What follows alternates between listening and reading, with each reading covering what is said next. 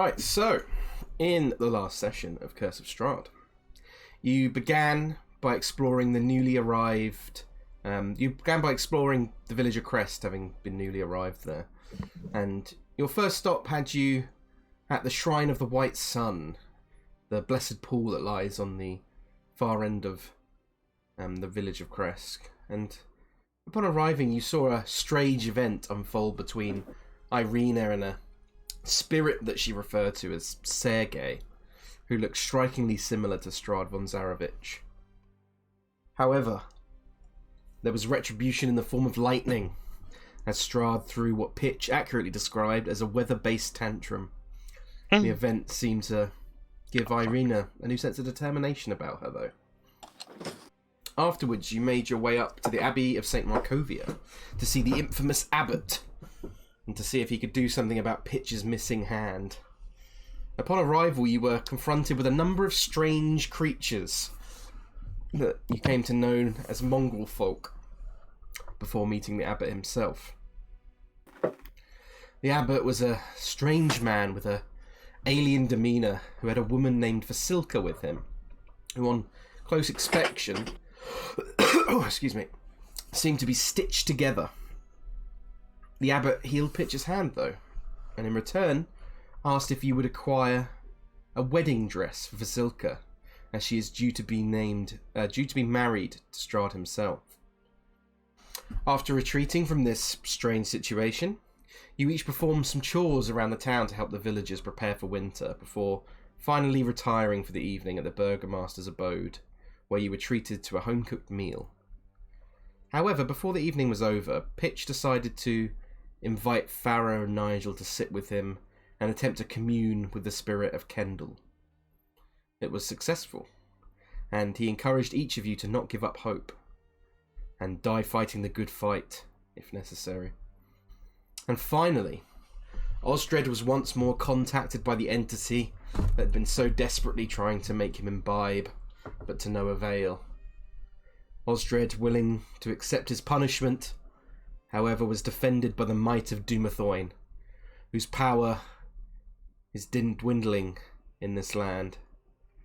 And so, as a last-ditch effort, he empowered a forge hammer that would give Osdred the power needed to escape this wretched place. And so, with a new sense of hope in the hearts of many of you, you pushed on into a brand new day within Barovia. And that is where we begin our session. So, let me move you over to... Let's just go to Krezk for now, I think. Just my volume.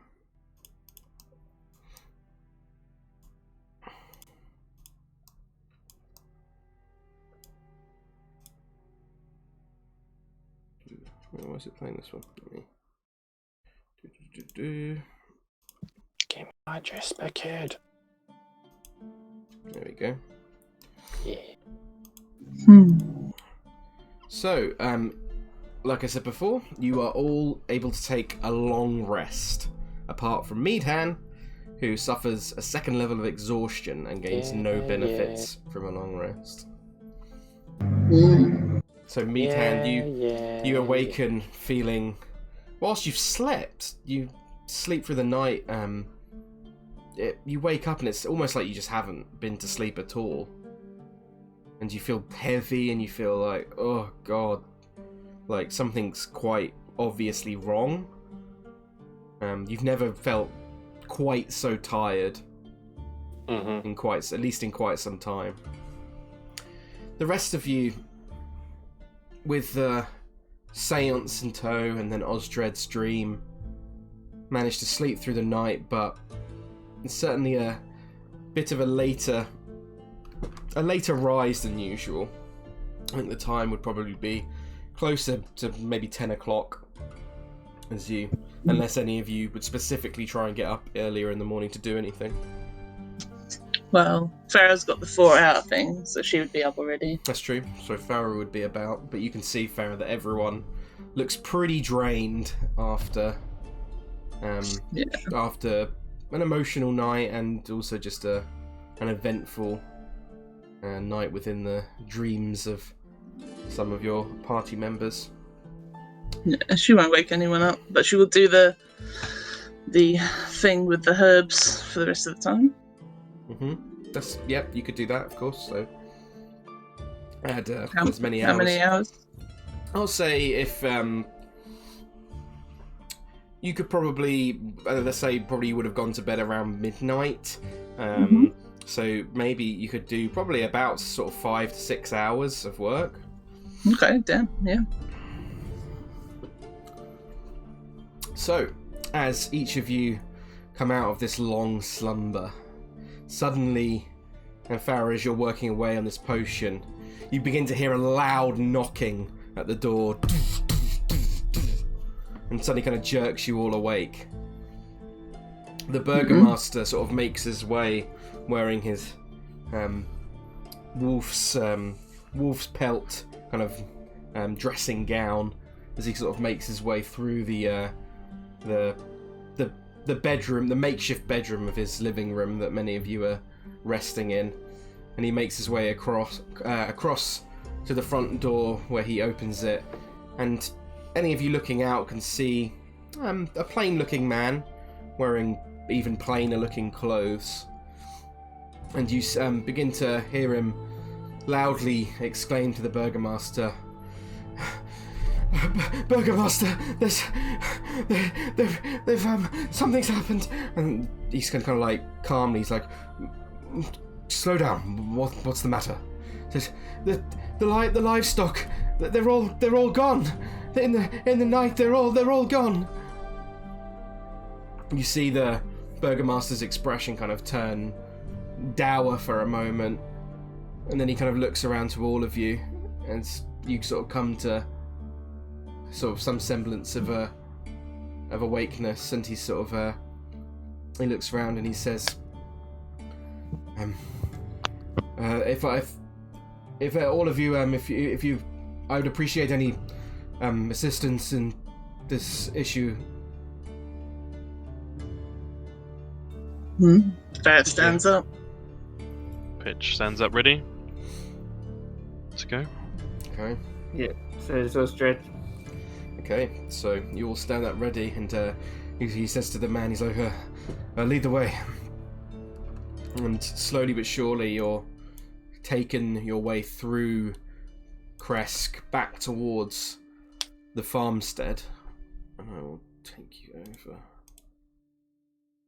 to that map. Just make sure it's okay. Let me just prep it quickly. Is there anything any of you would say to each other during this time as you're walking towards the farmstead? I think Pitch would. I don't think he'd say anything, but I think he'd give like a bit of a knowing nod to both Farrah and to Nigel, and yeah, maybe to Nigel he'd whisper and be like, "Let's keep what happened last night between the three of us for now." Okie doke. You doing okay today, Pitchy boy? Much better, thank you, Nigel.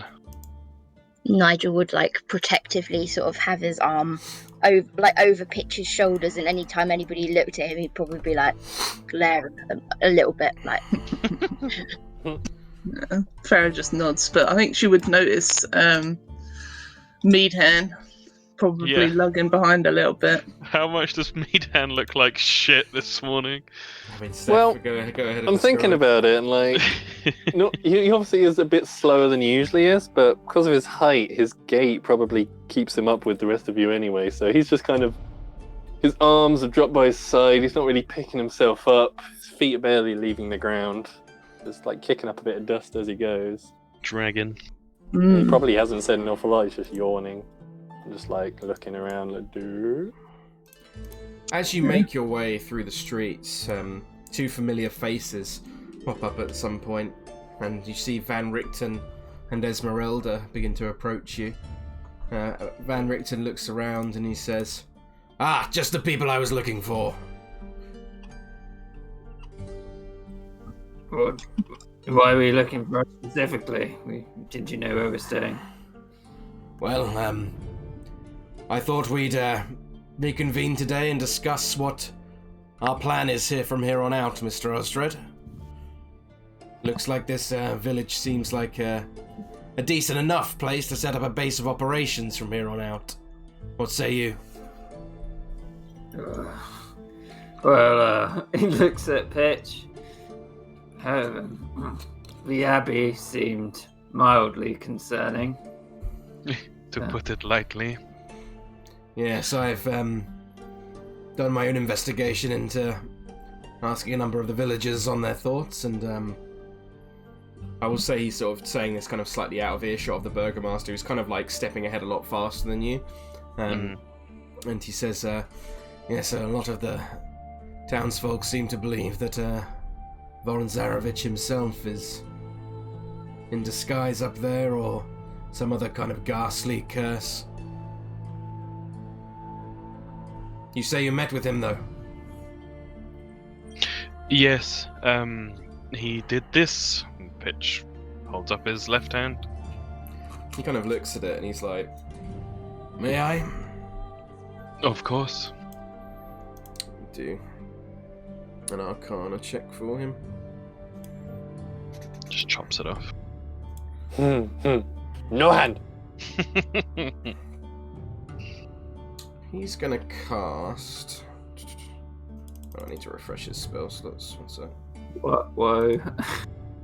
He's gonna cast Dismember. He's gonna cast... Would this work, actually?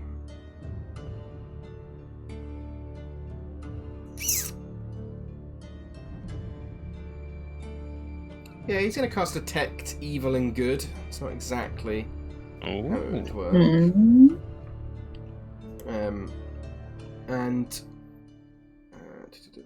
click that off of the spell slot. Strong evil in your hand.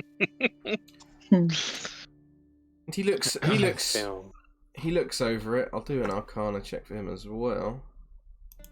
I get to show off his beefy Arcana mod. Oh! He looks over it and he says, seems like normal. Well, normal within this land healing. Doesn't seem to be cursed of any nature from as far as I can tell. That's very reassuring, thank you. There was some mildly concerning stuff. He seems to have sort of looks around, built a bride for the devil, and she had one of those land stones in. I see. So maybe he's using that to deliver it to her in a special way. So perhaps did he ask for any payment in turn for this healing at all? Well, he asked for a rather extravagant wedding dress, which looks like Why the bloody hell would he want a wedding dress? Well, to put the constructed bride into, I assume. Such a strange request. I do wonder what reasons he must have for wanting to marry this, you say, constructed bride? She had stitches, lines of stitches across different sections of her body. It was gruesome. Interesting. Sounds like some kind of flesh golem or something. You say she was appearing as a normal woman otherwise? Yes, heavily made up. I imagine the pieces belonged to a beautiful woman once, but... Most unusual. Regardless, I assume you've heard the news of the livestock going missing. There seems to be quite a ruckus around the village. Nothing to do with you. No. I have been keeping a close eye on things, but unfortunately did not see anything to indicate what might have led to this situation.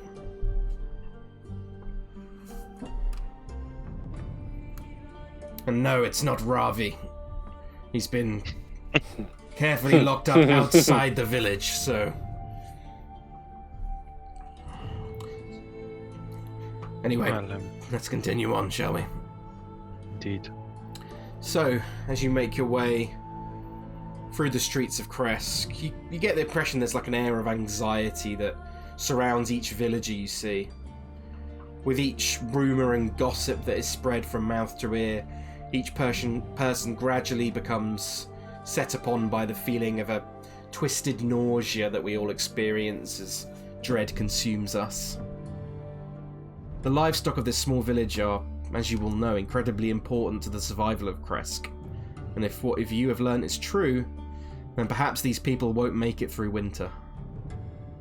With that in mind, you see many gathering in the town square as you pass through, and the sense of community is mostly vanished as voices are raised and tempers run high. The burgomaster keeps marching on towards the farmstead, though at a fretful pace. Upon arrival, you are greeted by the tall figure of Luca, who wanders the pen like a lost animal, his face squashed into a sorrowful guise. And then I will take you over to this map.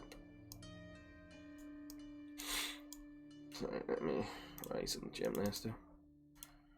Alright, so you should be able to see now, I hope. I'll just give you a little bit of a visual representation. I can see everything, just so you know. Yeah, that's ooh, actually, it doesn't really matter that much. I did add dynamic lighting, but Okay. it doesn't. It's mostly just for a visual representation for you guys. As you get there, the burgomaster begins approaching the pen and calls out to Luca. Luca walks up to the gates of the pen and with a sort of confused look on his face, and the burgomaster says, Luca, what happened? Where are all the sheep? And he kind of just looks down. He's like, I don't rightly know. They're all gone. Just like Brownie.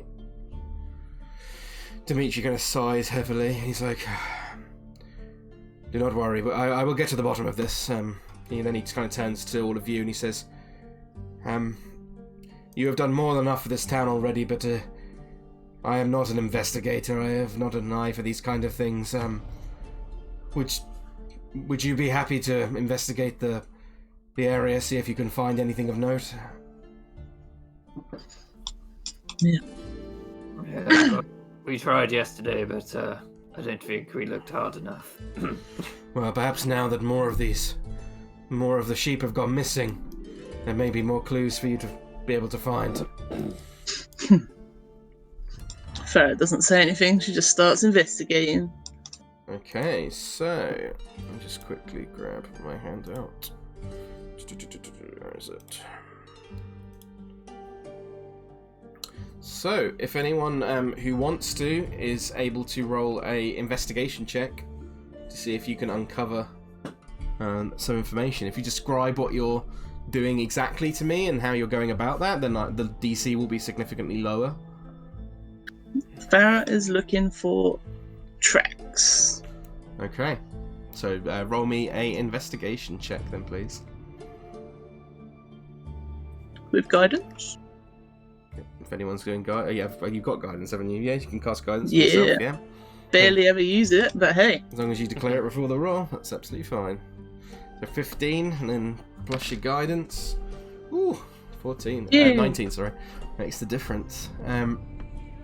Farrah, you look around the pen, sort of climb in, And using your sort of keen sense, you look around and you do see a number of footprints that are nearly all mostly sheep, and then you do see some that are also human.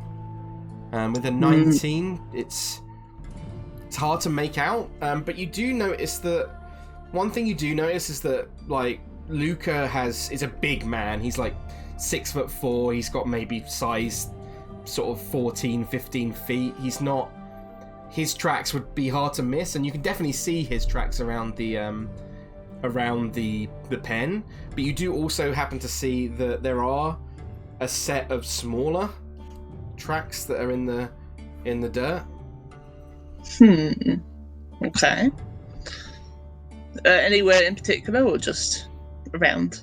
They would be sort of heading maybe up here, more so. Okay. Not outside of the pen, though. You would see some out. They wouldn't be heading outside of the pen, yeah. They would be, Mm-hmm. or wouldn't be? They would. Okay, be. they would be. Okay, yeah. Okay. Okay. Is anyone else going to investigate? Sorry, go on. Pitch wants to look for any sign of scuffle or a fight, like any blood or broken fencing or anything like that. I know there was the area that was broken already, but yeah, anything fresh, yeah. I guess. Do me an investigation check. And he'll give himself guidance. Nice. Investigation. 19. Wow. With the Plus guidance. D4. That's Ooh, the most God. cocked one. 2. So 21. Very good. So Pitch, you also climb into the pen, and you're kind of looking around on the floor, and at first it's kind of like difficult to spot as the sort of snow's melted away closer to the sort of stables up above. But then as you get closer, you do notice there is some splattering of blood. Although for the amount of sheep that were in here, which was, over 24 sheep when you came here yesterday, it's quite surprising how little blood there actually is. Certainly not enough to encompass so many sheep. And there's no carcasses around. However, what you do also notice is there are a few scattered, bones that are sort of... some are near the blood and some are sort of closer to the edge of the fence near where Farrah was investigating. As you pick up the bones, do me a medicine check. Can I give myself guidance for that as well? You can indeed. That's what it's there for. Woohoo! Nice. Good rolls already. 20. So you look at these sheep bones, and most of the ones that are left seem to be kind of like smaller bones.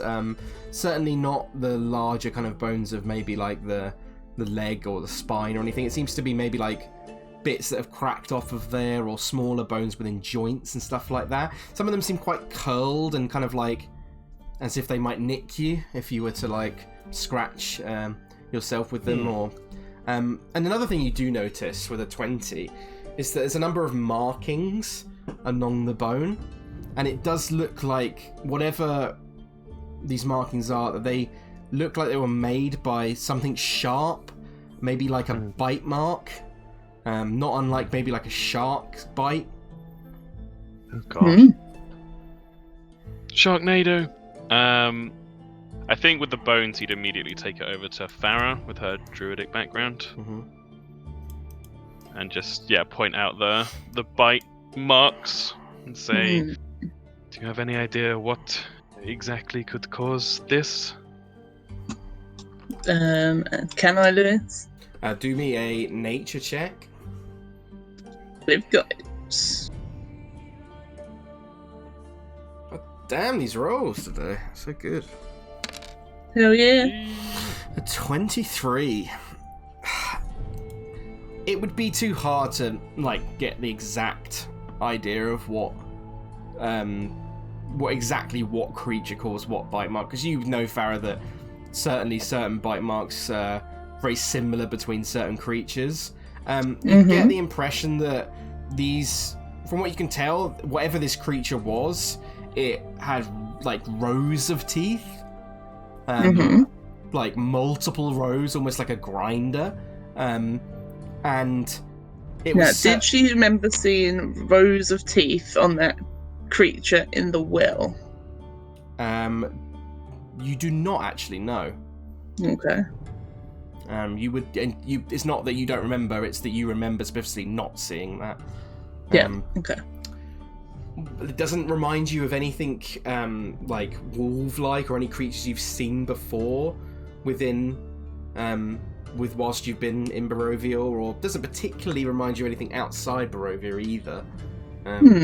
But it does remind you. Whatever it did, this was probably quite like decently sized, and at least it's more. Is it like a circular sort of shape? Yeah, it's almost like it's been grinded on, as if like imagine you held a bone between your mouth, and imagine you had a mouth full of rows of teeth that you sort of grinded the bone.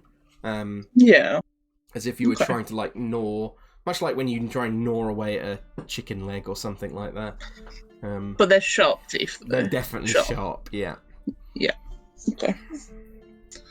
I'm not sure exactly what creature could have done this shape, but something with carnivorous teeth at the least.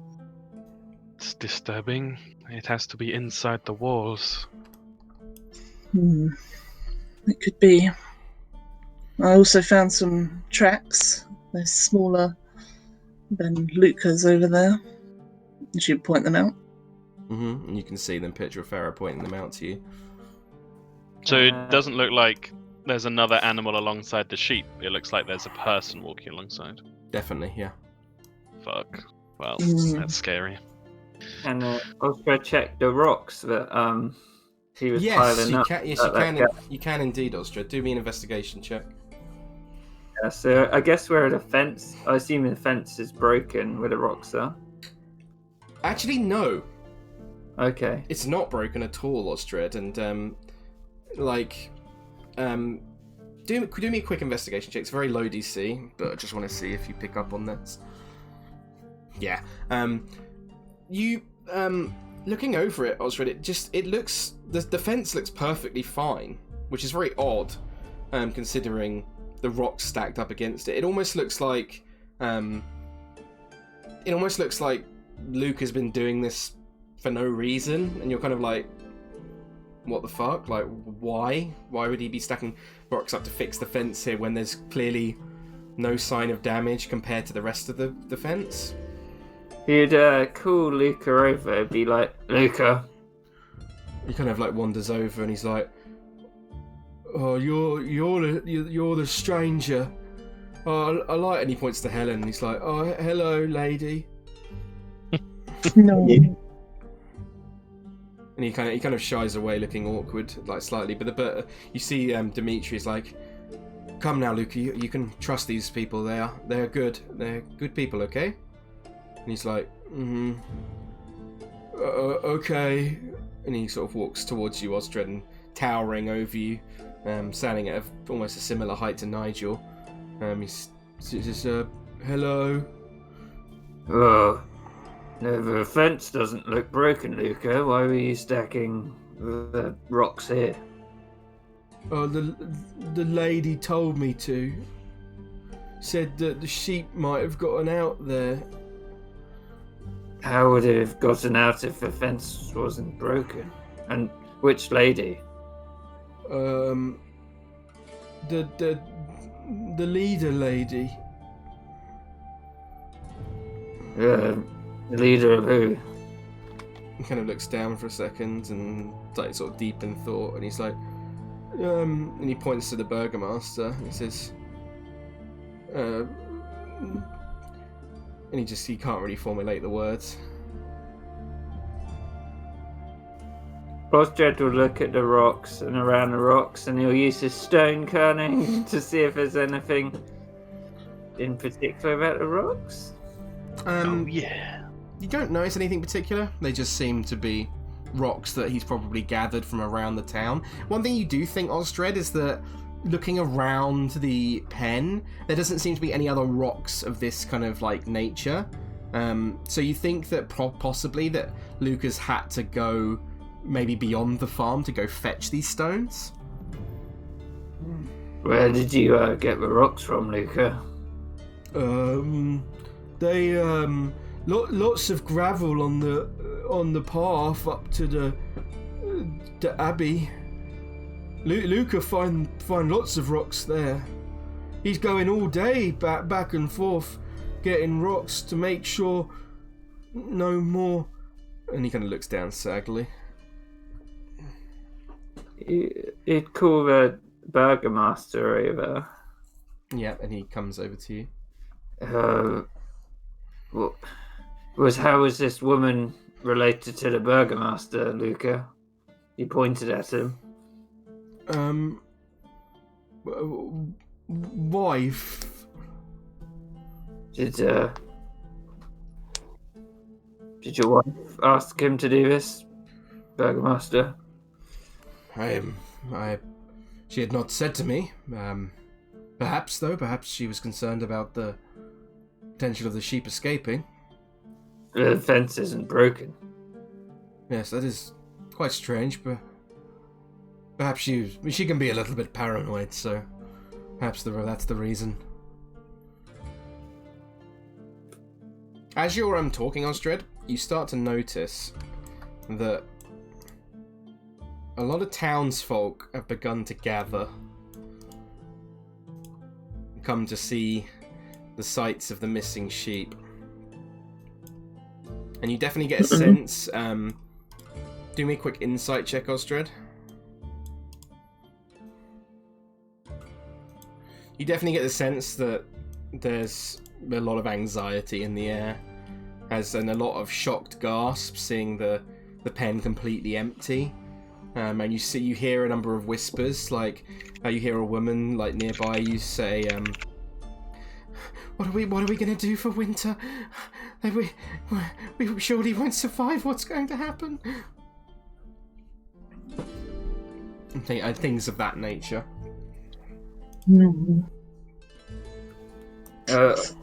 Osdred would go off on the rocks. He'd climb up onto them. Yeah. He's like, "Don't worry, everybody. We saved this town from a werewolf den." Looks down at the burgomaster. Mm-hmm. Who you notice is quite quiet as he's kind of sort of looking over the pen, definitely looking shocked himself as well.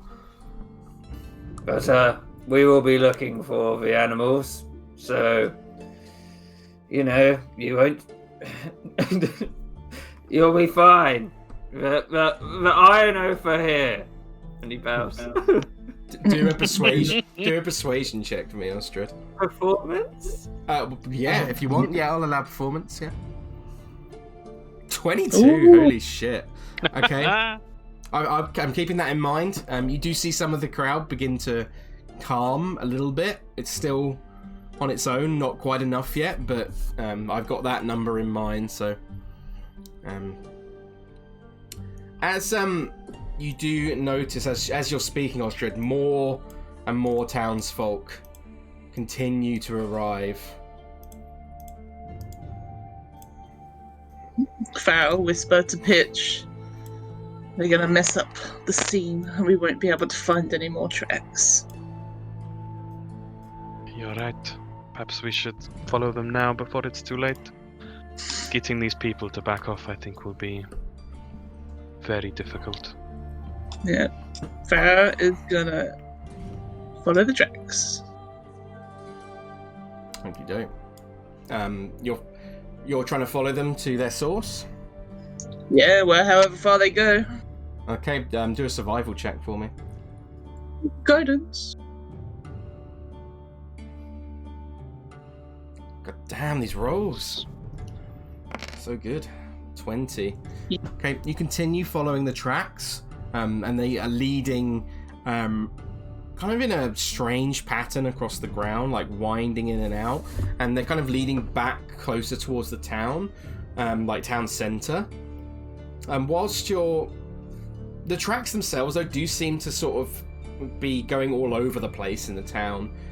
They seem to, on your way, you find another set of tracks which you think match these ones, and now upon closer inspection with a fucking 20 survival check on top of your investigation check, you notice that these tracks definitely seem to be like not that big.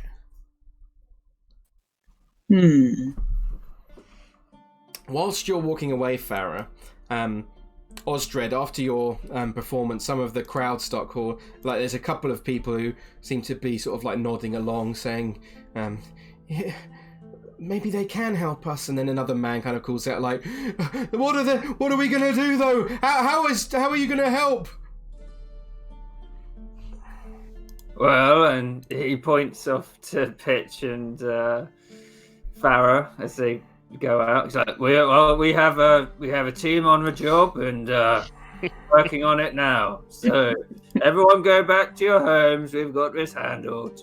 At this point, Osdred, you look on and you see the Burgomaster's wife kind of make her way through the crowd, and she's kind of looking around and with a shocked look on her face, and she looks up to you, Osdred, and she says, she's like looking over the crowd and is like, how do you intend to help us? This is unacceptable. We will surely starve this winter. Gonna point down at the rocks. He's gonna be like, well, stacking rocks in a corner isn't gonna protect you, but we can. This was your idea, yes?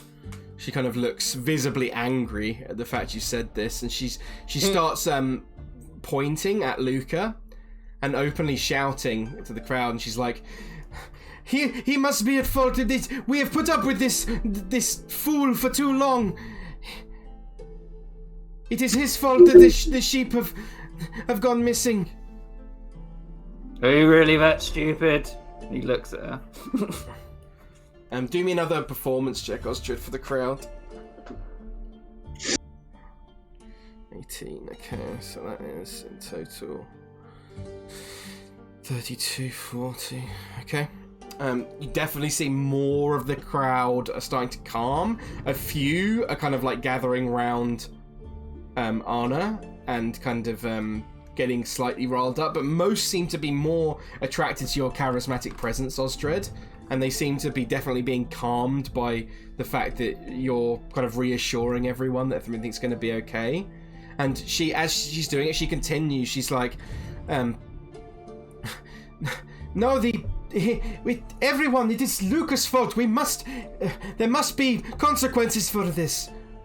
Well, Luca told me you told him to stack these rocks in this corner, and the fence isn't even broken. So, I don't really see what you're doing. It is Luca's fault. He is at fault for this. You all are blind to this. Do you not see? Do me, one more performance check, Osdred. Oh. And with that, with the three combined rolls, you got over what you needed. The crowd seem to be completely ignoring Anna now. You think that without you stepping up and talking, they definitely could have been riled up by her. But you have your commanding presence here, and the fact that calling out that you're going to see to this personally, and you seem to have just completely calmed the mob. And you can, looking at Anna, do a quick insight check for me. Oh. Yeah, and you can tell that she looks visibly angry at you. She's kind of like gritting her teeth and looking around as if like frustrated. He's going to call out to the crowd. He points at Anna and he's like, well, we need her for the investigation. I don't understand what these rocks are doing here. As you're calling out, Osdred and Farrah, you're the first to... This is the loudest to you as you're making your way out through the streets, looking at these tracks on the floor. And you can, like, in the distance, you can hear Osdred kind of making his statement. And then closer to you, you hear a scream loudly echo throughout the streets. And Osdred, you hear it too. And you're like, kind of interrupted. And you're like, oh, crap. Well, Farrah runs towards it, I guess. It's pitch by the way. Pitch is with her, yeah. Pitch is with her. Yeah, so as Pitch and Farrah, you begin running towards the source of the scream. And Osdred, you can see now, and everyone near Osdred, that the townsfolk are kind of looking around in panic and also looking to you for sort of reassurance. They like the burgomaster is just staying quiet and kind of like he unusually quiet, and you can see the burgomaster's wife seems frustrated and angry. They're looking to you for reassurance. Everybody stay here near the house. I and an oath will investigate this matter. And he looks at the crowd and he's like, because of the scream, he's like, doesn't look like Luca could have done anything. He was standing right there. They definitely seem reassured. Farrah, Pitch, as you're running through the streets, you turn a corner and you see a woman standing with her hand over a mouth, stumbled backwards and sort of trying to move back into you as fast as she can. And looking beyond her, as you look up from her form on the floor, you see a humanoid creature hunched over and devouring another villager. Its skin is dark and it's stretched into a unnatural physique with a extended jaw, and it turns to you with red eyes as its razor sharp teeth, rows and rows of it, just chew through the corpse of this woman. Can you please all roll initiative for me? Fuck. I will take you to this map.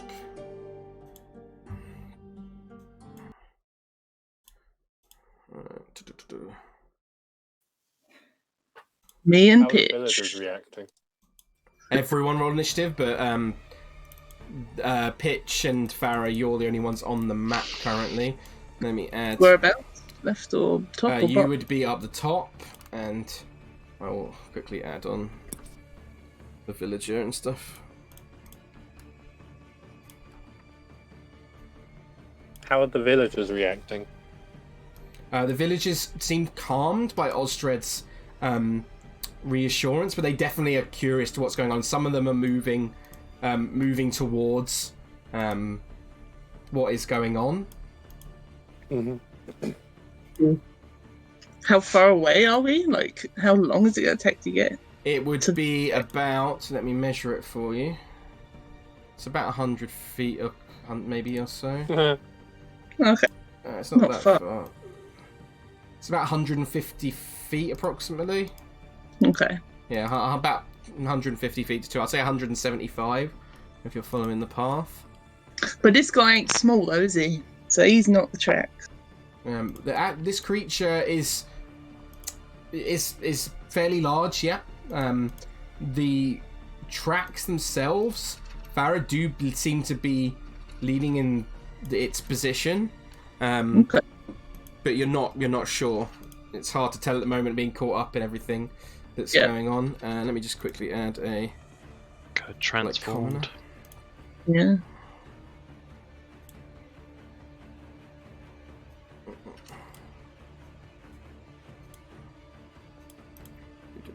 And so right. Now, would everyone like to roll initiative for me? Feel free to drag everyone else your tokens up here. But you are off the map by 175 feet. I will drag Van Richten and Esmeralda on as well. And Tom, if you could drag Irina and Ismark on for me, that would be fantastic. Let me roll initiative for the creature.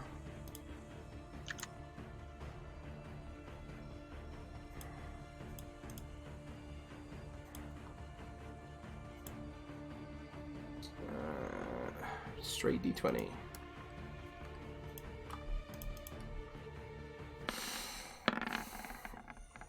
$13. Okay.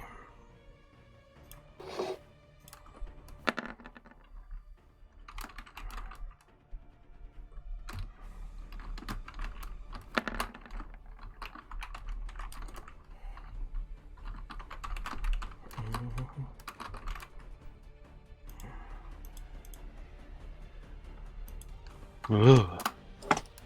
That creepy token. Yeah. Yeah, the token isn't exactly how it looks like. It's the closest I think I could find, but it's more... It definitely looks humanoid, Ooh. and it's got like dark skin. It looks like the skin is stretched into this form, though. So some of it's like torn, and some of its jaw is like unnaturally distended, like almost down to the floor. It's so large. Ugh. Right. Guessing nothing we've seen before. Definitely not. Right, so with that,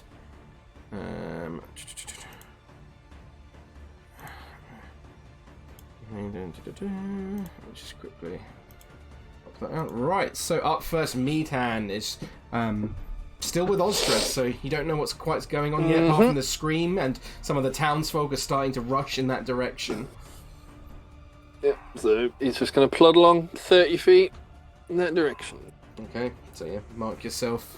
So you're now down to 145. Farrah. Well, sees this woman running away from it. It's quite far away, isn't it? Let's measure it. Look. Really far away. Okay. I'd say, actually, in fact, if you guys want to make your... I'll make the token slightly bigger for this map. It doesn't really represent the size of what Krezk is actually like now I think about it. So let me... That would be more accurate.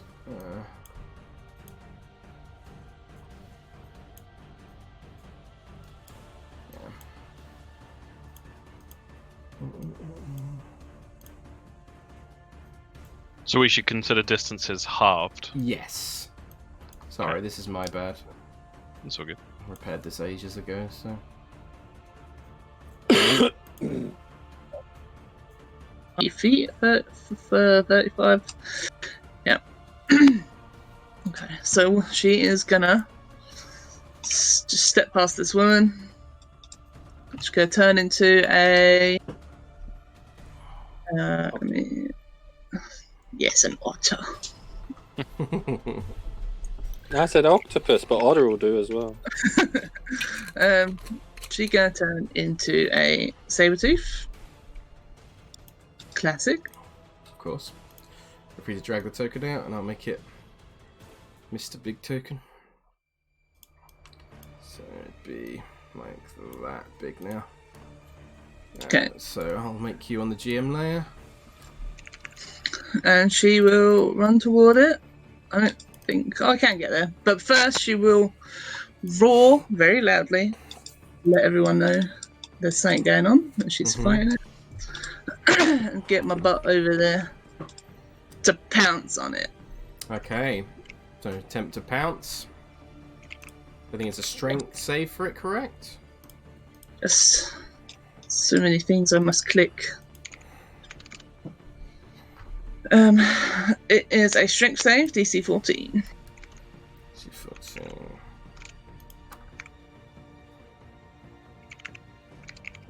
Hold on. I'm going to quickly change the name of this. I'm just doing something behind the scenes quickly. Bad damage there.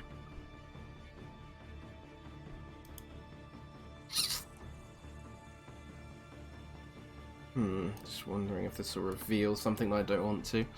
Let me just quickly put roll to the GM so I know what this is going to do.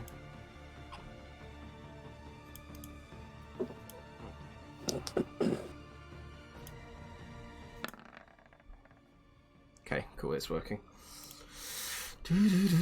Right, so strength save 18. Passes. Still gets a pure attack though. Mm-hmm. Which I've done. I rolled it. 20. Fucking hell, natural 20. What is up with you guys' rolls today? 14 points of damage. And you do have magical claws now, correct? Yeah. Okie doke. That's a thing. Yeah, level 6. Cool. Okay, as at the end of your turn, as its legendary action, Oh fuck. Oh, It's going to make a claw swipe against you. okay. 21 to Oh. hit. Yep. It does Ooh. 17 points of slashing damage. The grapple effect does not apply during the legendary action. Okay.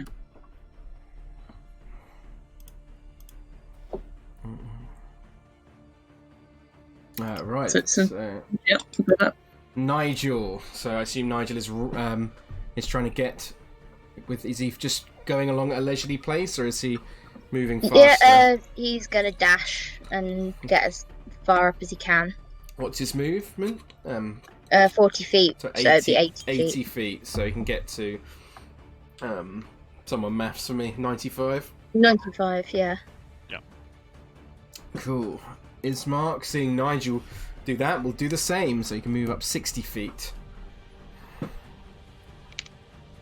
Done. And Irina would certainly do the same after that. Done. Helen. She will also dash, yes. That'd be Okay. 90 feet. Damn, 90 feet. 90 feet. So 85 away. Got it. Yeah. Okay, the creature, once more, is going to make 2 attacks against you, Farrah. First with its claws. 11. Ooh. Fuck. Just misses. Yep. Lucky. And the second with its bite. Oh, okay. Yeah, that hits. It deals 20 points of damage to you. Pitch. Holy moly. So distance is halved, so 5, I might be able to adjust that quickly. 10. Where is Step it? in front of this lady, so that's like 20 feet away. Should have adjusted it now, so it should do the accurate measurement. This thing's Yeah. nasty. Yeah.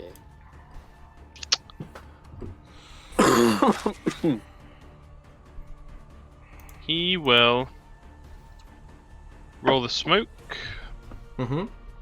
the orb. A 3. 3. IQ is. Okay. So that's stored for now. With his action, he will cast Bane on the creature. Okay, it's a charisma save for it. Correct. 16. 16 passes, so no effect. Unlucky. Had a -2 to its charisma. That's alright, we've been rolling very well. That's my turn. Doke, at the end of your turn pitch, it's going to use another of its legendary actions. Because I should probably put these on. So it regained them at the start of its turn. So it will make another claw attack against Farrah. Damn it. Hits, deals 13 points of slashing damage. That was a fucking low roll, Jesus. Again, the grapple does not trigger on the legendary action. It says that it can grapple if it's medium or smaller. I assume that it's the. Oh, because you're large anyway, so it wouldn't be able to grapple Yeah. you anyway. But it doesn't. It can only trigger on its turn. It doesn't work on the legendary actions. Osdred. Osdred, after hearing Scream saying what he said, he's going to be like, "Everybody stay here!" And he's going to like bumble along. Mhm. 50 feet. That's Running. okay. Well, actually, where's the woman? She's maybe within 15 feet of you. She is like looking frightened now, and she's kind of like moving along with the crowd. Okay. He's going to run 50 feet and he's going to keep an eye on her. Okay. Done. Well, look at his stuff. Oh. Meadhan. You're gonna run another 30 feet. Or plod, I should say. Plod Full along. 30 feet. Because of the exhaustion. You're Yeah, lagging a bit, Hannah. he's but- dashing to hit 30. Okay. Okay, Farrah, your go. Lagging? Yeah, you are a bit familiar. Um, Maybe try leaving the room and rejoining. Sometimes that helps. Okay, hang on.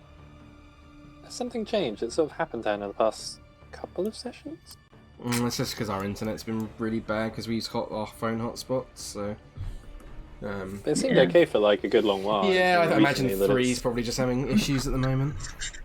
3 did an update, and it's made it worse, basically. Yeah, you're still really job, laggy, Helen, 3. so you might want to Um, reset your internet after your turn. I mean, there's not anything to reset. Oh, there you go. Okay. Just have to wait it out. It's sounding a bit better now. Okay.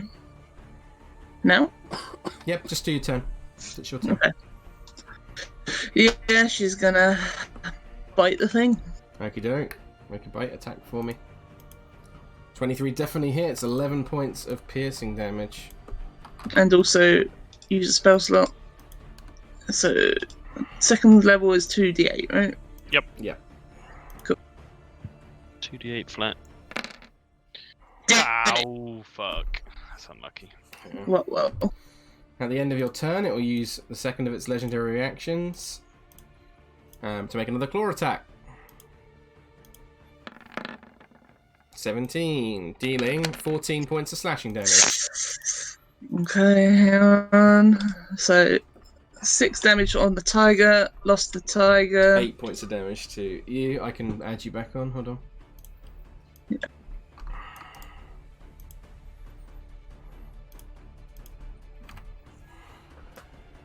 Okay. Okie doke.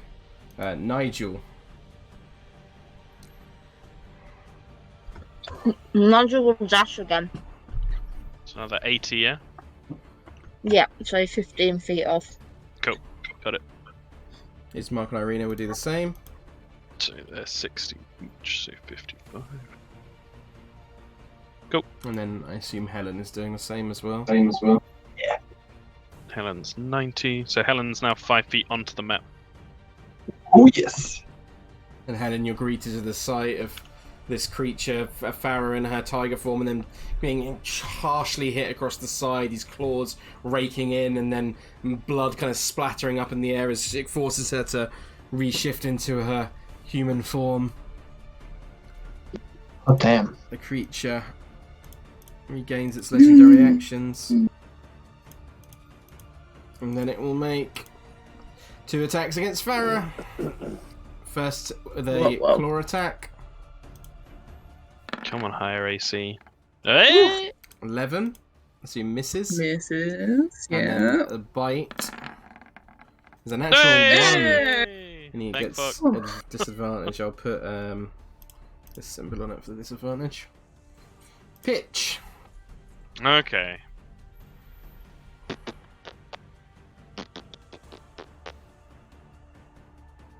Farrah got a little bit bopped. Let me just check something real quick. If it's temporary HP or just healing. Oh dear. Fuck. Sorry. No, it's healing. Bardic Inspiration plus Charisma. I should save that. He is just going to use his bonus action to Healing Word. Thank you, Doug. Farrah.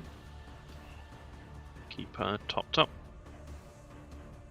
Level 1. For... 8 HP, so back to max. Pitch, as you cast this into Farrah, you Yep. see this creature turn towards you and just start salivating. And Farrah, you see, you see this this saliva kind of just like dripping down out of its mouth. So activated its ability. Pitch will take the dodge action as a response to that. At the He end of can't move back 'cause he needs to protect this lady. At the end of your turn, it will use one of its legendary actions to move up to you without provoking attacks of opportunity. Can't make an attack. Osdred. Yeah. Osdred will Stumpy. get feet. Got it. How far away is he from? He's 75. 75.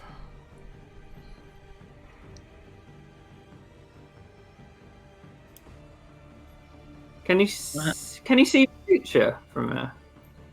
75, about 100 feet away. Definitely, you could.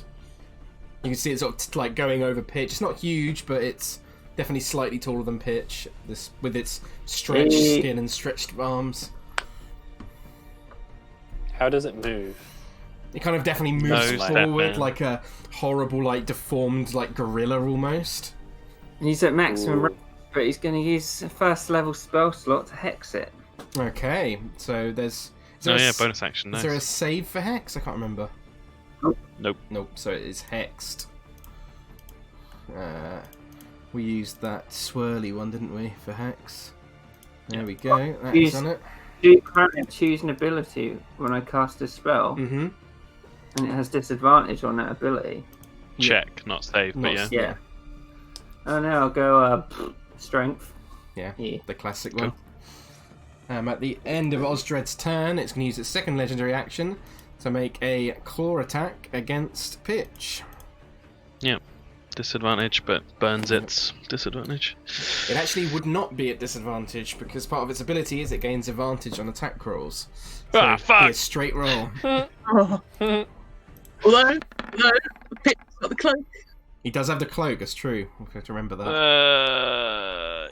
I don't think the cloak matters here. No, I can't even actually remember what it does now. Cloak of displacement. The cloak gives them disadvantage. No, it wouldn't matter then. It just cancels So it out. the 3 different types of disadvantage it has get cancelled out. Yeah, so 25 to hit.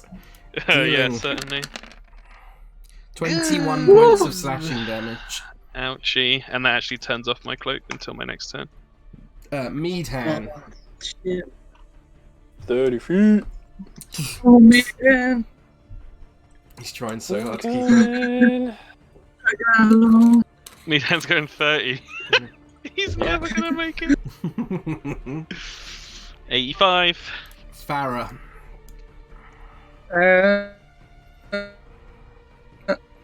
Not even that, he ran away from me. Just gonna turn back into Sabretooth. Okie doke. Sabretooth is back, so let me double that for you in size. Blah. Put Farrah back in the gym. And she's gonna try and pounce on it again. Okie doke. So another strength save for it. Yep. 17. Yeah, passes. Okey-doke. But still get to do a claw attack. You do indeed, with advantage as well. 18 hits, but see if you get a natural 20 again. Nope. Oh no, that's the bite. It's the wrong one as well. It doesn't matter. It's the same. Yeah, okay. So 18, so 11 points of slashing damage. Yeah. Okey-doke, and that's all magical because of your shiz. Right, Nigel. Nigel can take... Well, Nigel's 15 feet off. Mm-hmm. And then He from is. the edge of the map, it's like 20 feet, so I'm pretty sure Nigel can get up to it. You can Yeah, indeed. you can get up to here. I already checked beforehand, That's so That's what we like to see. rage. God, I love the enthusiasm. I've just realised I've got the windows open, and my neighbours are outside. That's fine. Yeah, That's fine. I'm pretty much used to Oh, at well. this point that people assume that I'm mental. Commit. Go and glare out of the window at them. Okey-doke, so Nigel Nope. is raging. Roll your d8. Roll the d8. I can't go to the window. I'm too busy making axe attacks against this bad thing. 3. What are the 3? Hey, it's the flumps again. Oh, for God's sake. Let me get a token up. Fucking flumps. You love it, really. Ah! You'll have a good flump. It's basically the Mr. Meeseeks of the D&D. Yeah. I'm Mr. Flump, look at me. I think it hits everyone. Yes. Okie doke. So axe attacks. Wait, unless I am, I think over here. Yeah, you can choose where you put it. So Yeah, so if I put it like here, does that only get me and the I thing? believe so. Yeah. Yeah. Yeah, so I'll put it I there. think you could even put it like here, and it might not get you, but it might get it. Put snapping off. We must protect Pitchy Boy at all cost. It's pretty close. I say it probably would have to get you. And Yep, it, that's to be fine. honest, yeah. So, and I will make 2 axe attacks against this thing. Okie doke. First one. We want 11 advantage, with thanks to advantage. Farrah. Yeah. I was going to say, is it flanking? Yeah, Yeah. it would be flanking. So 24 definitely hits. So 10 points 12. of 12 points of slashing damage. And it's non-magical, so it's halved. Ah, damn it. 6. If only I had a magical weapon. You do. Exactly. Yeah. The blood spell. However, you have to make a part of the same attack action has to be the same weapon, unfortunately. Yeah. 24 one. definitely hits again. And 10 this 10. time, half to 5. Rubbish. Rubbish! And then the flump. It's a dex yeah. save, right? Yeah. Which I believe Nigel gets advantage on because he knows definitely knows it's coming. Yeah. Nice.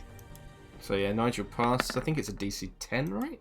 This thing fails. 14. 14. This thing fails. So one Out of 1d6.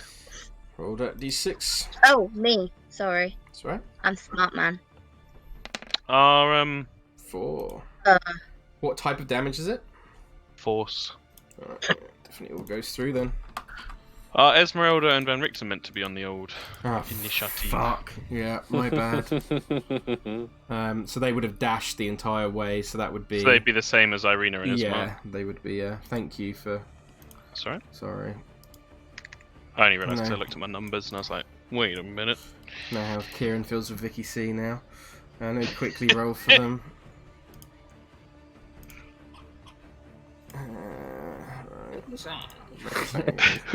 With Vicky C, I like to imagine it's just his brain. Like he just wakes up halfway through the combat like, what? God, I was writing so much Vicky C backstory. It's so much fun. I was born a young black boy. That born down in old Waterdeep, say? So 16 and 7. Okay. 7 and then a 20.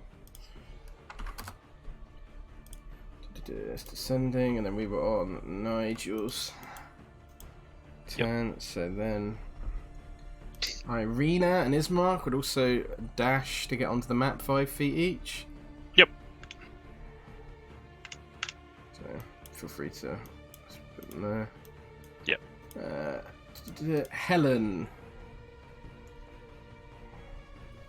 Oh, I'm scared. Let's run up and stab it, shall we? Yeah. Oh, Or yeah. shall we? Oh. Let's just punch it. Mm. Yeah. Punch. Yeah. And then magical punches. 19 definitely hits. 10 points of bludgeoning damage. Very nice. Nice. Nice. Let's do another one. 12 misses, unfortunately. Ah. Oh, Hmm.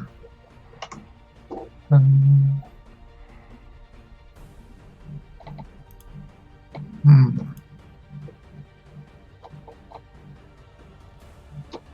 Wait, do I? Hmm. Anything else? Hmm. Okay. Let's do another one as bonus action. Yes. Okey-doke. Flurry of blows. I was just checking because I'm a doofus. 10 unfortunately Ah. misses as well. though. Terrible. Oh, let's do flurry of blows. Let's do one more. Okay, and one more. 18 hits. Yeah, the big one. Ooh, Yeah. Another 10 points of damage. Let's knock it prone as well if we can. Okie doke. Strength save, I believe, or is it dex save? I can never remember. Me neither. Dex. I think it might be dex, yeah. I think strength pushing away. Mm-hmm. Yeah, Dex. Dex 14. Nope, it goes prone. Nice. No longer has that. Where's the prone symbol? There it is. The creature regains its legendary actions, and then it's going to make 2 attacks at pitch with advantage because of its ability. It's going to stand up first, guys. Yes, it would stand up. Undo that. So straight rolls, he's dodging. Yeah, that's correct. So first is a claw attack. 13. 13 hits. So you take 15 points of slashing damage, and you are grappled and restrained. Oof. So the second one has advantage. Restrained. Okay.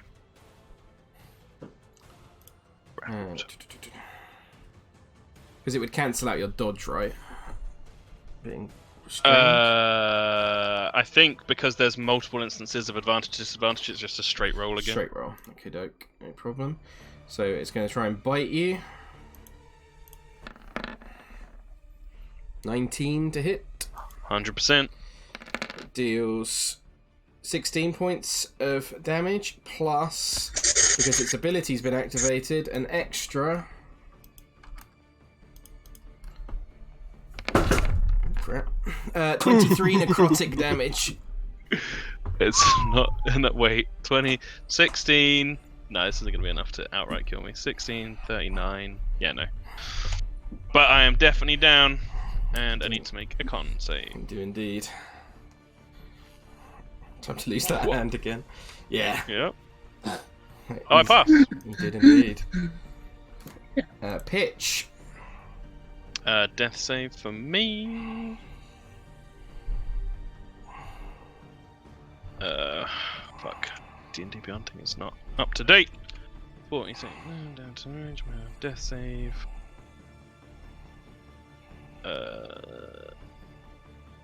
Which is just a D20. Woo! 19. It's a pass. Thankfully. Yep, because And then I'm your sure I know what's turn, about to happen. legendary action. This is what it would do. It's going to just make an attack against pitch with advantage. Yep. Has to be its bite because it can't use its claws whilst it's restrained somebody. 21 to hit, so you take 2 death saves, pitch. Yep.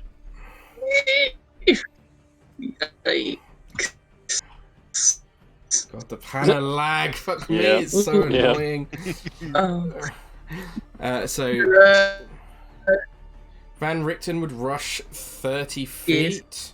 Hello. Yeah. So it's 25 feet off the map. And let me just check something. It's touch. They're both touch. They are both touch. That's so sad. Yep.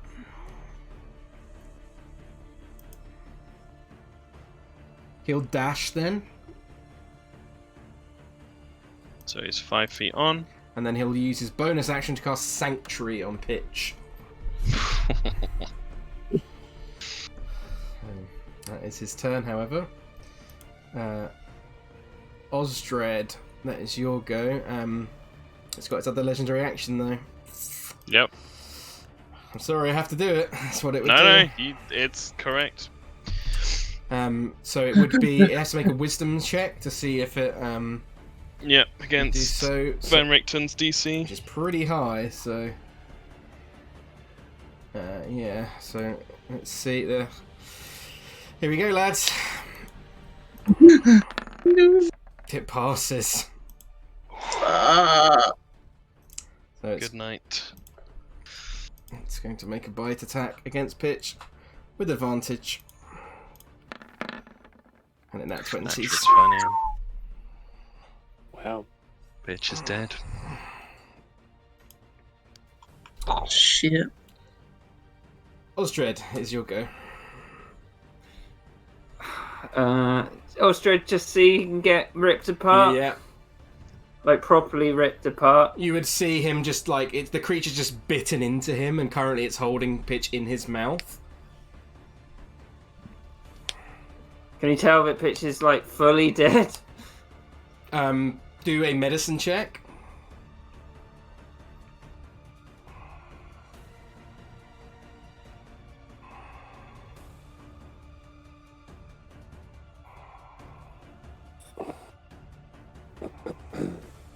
Going. Sorry, it's being a bit laggy today in general.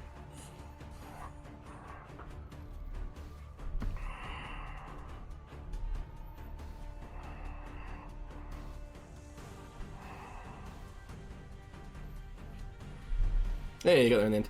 He looks pretty dead to you, Osdred.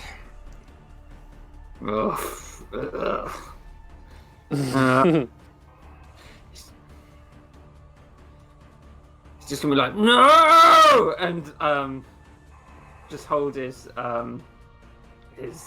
warhammer out and just blast the creature Okay. after running 25 feet. Mm-hmm.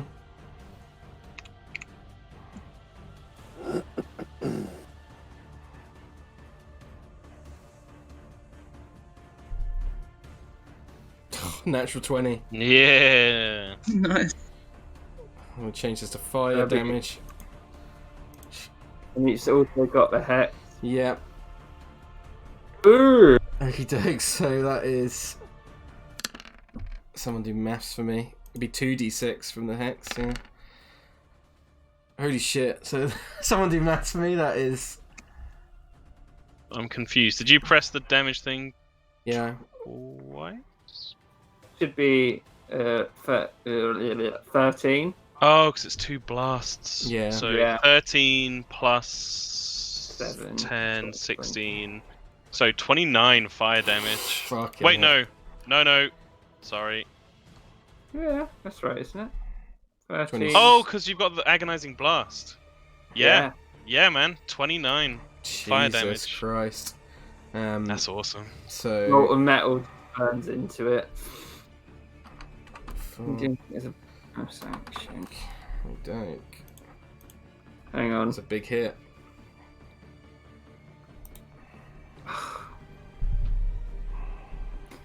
Oh, it's 60 feet. No, you can't do it. Okie doke. Is that your turn? Yep.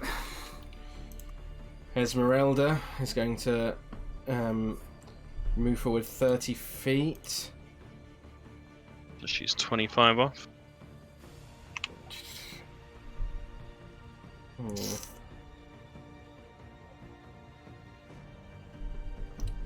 She will cast...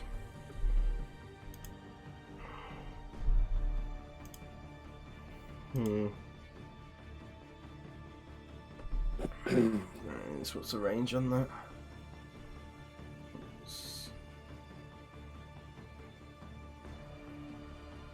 100 feet long and 5 feet wide. I can't hit it. No. I'll hit everyone else, so... she will cast then Magic Missile at 4th level. What the fuck was that roll? Damn. Wait, why is it not more than that? It should be at 4th level. Oh, no, it did roll more than that. So 18 points of force damage. That is only 4th level, That's... 7. 1 plus 2 plus 1. Meadhan. He's still going. Fucking Meadhan. Bom, bom, bom, bom, bom. Oh, again. 55.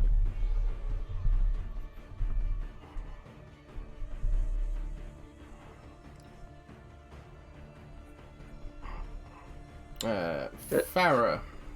Does this mean we don't need to get a dress? Yeah. Well, might have to take Pitch's body back up there and see what you can do with it. True. Yeah. Farrah. It's gonna. Fucking hell. Can she tell he's like completely dead? I don't know if she would be, because she'd be like in panic. Do a medicine check for me.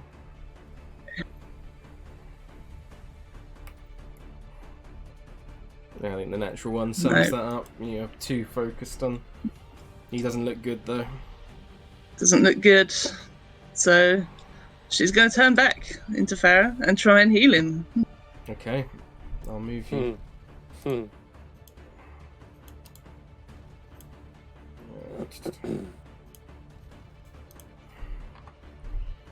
And what healing spell are you using? Cure Wounds. You have to move in touch range, so you'd be like there. Yep. You try and cast it, nothing happens, and the creature drops pitch and begins salivating more and just turns to you. Yep. Okay.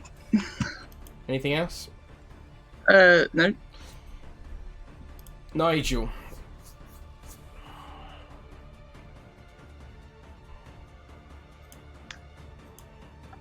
Yes. Nigel would see that it has spat pitch out.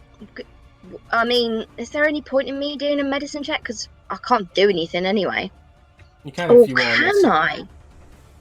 It's a free action, so. Do I have any fancy things? Quite predictably, no, I don't. Shit. Yeah, I'll do it anyway. Yeah, you're too shocked by what's happened.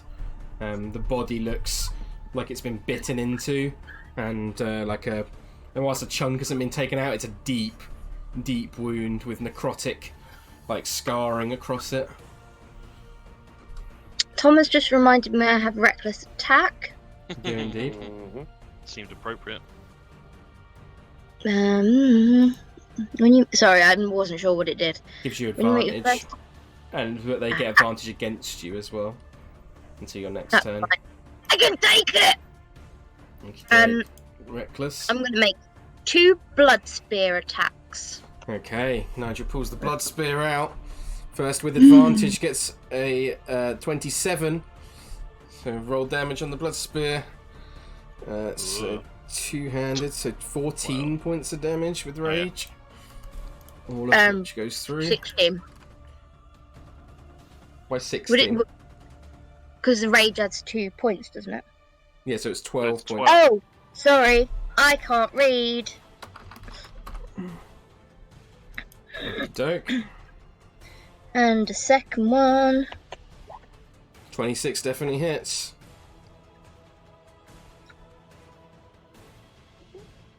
Come on. Dealing a 13 points of damage to this thing. It just needs to die. Starting to look a bit rough. Irina, who is on the map now, I believe, seeing that Pitch has gone down, is going to try and rush over to him. And she reaches down and tries to. She's just going to throw off her scarf, and she just places it over Pitch's wound, and is just desperately trying to hold it there and stop the flow of blood coming out. But that's her action. Take the stupid chair. Sorry.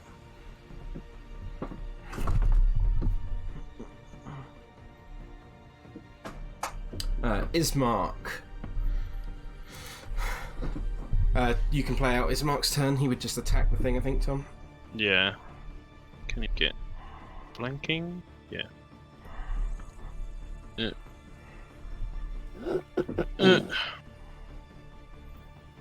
Is Mark flanking for advantage? 2 longsword attacks. So halved, so it'd be 5 plus 3 is 8 points of damage. No, sorry, the second one misses, so it'd only be 5 points of damage.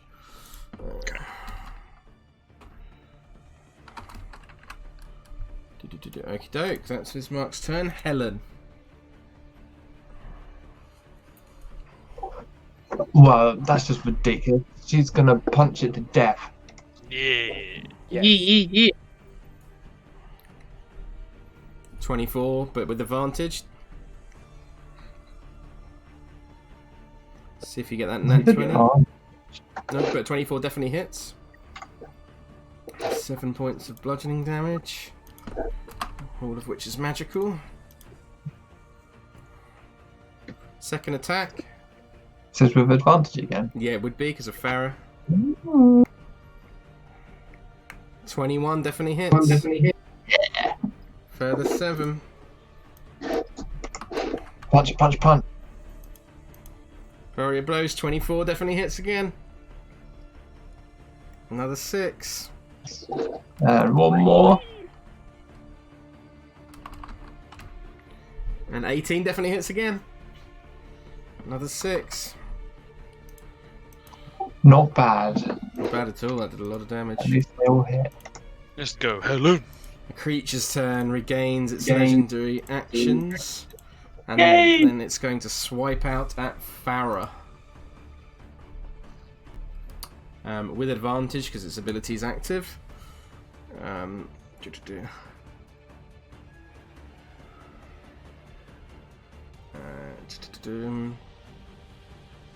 So 24 to hit Farrah. Dealing 20 points of damage to you, Farrah. Oof. Yep.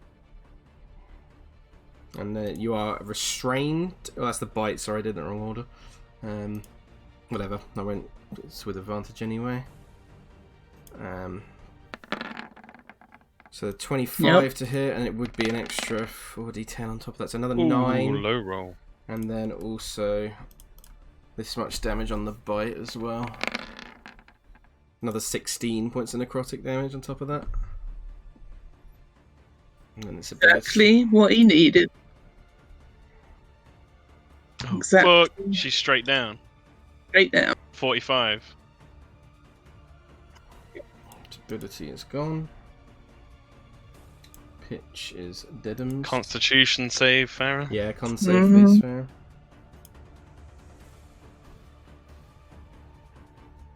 Pass. Van Richten is going to do what he would have done with pitch and get to here, and he's going to cast Death Ward on. Actually, let me quickly read Death Ward.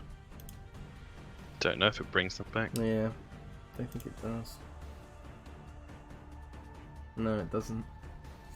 Fuck, that sucks then. Instead, he will cast Cure Wounds.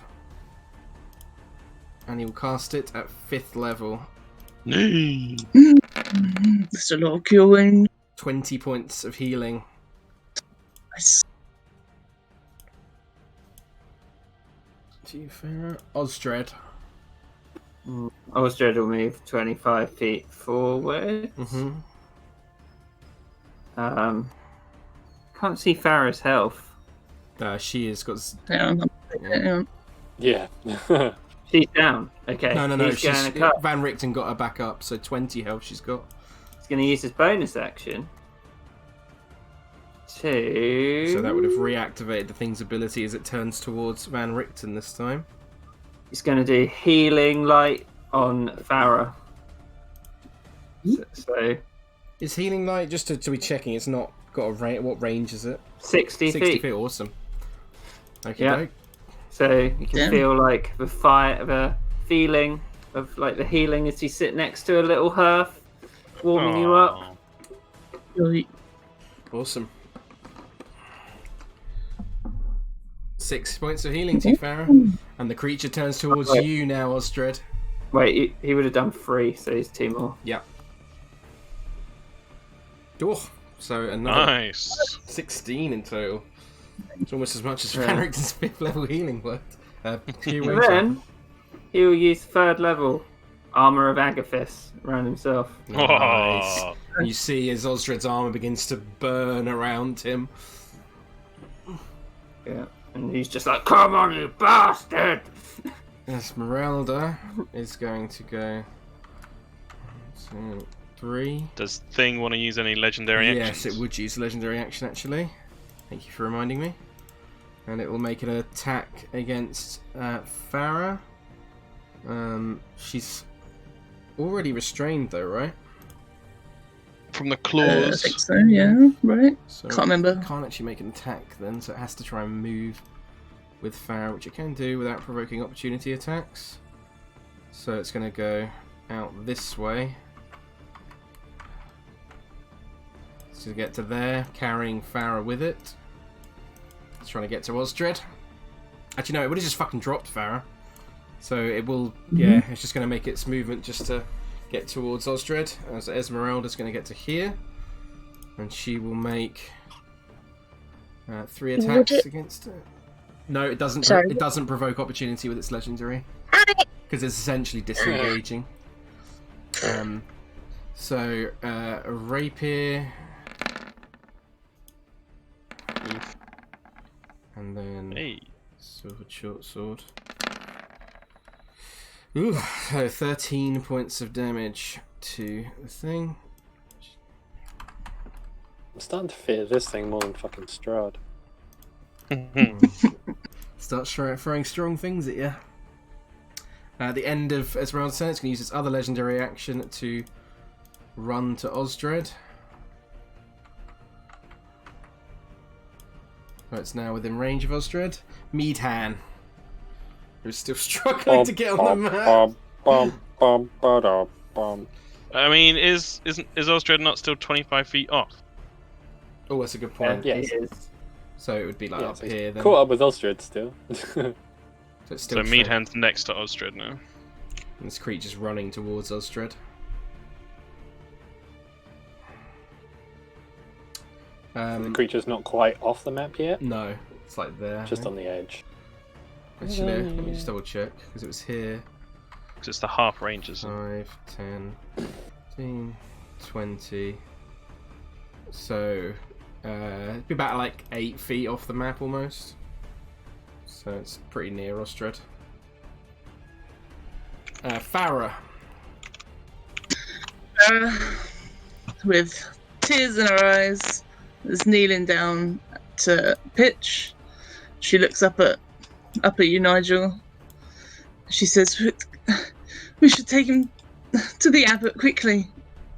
But yeah, that's it. She's actually no wait. We'll cast something. She's gonna cast Conjure Animals, Okie doke. and she's gonna conjure. Yeah, let me just check what translating it is.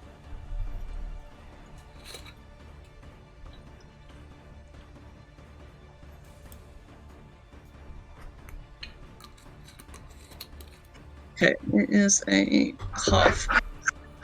She is gonna conjure 4 war horses. Okay. I'm going to drag them onto the map. Yeah. Then roll initiative for them. Mhm.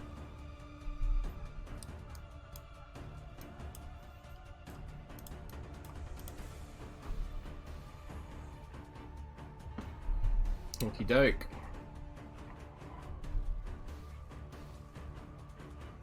$20, nice. Yeah.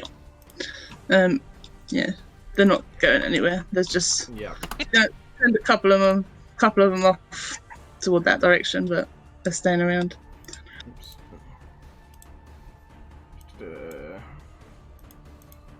Okie doke, is that your turn? Yep.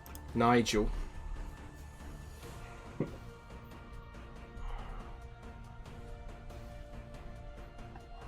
Yes, Nigel will use a bit of his movement to move a bit closer. Mm-hmm. I forgot the flump last turn. Oops, never mind.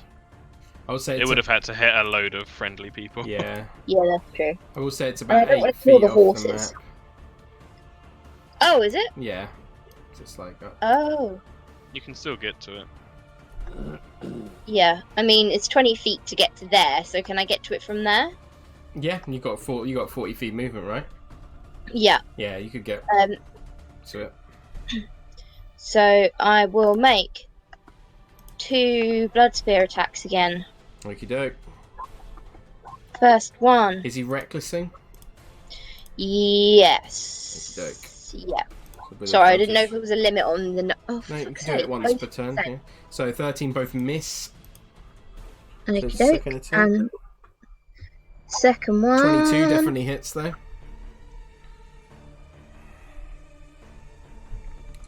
13 points of piercing damage. Nice. It's looking rough now.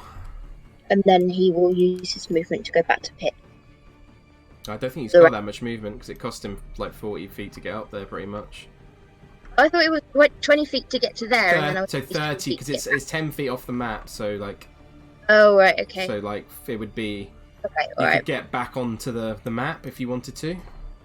Yeah, I'll get back to So there. you will take an attack of opportunity. That's fine. Right. It has advantage because of its 26 to hit and deals 21 points of slashing damage, and you are grappled and restrained. The 21's reduced to 10 for you though because you're raging. Okay, I make great choices. That wasn't an awful one. Irina is still just trying to stem the blood flow.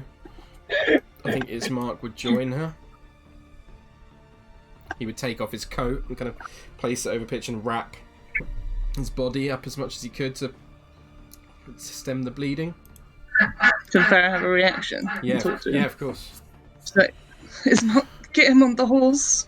Yes, of course. And he'll pick Pitch up as delicately as he can and sort of carry him onto the horse, and he'll get onto the horse himself just holding Pitch in his arms. He's a strong guy, so he can do that. Helen. Oh yeah. I'll say this thing is 10 feet off the map, just to remind you. But Helen's speed, she could definitely get to it. Yeah. I just run up and keep punching it. That's what I want to do, man. That's what I want to do. Well, yeah. It wouldn't be with advantage because it's not quite at Osdred yet. Balls. 10 Oh, love misses, unfortunately. 20 hits, though. Yeah. 8 points of bludgeoning damage. Let's go again. Flurry of blows. 14 misses, unfortunately. Ah. One more. And 13 also misses. Ah, terrible. The creature's turn is going to run to Osdred, so Nigel... it's going to be holding Nigel.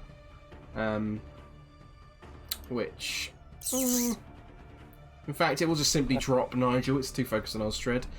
So Nigel and Helen, you both get an attack of opportunity on it. Yeah, punch it. Blood Spear, 17 just hits. 15 misses, unfortunately. So a further 12 points of damage. Oh, it's looking very rough now. And it's going to lash out at Osdred with Yeah. advantage. So the first attack with its claws. The 23 to hit. Yeah, it hits. Dealing 19 points of slashing damage, and you are restrained. And it takes 15 fire damage, and And Osdred. With that, describe to me, Osdred, how the fire damage consumes this creature. I imagine it just slams into him, thinking the fire won't do much. Yeah. But it looks at its hand, and the fire just consumes it. Yeah, and you just see it start burning to the floor as its body just drops, and with that, battle is officially over. Well, with that, Farrah is on the horse. She's about to dash off with Pitch. So Okay. I'm gonna do anything. Osdred's going to say, "Go, Farrah, quickly!" Yep. She's left 2 horses for you guys, but she is fucking dashing off. Okay, Irina would get on another horse, and Ismark would be on a horse as well, carrying Pitch's body. Can Nigel get on the last Yeah, horse? you can or- indeed if you yeah. want to, yeah. So, with that, you head off. I think we'll play out this scene first, and then we'll cut back to Osdred. Oh, the last thing you see, Osdred, as they're running off, is the townsfolk all beginning to congregate in the middle. But first we will play out the scene of everyone rushing up towards the Abbey of St. Markovia. So, what's that not working? Let's do this one. So, on horseback, you begin to gallop fast with the limp body of Pitch within Ismark's arms. And you slowly but surely make your way. The horse is galloping upon this hard, rocky gravel ground, making your way back to a place that you didn't expect to so soon. Doesn't take long for you to arrive at the gates once more. What do you do?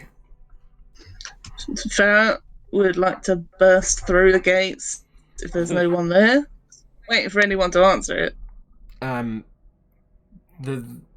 The 2 mongrel folk would be sort of standing there looking out, but if you choose to, you can certainly smash through the fence. It's not particularly strong. It's a rusty, rickety old gate. Pushing through it, just like, out of the way.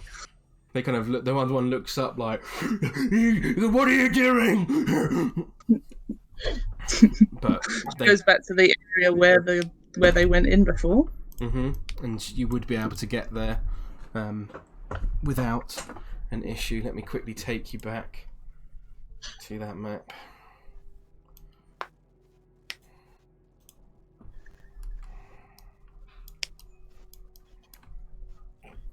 So, not everyone's here.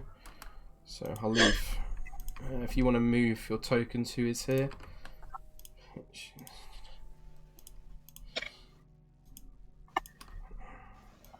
Don't put that red X on him. He's not dead. He did. Peel it off. I love how Tom has just been messaging me, and I'm just like, no, this can't happen. And Tom's just like, whatever. This ain't his first rodeo. Okay, so Farrah, you arrive at the large set of double doors that head into the chamber where the abbot was previously. Is it locked? It's not locked. She just bashes through it then. Hold on. Where the fuck have Irina and Ismark gone? Someone delete them. There we go. Ismark is carrying the body of Pitch. You smash it open and you see the abbot seems to be performing some kind of etiquette and dancing, like practice with Vasilka. And as the door slams open, he kind of like slowly turns his head towards you. Yeah, you see she's like kind of panting and she's been crying, she's still crying. It's like, you've got powerful healing magic. You can help us again. He kind of turns towards you slowly and he says, "How can I help?" She doesn't finish. She calls Ismark in with Pit. Yeah, and Ismark would... Please describe to me how who's moving in and where, because I need to know for reasons. It's holding the door open for Thingy to come in. Come in. Okey-doke. So Ismark would bring the body of Pitch in, accompanied by Irina and Nigel, and the abbot would slowly begin walking round, his hands behind his back, his long brown robe like draping over the floor as he does, and slowly makes his way up. And he sort of looks down at the like chomped body of Pitch, and then looks to you, Farrah, and he's just like, "How unfortunate." And then he looks up, and then he spots Irina. And you see his eyes go from just sort of being like, his eyes are always quite wide, anyway, as he sort of looks over people and his general expression. But as his expression turns to Irina, they go significantly wider, and his eyebrows seem to raise slightly. And then he turns back to Pitch and he says, "How long has he been dead?" It's been like 10 minutes, Probably isn't about it? 10 minutes, yeah. Not long. Just. Can you help? 10 minutes. Just need to check something.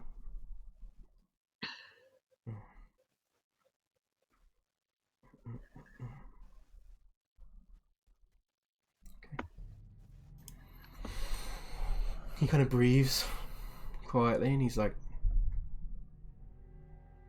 "I am capable of reviving him." Farrah just stares at him. She's like, "Then do it. What are you waiting for? Please, we do anything. Whatever your price.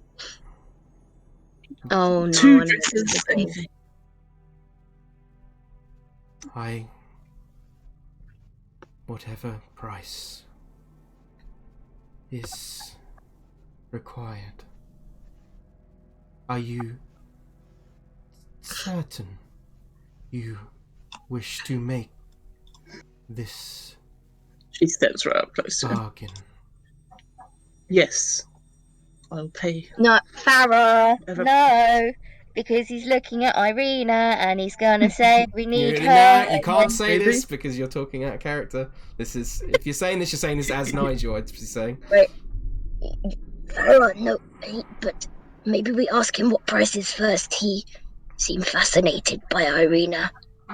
She glances over at Irina and then to him.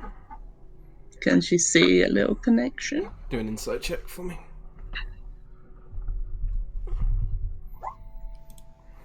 Damn it. I'm not sure. It was materialistic things before, Nigel, perhaps. What is your price, Abbot? He kind of looks towards Irina and he says, and then back to you. His head like sort of tilting like a confused dog as it does. And he says,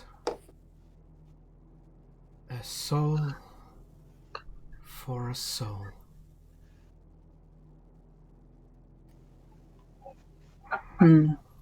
Yes, you take mine. No, Nigel. This is my fault. No, but Pitch is more good to you than to Iron Oath than I can be. He just starts shaking his head, and then he points directly at Irina, and just says, "A soul for a soul." What other price you have? There Farrah looks at is Irina, but none. Maybe nice doggy doll? He give you inspiration? He just stares at you. I'd rather try. Her soul is too important. But why it's so important? He looks to you and he says, with her soul, I can end the curse on this land. That does seem like a pretty good price. We can't. But Farrah, then we Cannot. go home. Then we go home and not ever have to come back again. Irina is kind of like quiet for a No, moment, no. and then she steps forward and she says, I will do it, whatever it takes. Nigel would bar her from moving forward with his arm. No, Irina, no. Pitch Nigel. not want this. If it means bringing him back, then it is worth it. But you important too. You were both willing to, a second ago, give up your lives for the oath, and so am I. Nigel would sort of like put his hand on her cheek and say, but you are special one, and we are jaded. You important. Do a persuasion check, Nigel. It's a high DC. With my +0 modifier. Mhm. Close, but she shakes her head. She says, no, I must do this. Nigel, if he can bring him back, then... And if he can No. do what he says, then it is worth it, no? No. Farrah steps forward as well. And she says, Nigel is right, Irina. It's not up to you to waste or use your soul. Ismark is like, you must, not Irina. This is madness. Surely, he's just like shouting at the abbot. He's like, surely you would not allow this man to die for this. Surely you would not take the soul of an innocent girl. Do a persuasion check, Farrah, to Irina. Yeah. Can I give myself guidance? You can indeed. Oh, I know exactly what's going to happen. Irina's going to sacrifice herself, and then next session, Pitch is going to end up getting deaded again. And we have nobody! Yeah. She shakes her head once more. No. Ismark is like, Irina, you... And she's like, Ismark, this is my decision. If I must do this, then it is no one else's. No, It's but not your Irina, fault, Irina. Yeah.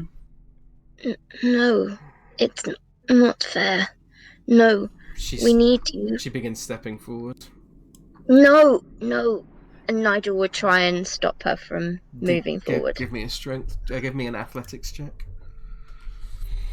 Tom, if you could roll a acrobatics check for Irina. Good luck. Yeah, it's good Yeah. luck. She's gonna need a net 20.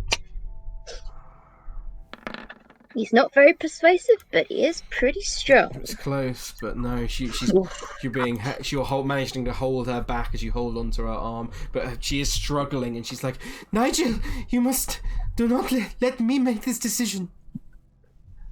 No, we lose too many people already.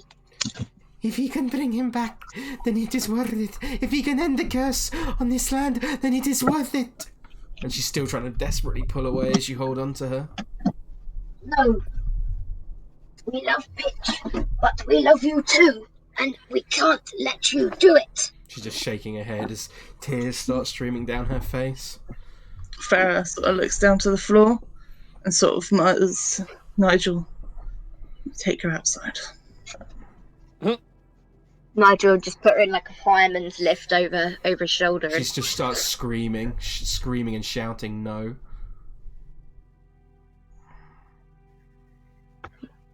Off we go. As you we do, go, bud. the abbot, as you start moving away, the abbot moves to block you, Nigel.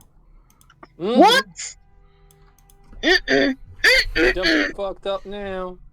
Her soul is too important to let go. But we not let you have her. We can't. We not sacrifice her for pitch. A And soul you try and for a soul, or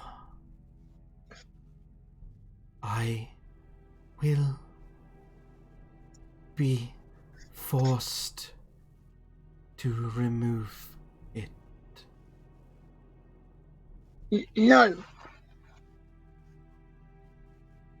He just Farrah, help! Yeah, I'm just trying to think of what to say to this guy. She's just gonna step towards him. We came here for a favour, Abbot, not to give you Irina. We come for exchange. You not take her and give us nothing. I will do what I must. I will do the Morning Lord's bidding. And and from his cloak, you see him pull An AK-47. I mean, that would be amazing. No, you see from his cloak, he pulls a sword. Mm. No. And Nigel would shield her with his body, with his massive body. Are you certain you wish to make this decision?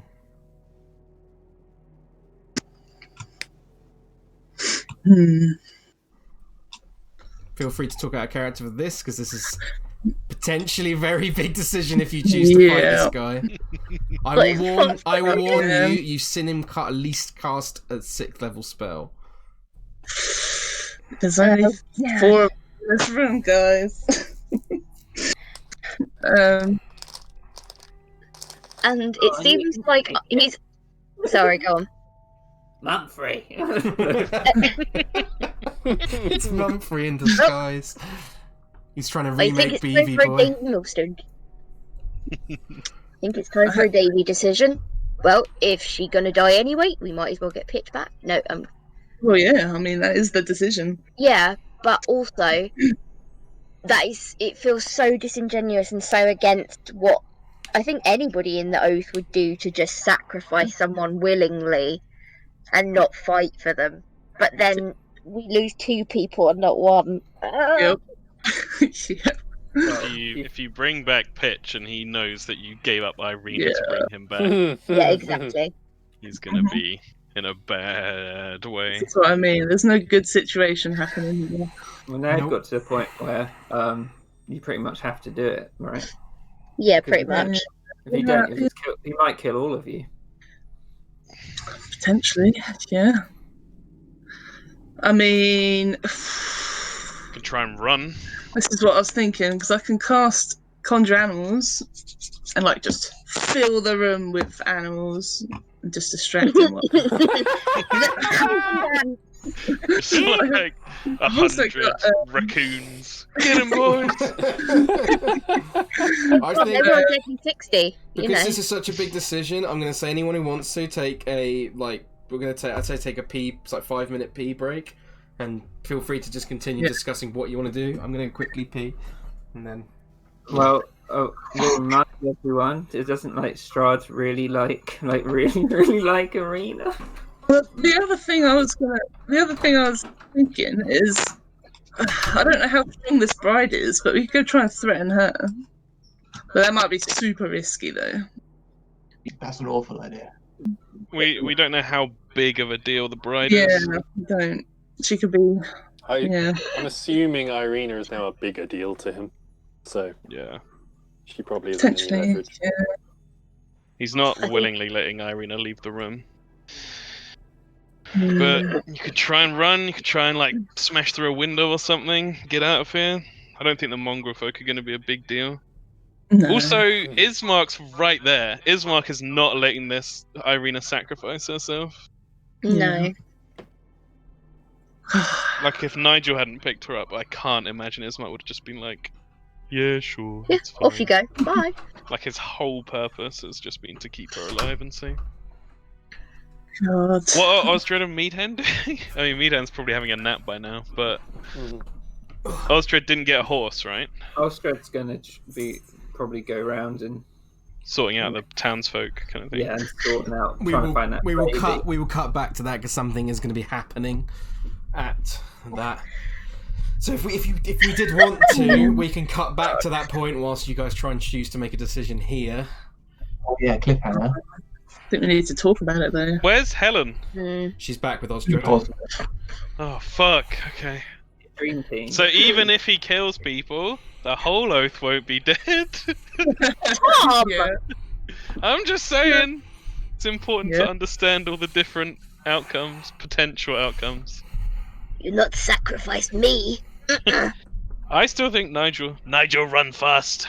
I still think Nigel can get out, but Nigel could I probably would say during this step on time, it. the Otto, the mongrel folk, would sort of be limping up, and he'd be like, "I'm sorry, master. I tried to stop them, but they were much too fast." And he just sort of holds out a hand and doesn't even address him.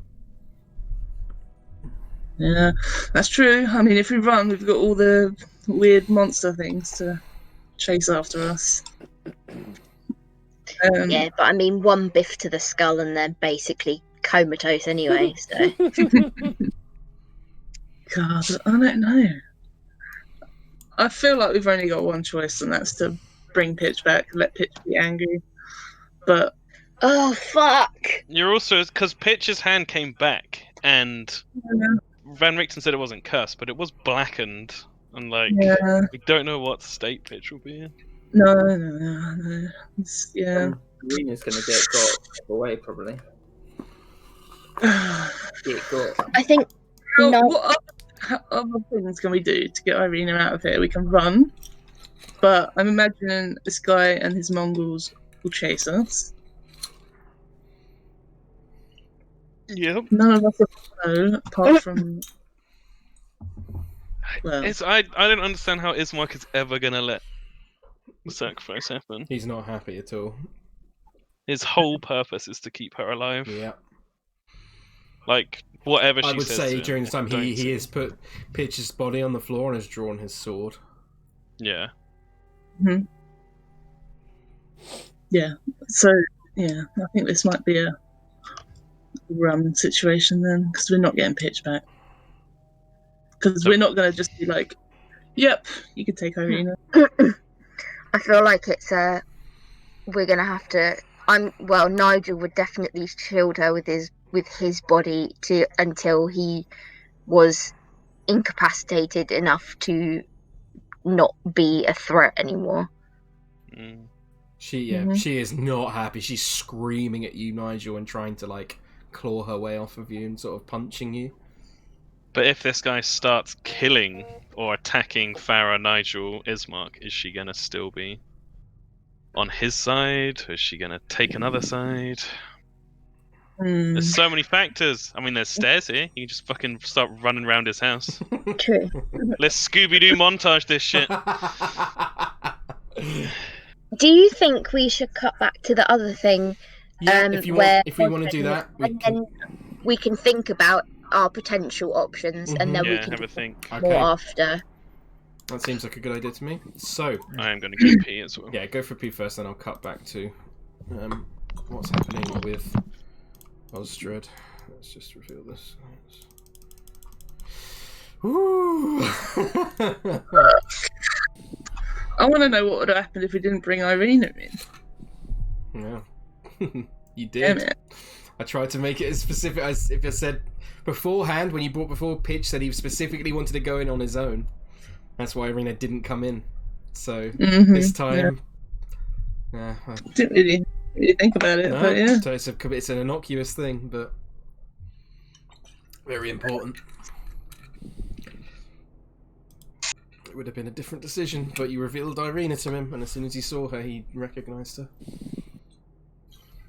Yeah. Fuck, man. This is one of the... Oh, God, I did not expect this session to go this way. What'd you expect from a fucking creepy ass monster motherfucker? Well, I didn't expect you guys to be split up so far, because I didn't expect Farrah and Pitch to go off on their own to try and investigate. Return. So, yeah. To be fair, they should have waited for backup, really. Yeah, they should have. Well, I was trying to hold him off and for backup. That's why I did the roar to have everyone come. Oh, yeah, You tried to get them as quickly as possible, but as soon as Pitch cast that healing word, he was in a bad spot. Yeah. Yeah. And I couldn't justify it not. No. It didn't make sense. It's like a bestial hunger. It's not. Yeah. It's not like a. This is what a Strahd campaign's meant to be like. Yeah. So Lewis played it perfectly. It's what happened. The funniest part is that Pitch didn't really need to heal Farrah. Then it was like topping her up. It's like, oh, there you go, get a nice little HP back. There you go. Oh God! Ah! Yeah. right, we will cut then back to Osdred. Osdred, during this time, as you see Farrah and co run off, I will actually delete them from the map. You see a large number of townsfolk begin to surround the area. I won't drag them all on, but you can imagine the scene. As you see, the burgomaster's wife rushes forward towards you and just falls down next to the creature. Yep. And then she's just shouting, Oh.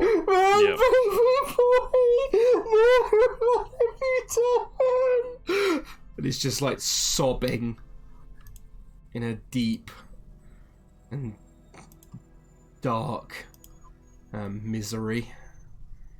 You see Dimitri walks forward and has just got this like shocked face, like on his expression across his face. Osdred, do an insight check for me, or anyone who's watching him. Feel free to do an insight check. I think I know what this is about. I'm going to do insight because I don't know. I'm not. Meadhan, yours is at disadvantage because you're exhausted. Yeah. 14 to 20. Oh, nice. And Osdred, yeah.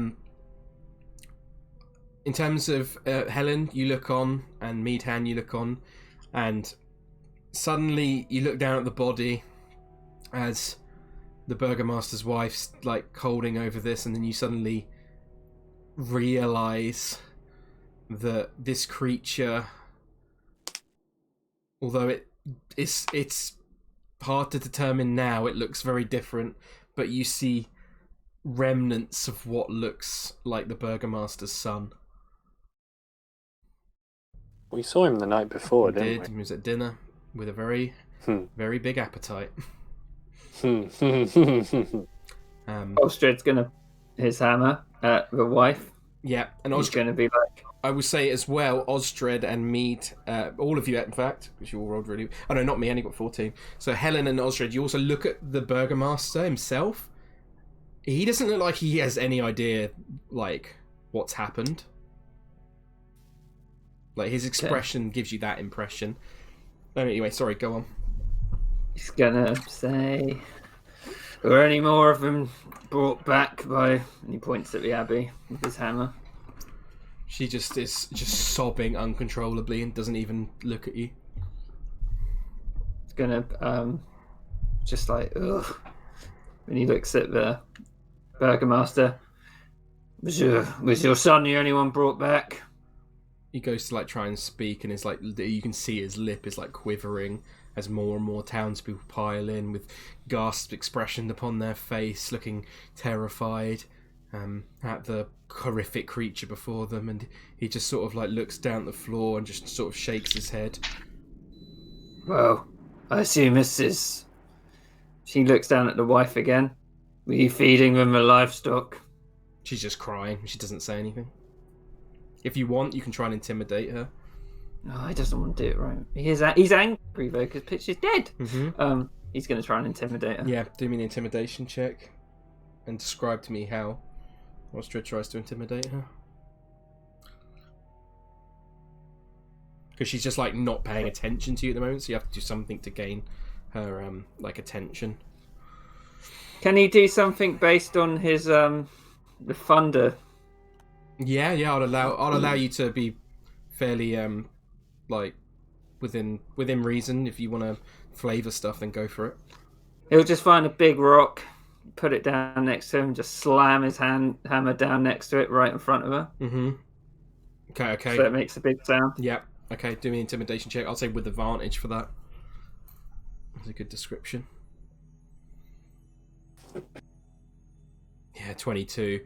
She, like, the sound kind of reverberates as the forge hammer slams down at this rock, and the forge hammer's so hard, Meadhan and Helen, you can see this new hammer that Osdred is wielding, it just crushes the stone into dust instantly, and you see this dust rising up from the floor and just filling the air as snowfall just begins to fall around Osdred. And you see the very tip of the hammer just glowing with this heat as if it has just been taken from the very forge itself. And you see him look down at this sobbing figure of Anna Krezk, and she looks up at you for a moment as the sound gets her attention. What do you say, Osdred? You let the livestock go to feed this thing? He was so hungry. I just wanted my boy back. Osdred just looks out to the crowd and he's like, you have your sheep napper. He just points down at her. They're like looking on at you in fucking awe, Osdred. One of them kind of calls out. It's like, what do we do now, Burgomaster? And they all like looking to him, and he's just almost catatonic. He's just staring at the floor, completely out of it. And then some more of them look to you, and they're like, Iron Oath, what do we do? And one person calls and things like, She must hang for this! She's killed us all! Even though what she's done is disgraceful, she was doing it because she believed this was her son, but just looks at Helen. Another calls out, She must hang! She must hang! And do a persuasion check, officer. If people want to help, this is a very high DC to try and quell the crowd. It would need multiple people's efforts. Yeah, that would help. Should be like, fear not, people. Justice will be done. Okay, Osdred. There must be a fair trial. Does Meadhan say anything? I don't know, would he? He's knackered. He's shocked. He's new to all this. He doesn't feel like he's got the same. Ties. Doesn't carry the same weight that the oath does. Mm-hmm, of course, yeah. So If he wouldn't, that's fair enough. Then Osdred and Helen, please roll persuasion checks for me. Uh-oh. The crowd just being whipped up into a frenzy a little bit, Osdred. It's hard to control exactly what's going on, and you're what do you say in response? How's Osdred reacting? How's Helen reacting? He's just going to be shouting out, she must be judged for your actions. It's not for mob rule to decide. Roll me an intimidation check, Osdred. I'll add it to the total roll, and we'll see how well it does. But this is probably the last chance. Christ. Oh god, I'm going to think. You can do it, Osdred.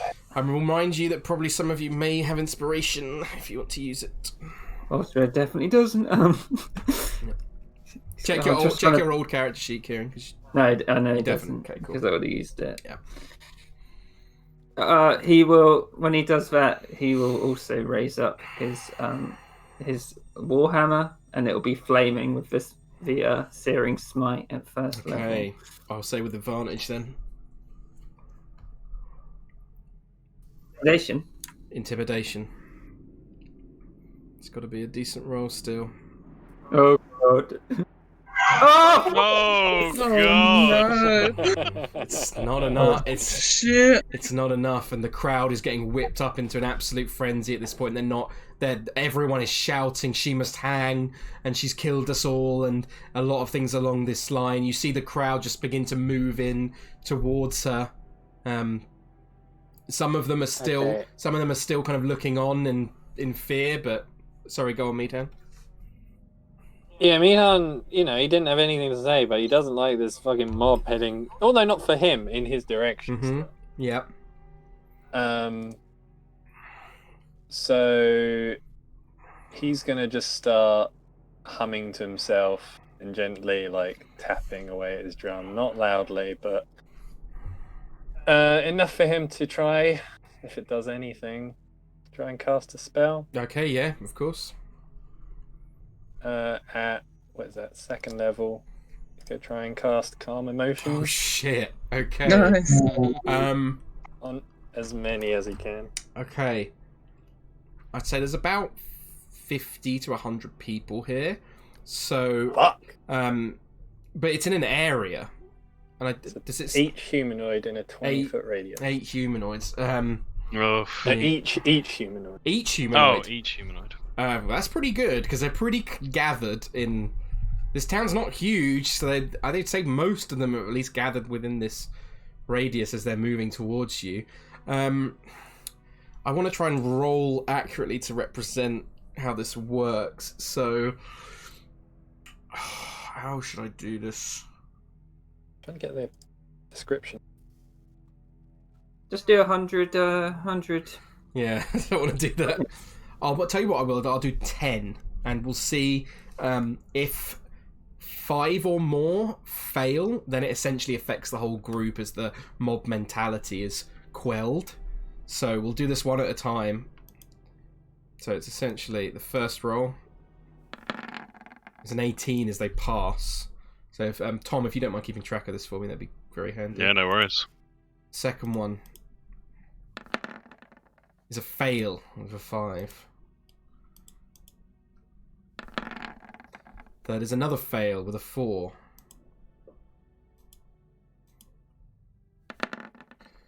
Another fail with a 6. It's 3-1 currently. 2 more fails and Meadhan would have successfully calmed the crowd. 16's a pass. So it's 3-2. A 13 is a pass. 3-3.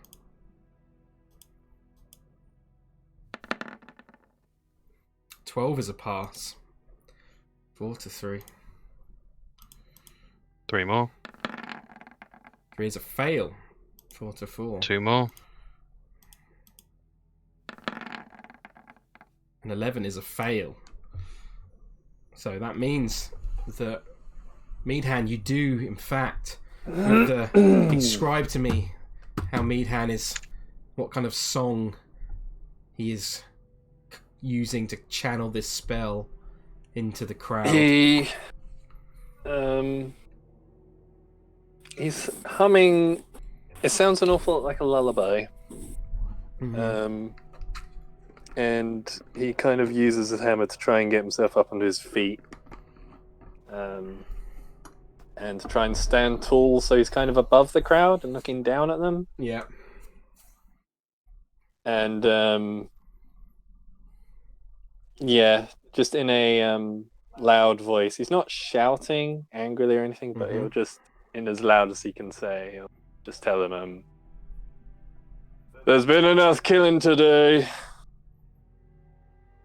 And you can see Osdred as the snow begins to fall and the angry crowd begin to move forth, some grabbing pitchforks. There's some of them seem to just kind of stop in their tracks for a moment. And they just look at Meadhan and just listen to this humming that's coming from his direction. as he calls out towards them. And you see the crowd begin to disperse slightly, and they begin to calm as they look on. And then one of them looks to you, Osdred, and says, "What must be done, I an oath?" Go back to your homes. We'll do what's right. He looks at the tap wherever the burgomaster is. Yeah. We'll dispense justice in whatever way it's done around these parts. And she'll be judged according to her actions and her intentions. Okay. And with that, you see the people begin to disperse as the mob seems to be quelled for the moment. Dang. Gives Meadhan a big pat on the back or on the leg.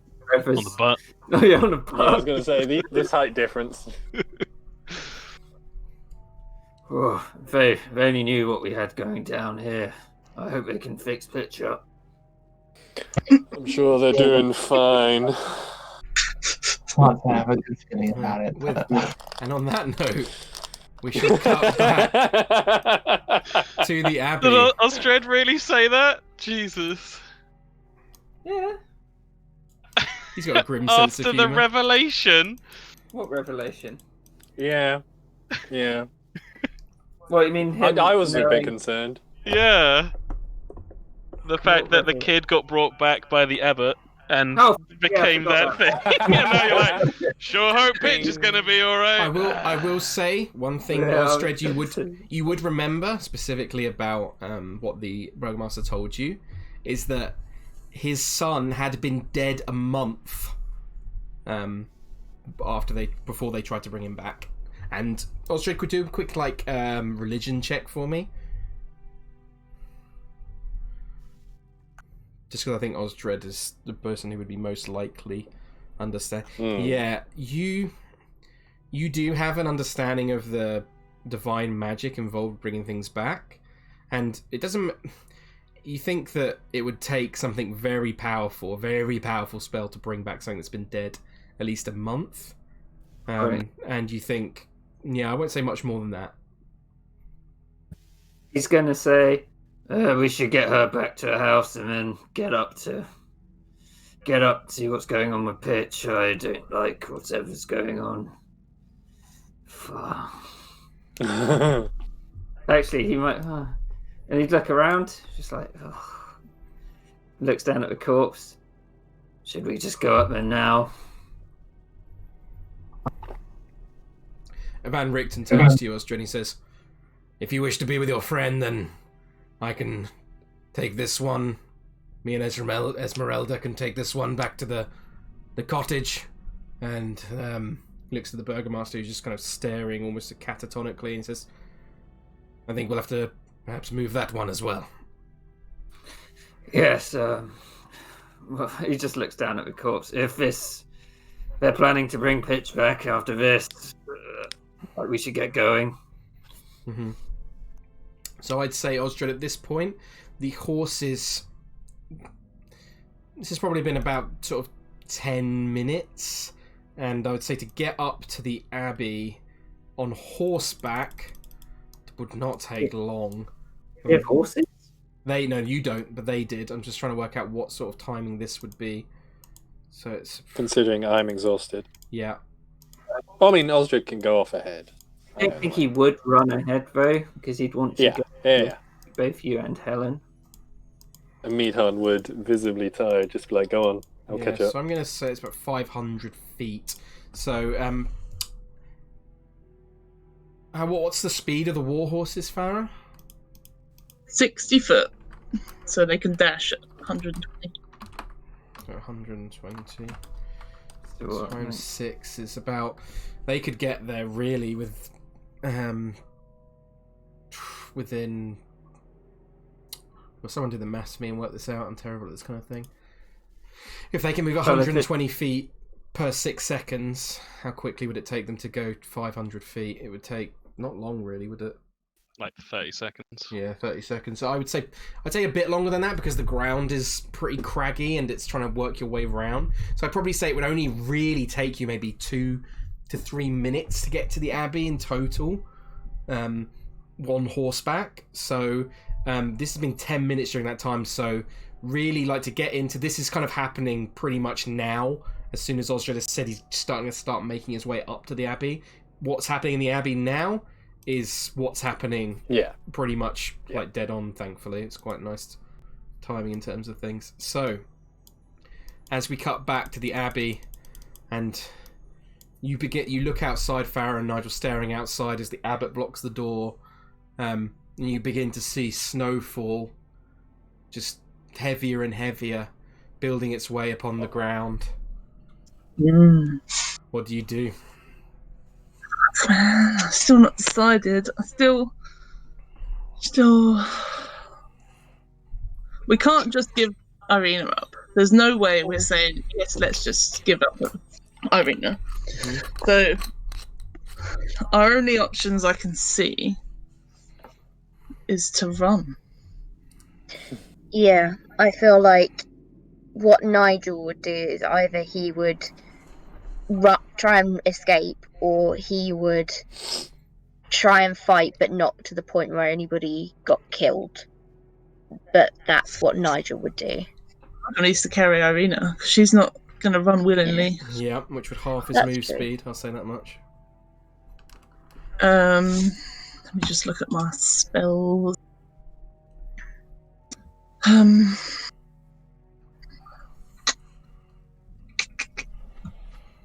Fuck, man, I haven't got anything useful.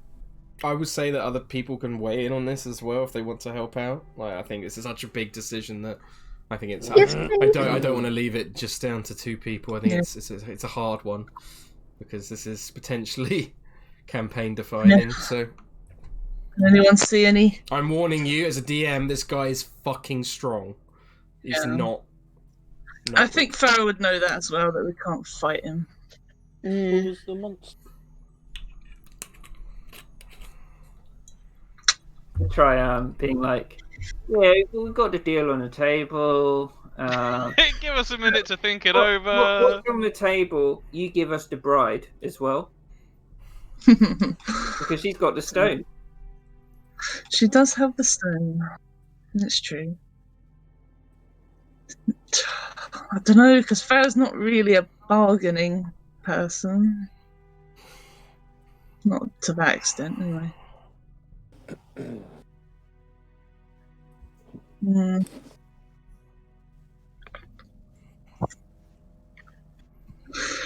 It's really tough. Anyone got any other ideas? It's about survival as much as anything. It sounds horrible, but I say ditch pitch. I've made peace with that a long time ago. I think because one thing I will say as well as a DM is that if you do run away and get away with Irina, there will be consequences for that. In many different. We're gonna have consequences for anything we do right now. I'm just going to point out that we certainly would be making a very powerful enemy. Yeah, we've got Strahd. You don't get much more powerful. No, than but it's making another powerful enemy, and it would be, but potentially. How the fuck do we get uncursed Meadhan if we make this guy an enemy? Yeah, it's another good point. Huh? Osdred does have remove curse now because he did pick it in the end. He said he would have picked it, and it makes sense because it was already one of his cleric spells. So yeah, I mean, you don't have to just because I said it. No. To me, it makes narrative sense more than anything. Okay. If you go through the options, is it possible at all that you give up Irina to get Pitch back and to keep yourselves alive? If this guy gets Irina, Strahd gets Irina. What happens then? It's no, not like from. It's a no because it's very I guess immoral. Yeah, it doesn't feel like the kind of decision that a member of the Iron Oath would make. Okay. No, So if that's a solid no, then we're now breaking down, like eliminating what choices you're going to make. So if yeah. that's the case, Pitch is probably gone, right? Because Yeah. no one else has the ability to bring him back. No. I don't mind. And... Fine.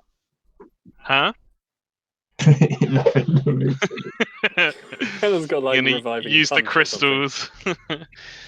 I mean, like, even with the spells that do bring people back, like Revivify, you still need like 1 billion diamonds. There is so- one- it's also been longer than a minute since. There is one Pitch more been doing- thing I do actually need to discuss with Tom specifically. So I'm going to have to ask me and Tom to jump into a different Discord channel because this could potentially influence his decision. So He's going to come back and if you want go, to jump into revive Pitch. if you want to jump into Thunder and Crawl, Tom. Okay. Hello. Hello. So, during this Yeah. time, since Pitch has gone down, Yeah. a voice would have echoed inside his head. The words he's heard before. I can protect you. And things of that nature. Mm-hmm. And in the darkness, Pitch looks up and he sees the wisp, the sliver of darkness once more. And almost it's formless in the black, but he starts to see black ice grow into this formless space, creating a room, a dome filled with black ice. And sitting around him, he looks up as the wisp descends into this point in space. And the voice says, "You were to be my champion.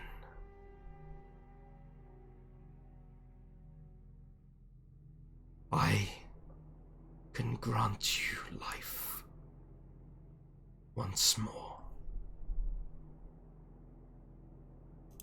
Now, for the sake of mechanics, this is what I have to explain to you. Okay.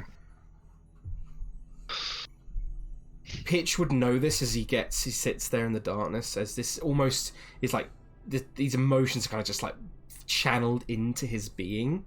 He just gets this strong sense of, whilst it's not communicating verbally, you just understand the nature of this. If Pitch were to choose to be resurrected in this way, he... Let me post it to you, because you can... Don't do it in the Discord. I will not, yeah, I will do it on Facebook. The entity would also, you'd understand its name. And Shit, okay.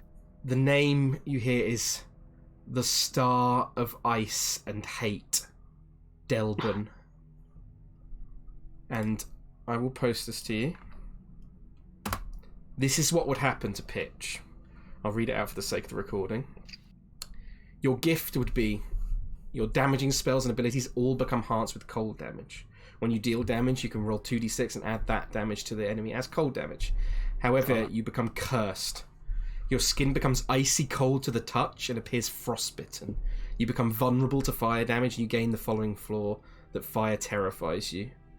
When in danger, your power can be cast without warning or intent. It does not consume a charge, but you would essentially, when you roll a nat 1 on in like combat, it would essentially cause you to cast certain spells at random. Oh, jeez. Okay. I wanted to kind of recapture your old Dragonborn. Yeah, I was thinking the same. However, the worst part of this thing is very harsh. You would get indefinite madness that cannot be cured through any healing.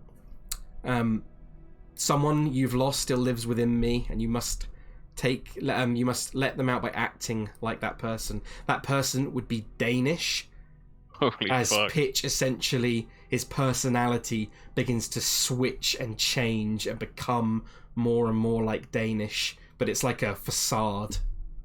Jesus. You would also enter the pact. One day, the entity you have formed this pact with will call upon you to fulfill your end of the bargain, and every ounce of your will feels that you have to make this happen. Yeah. And when you are resurrected in this way, you cannot be resurrected through any other means. So it's a decision whether Pitch would choose to do this or not. Does Pitch understand that? Does Pitch think it would actually be the spirit of Danish inside him? Or does he think it would just be this, like, as you say, this facade, this twisted... I think Pitch would think version it of him. would be the spirit inside him, because I think that's the kind of person Pitch is, and that's the kind of feeling that this entity would try and make him feel. Yeah. Tom knows that ain't true at all. Yeah. It would be a total utter facade. You would be essentially playing Pitch, but it would be a very different character.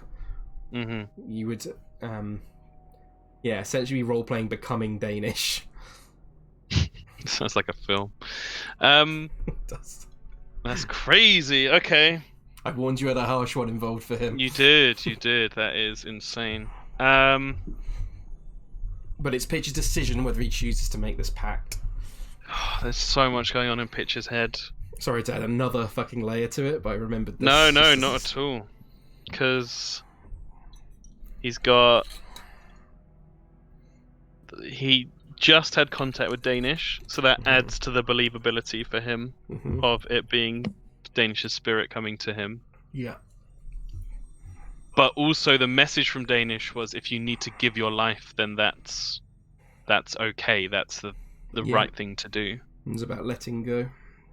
Yeah, exactly, and that is such a huge message that Danish gave him.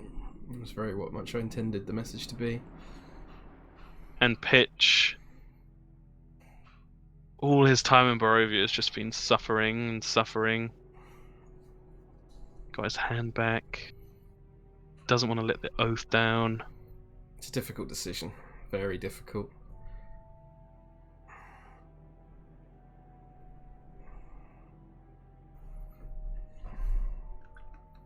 But then if he thinks he's going to be able to bring Danish back to life in a way... That also is true. But then that's so fucked up as well, because he wouldn't hide that from people. One thing I want to make this clear on as well, because of the story reasons and narrative reasons, there is something that could happen later on, which... I don't want to take your agency away, but Pitch will have no choice in the matter. Because if he's entering if it's what you're saying in here, 100%, I get that, because it says all your will is bent towards it. I wouldn't try and resist that or anything. Yeah. I just want to make that clear to you as a player as well. Yeah, 100%. So Pitch would be a very, like I said, resurrection's possible in Strahd, but it's not without dark consequences. Yeah. Man, this is so fucking tough. Tom the player wants to let Pitch go. I'll say that. I understand I'll say that as a start. I understand Tom that thinks that it's been coming for him, for Pitch, and there's something beautiful about him being able to speak to Danish and having the message of letting go. Yeah. Narratively, it's pretty fucking sad, I'm not going to lie. Yeah. And then he goes, whereas this is so twisted. So, Tom the player wants to let him go. But would Pitch want to let him go? Whatever your decision, for whatever reasons you make it, then I'm happy with whatever you decide to do. What do you think? Not as a DM, just as a friend. Oh, narratively, it's so beautiful to let go of Pitch after last session. Yeah. I don't think there's a more fitting moment to let go of Pitch. Yeah. But in a way, if he does revive, you're letting go of him in a different way. It's not the same character anymore you're bringing back, essentially. It's It's a remnant of that character. So if you find that interesting to play out, if you want to explore that from a roleplay point of view, and you think that would be fun as a player, then then go for it. But if that's something that doesn't appeal to you as a player, then I think I don't feel guilty to let that influence your decision on this, because it's ultimately in my opinion, ultimately it still has to be about you doing what's interesting as a player. Sure. So even if Pitch might make the decision, don't feel guilty for Tom making the decision to let him go, because I would totally understand that. Although they could still make a deal with Irina. Oh man, yeah, that's crazy. That's the thing. There's so many things going on. Yeah, I had to do it. And how Nigel's going to be. Oh no, don't doubt that for a second. That was 100% the correct thing. And there were ways to avoid it. Like there were. You could not have brought Irina in, and maybe he would have made a more fitting deal. He brought the Burgomaster's son back. He has the ability to do it. But as soon as you put Irina in there, yeah, that was that. I couldn't not. Because it's the thing. Like, if I imagine Pitch being there in this dome of black ice, this entity has helped him in the past, and if there's that like wave of understanding that there would be the spirit of Kendall. And Pitch, I agree with you that this is what the entity would want to make him feel, and also that it's obviously always been a huge drive for Pitch. But if it wasn't for that spirit seance the night before, in the Strahd movie in my head, Pitch is like so wanting to bring Kendall back, and then there's just like this Kendall's voice in the back of his head is just like, it's okay to let go. Yeah.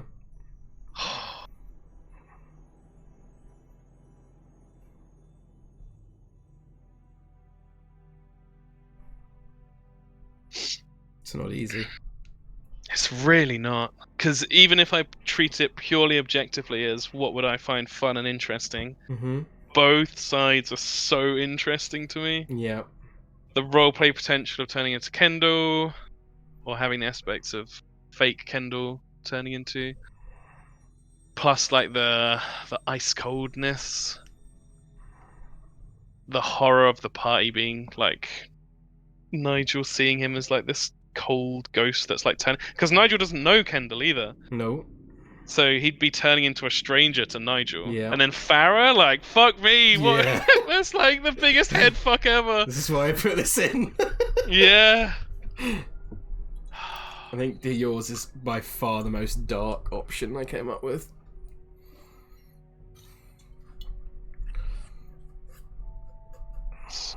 Jeez.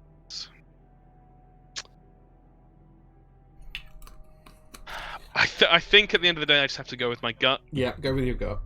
And my gut says I want to leave Pitch there. Okay. It's an amazing idea. And there's a part of me, a big part of me that's sad I won't be exploring it. Yeah, I totally get that. But I think from the player side, I want to let him go, I think. And from Pitch's side, it's just that seance. Yeah. I think. I think this idea of like, it's such an interesting thing, because it's like this whole time he's just been reaching out and being like, we need help, Kendall, help me.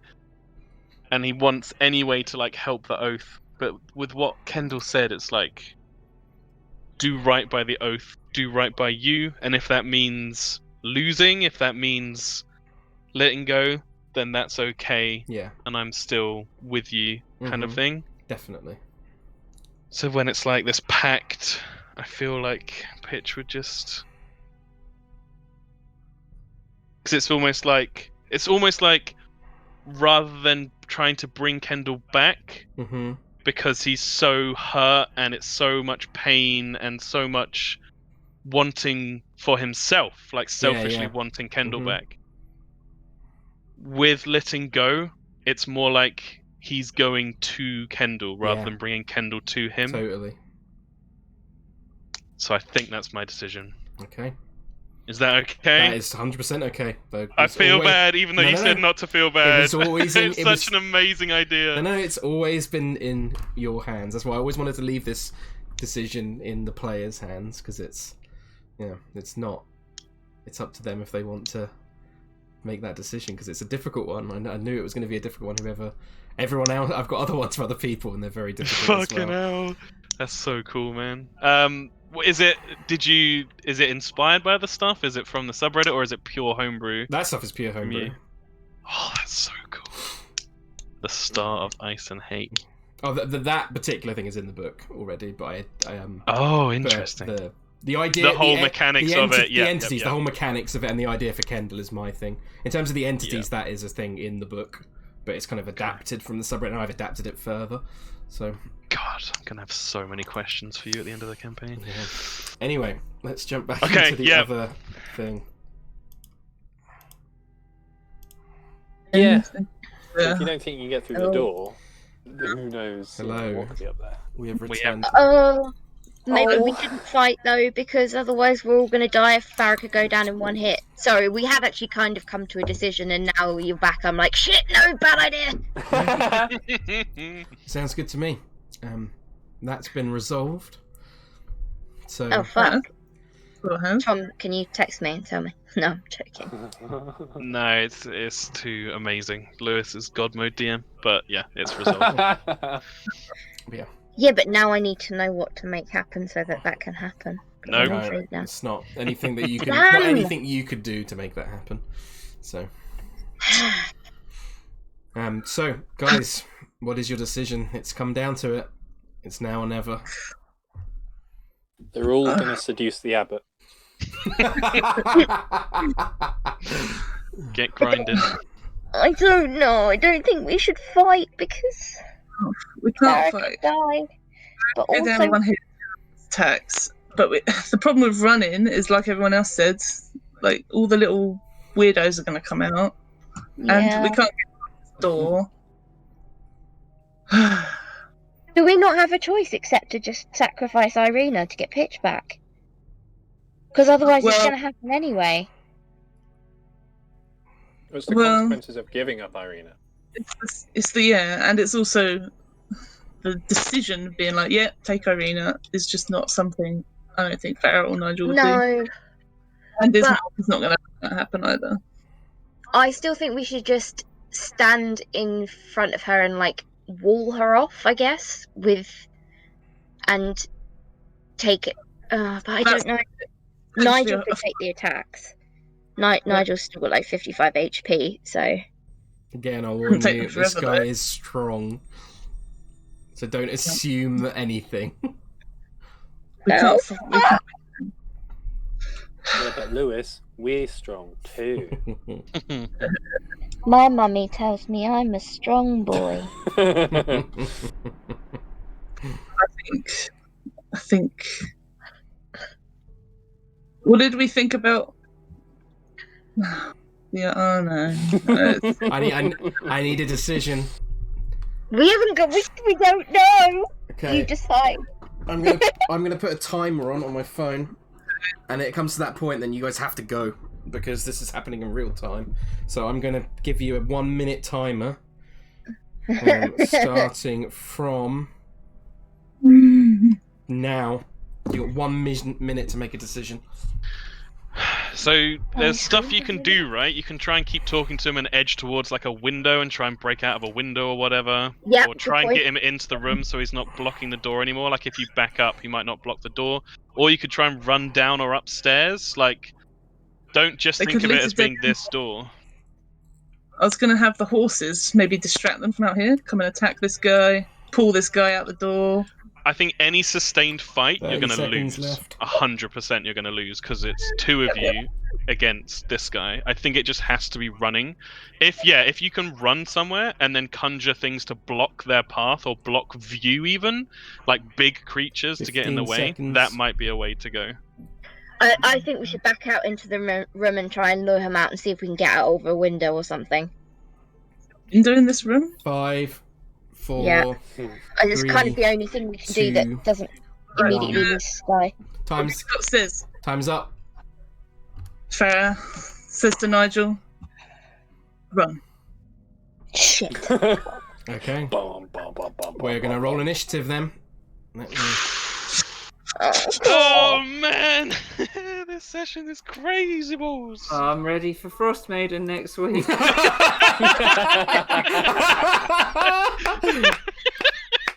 Lewis is not. Initiative. Oh fuck. You have inspiration. Right, that's... That's already yeah. a roll higher than a 10, so you may roll lower. If Tom, you could control Ismark and Irina. For me, Yeah. Ismark, I would say now, would be going along exactly with what Irina and Nigel are trying to do. Whilst Irina is actively trying to resist Nigel. She doesn't want to sacrifice everyone for the sake of her. So bear that in mind is what I'll say. Is there like a breaking point for her? How do you mean? Like, so she wants to make the deal, 100% get that. But if people start running around and this guy turns around and fucking blasts Farrah to death, is she still going to be like, take me, take me? She would. Or is she going to be like, she would very much Nigel, call get outta out here! and be like, take me instead of her. If Okay. it comes to that point, it's going to be very much her. She'd rather her be sacrificed in exchange for them being saved. She got low initiative. Clayton, can you get Ismark to drag Pitch's body over so that Nigel doesn't have to keep running around to try and pick him up? I don't think taking Pitch's body is realistic. And Ismark would not care about Pitcher's body right now. I'll say that much. Pitch! If Nigel picks him up as well as Irina, I don't think he's going to have as good of a grip on Irina, and she's trying to get off. So Yeah. might have to leave him. But he's got to have. Oh god! Uh-oh, SpaghettiOs. Wait, Farrah's still above it. No. Yeah, she is. That alert is very good. Right, let me quickly get... Where's Otto? Come on, Otto. He's my big swing. Well, It's bad. A little bit. Let me quickly get Vasilka's one as well. I just want to confirm, this whole session's been a dream sequence, right? Oh, definitely. This session has been batshit crazy. We're all just going to wake up. It'll be fine. We'll wake up in Daggerford next to snoring Neville. Neville! Neville's just like, hope you like those magic mushrooms I put in your dinner. What a fun trip, ladies and gentlemen. Can't believe there was only 2 werewolves. Easy peasy. Good job. Here's your money. See you later. I'm going down bright fish night. Yeah. Just quickly roll initiative for... Oh, God. Right. Fucking hell.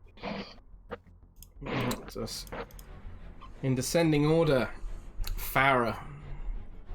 I don't know. Octopus! Don't think you've got any wild shapes left. No wild shapes left. We're relying on that's so bad. animals. And I'm also not at full health either. So I cannot take a single hit, otherwise I will probably die.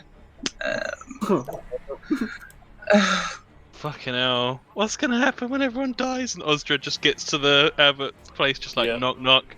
Everything alright? Oh, Your friends left 5 minutes ago.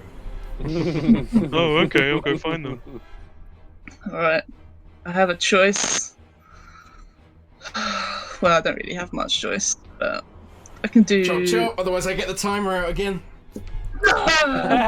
Daddy, no! Can't do anything. Just gonna... Oh, God, it means the conjure animals will disappear, though. No. Oh, I don't think we're getting to those horses, though, so we might have to drop that. She is Horses gonna. join together like a horsey megazord. Horse Actually, centipede. let me roll initiative for them actually, because Oh they yeah, might be that's a very first. good point. Roll initiative for them. Oh, the horses are still here. They are, yeah. I didn't even think of that. Yeah. Okay. 5.12. Yeah, right at the bottom. They're no good to me.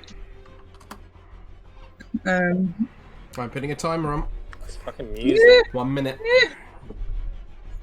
She is gonna tell What is Nigel to run. Is this down? This is down, and this is up. To run up. Okay? From the outside, when we were outside here, Yeah. there wasn't any windows at all. Let me just have a look on the other map for you.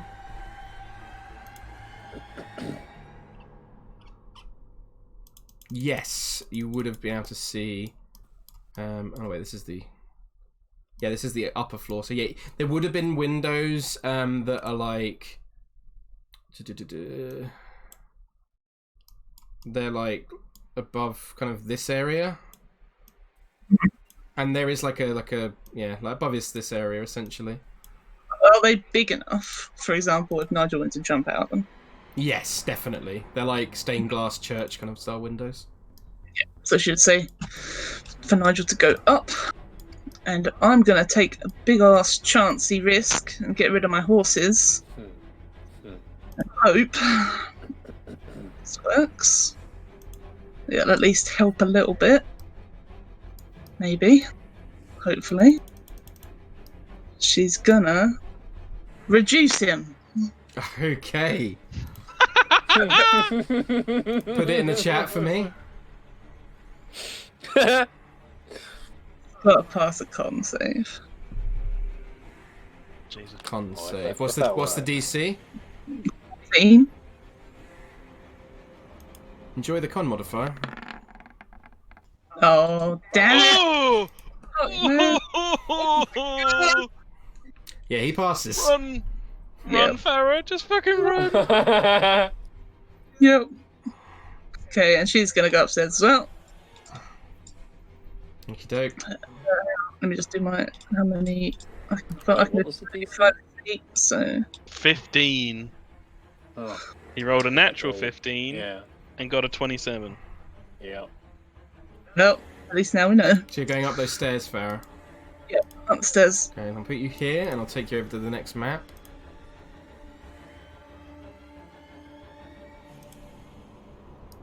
You would be. How much movement have you got left? But hang on. I'm in the wall, so I can't know. But I've got 35 movement, so So you're essentially used up all your movement. actually. So Farrah, I'll quickly show you where you are. I have to change the music. Let me turn off the music set thing on this. None. Sorry, bear with me as I re-put this on.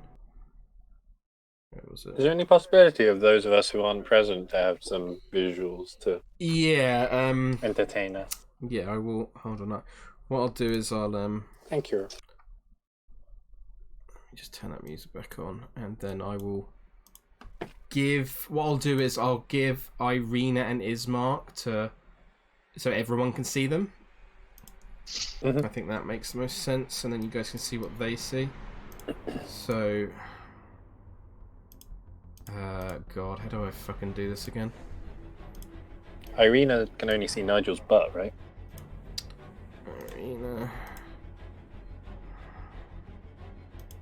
Alright, so all players for Irina. And then I'll do Ismark as well, all players.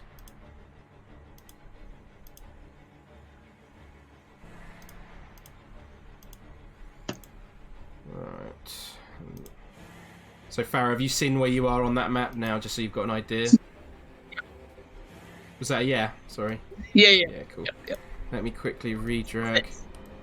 Oh, fucking hell. Did anyone remember what Irina and Ismark's thingy was for me. Can they just look in the chat, see what their initiative was?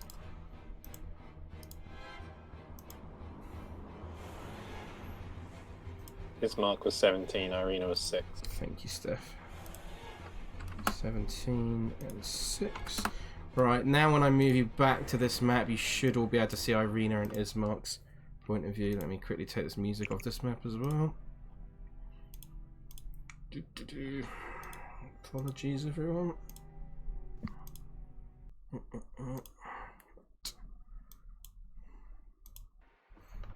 Right, so you should all be able to now see Sorry. Irina and Ismark point of view. Is that correct, Steph?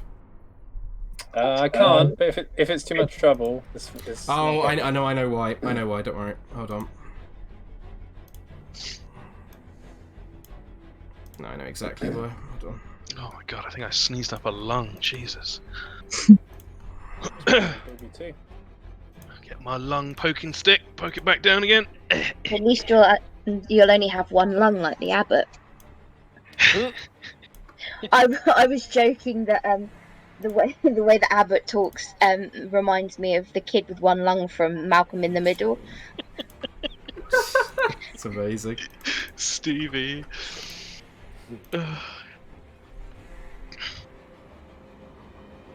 Well, I think we're all about to get our asses handed to us by a guy. Well, I say we all. I'm a fucking pile of bones on the floor. Hey. I wonder how Ismark dropped me face first. I wonder if the people who worship the Iron Oath will have us stuffed and taxidermied and put in a museum. And then, Right. I think the abbot will take care of that. He's gonna eat us. We're all gonna be brides for Strahd. Oh god, butt brides for Strahd. But brides. No. So, Butt Brides should be the name of a biker gang. That's an incredible name. That should be the dwarf biker gang or the gnome biker gang.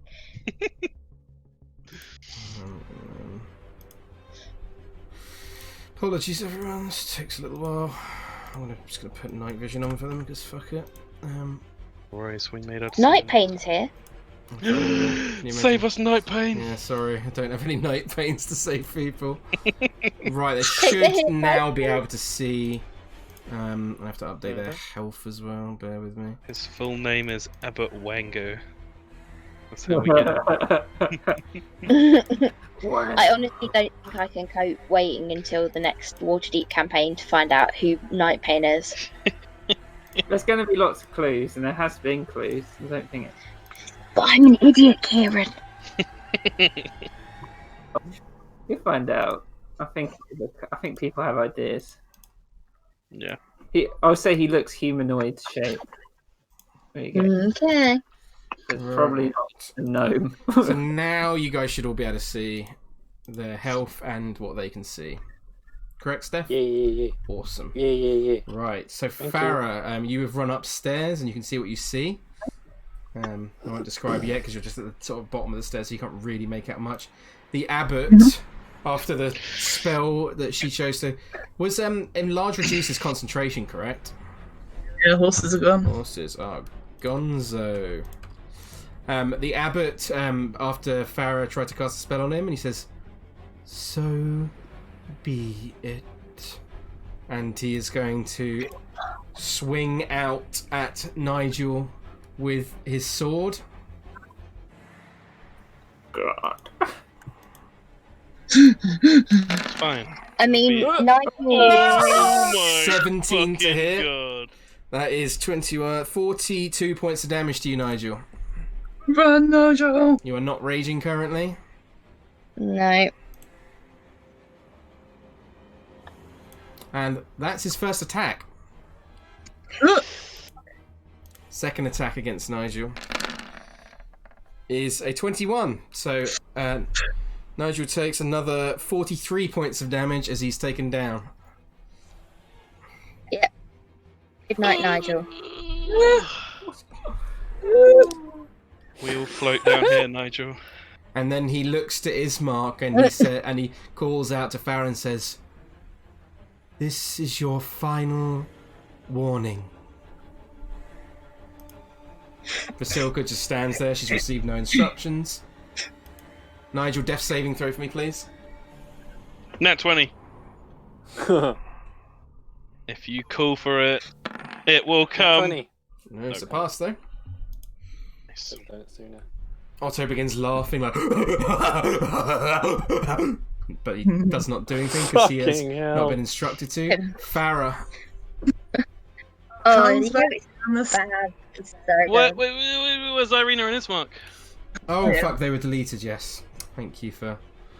it was 17 and 6. So 17 on Ismark, 6 on Irina, and then descending, and then... So it actually would have been Ismark before Nigel.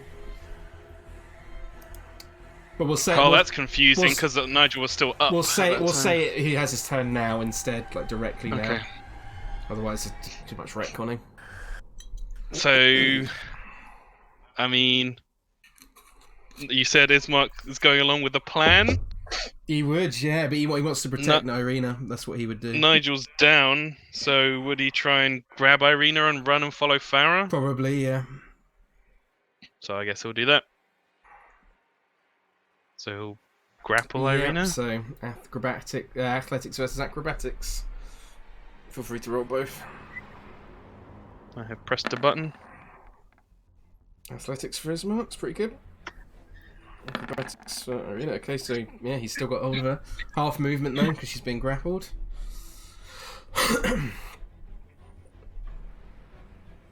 So he moves 15 feet then. So he can essentially get up the stairs with her, like to the top of this landing point. And she's kicking and screaming. She's like screams out at Nigel, and she's like screaming at Ismark, like he's like, "What are you doing, Ismark? We can't get away from him." Then it would have been Irina's go now. So she'll try and break free. Mhm, yep. So once So again. again. Irina, acrobatics. Ismark, athletics. He's still got hold of her. Yep, that's her turn. Okey doke. Farrah. I don't know. Need to go back for Nigel. Farrah wouldn't leave Nigel. And at the same time, it's not much suicide.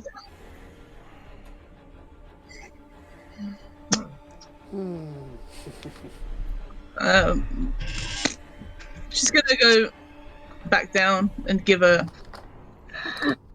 nod to Ismark, just to and say, just we can't beat him. Try and hold him back, I guess. I can't move Farrah, by the way. She's in the wall. Oh, sorry. Hate when that happens. There you go. Yeah. Get him back down there. She's not going down there in a hostile manner, but she will go down there and cure wounds on Nigel. Okey doke. Oh. Oh, Nigel needs to do a fucking con save. He does, yeah. Oh boy. You got a stonking con mod. Yeah! Yeah, easily. Farrah, the cure wounds, please. That's the button. Let's do second one. Wait, is that an automatic No, pass or is that just no? it wasn't a death save, it was a con save to see if you were injured. Oh no, I didn't do a con save. I did the wrong thing. Sorry. No, that's right. You keep the natural 20. It's fine. Still not injured anyway. To be fair. 18 points of healing to you, Nigel. Oh, Farrah thank has- you. Thank you. Oh, well. She's in front of the abbot. If I can get there. I don't think Do you I can, say actually. anything to him? He has said this. He says. He has said. That essentially. What did he say? He essentially said. This is your This is last your final final warning. warning. Yeah.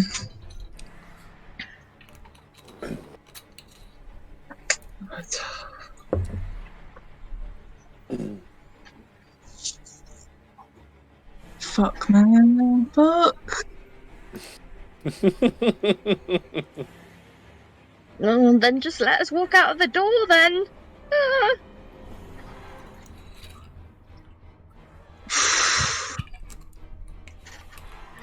Meanwhile, a giant is slowly dolping up the hill, and a small little man is lifting his legs. You're not really going to arrive in time for the combat. Nope. Helen's just like, I could run fast, but oh well. Start of these two slow-mos. Right, I'm going to put a timer on, because... I know. I'm taking ages. It's hard, you know. I know it is, but this is happening in real time. This is why split decisions have to be made. So you got... Just say. You got a minute. Just say.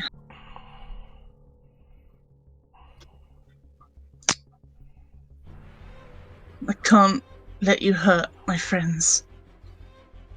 And that's it. Okay. On the abbot's turn, he uses as action to reveal his true form. Oh, fuck! Before the robe drops, as you see a pair of angelic wings appear from his back. Oh my fucking god. He looks towards you and he says, Farrah says, "A soul for a soul. This is your final warning." And that's his turn. Ismark. Ismark got the nod to keep going, Mm-hmm. so he's going to keep going. Okie doke. 5, 10. I'll move you up to the next map.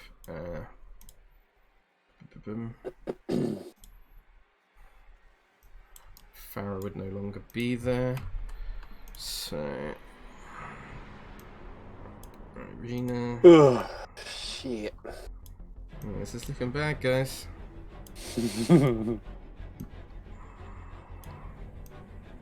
I'm up with something to do to Mackie tomorrow. Right, so should be able to see all of you if you just... Yep, and he dash If you don't. another 15 feet, so 5, 10, 15. Okay, at the top of the stairs. Don't think he can. Oops. Don't think he can see anything else. No, he can't. So that's all he can see. I mean, that's already pretty scary. Yeah. There's a table with a nasty outline on it. Basilka just isn't there? simply stands there because she is not been told to do anything. Nigel. I don't freaking know. Sorry. Hannah, what do we do? Wait. Run. Do you know? He's- She brought you back. He's told you this is your final warning. So he's an angel? Indeed. Well, Or he just has angelic do wings? a nature check, a nature or a religion check for me, Nigel.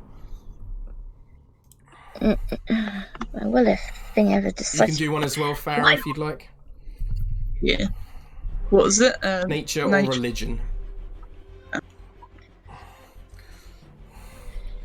Well, natural 20. Oh, and nat 20 from Nige. Nice. you look upon this thing, and its angelic form, and you both know that this creature is a planetar, which is an angelic being, a celestial, sent from the heavens to do a divine being's work. They are incredibly powerful. Yep.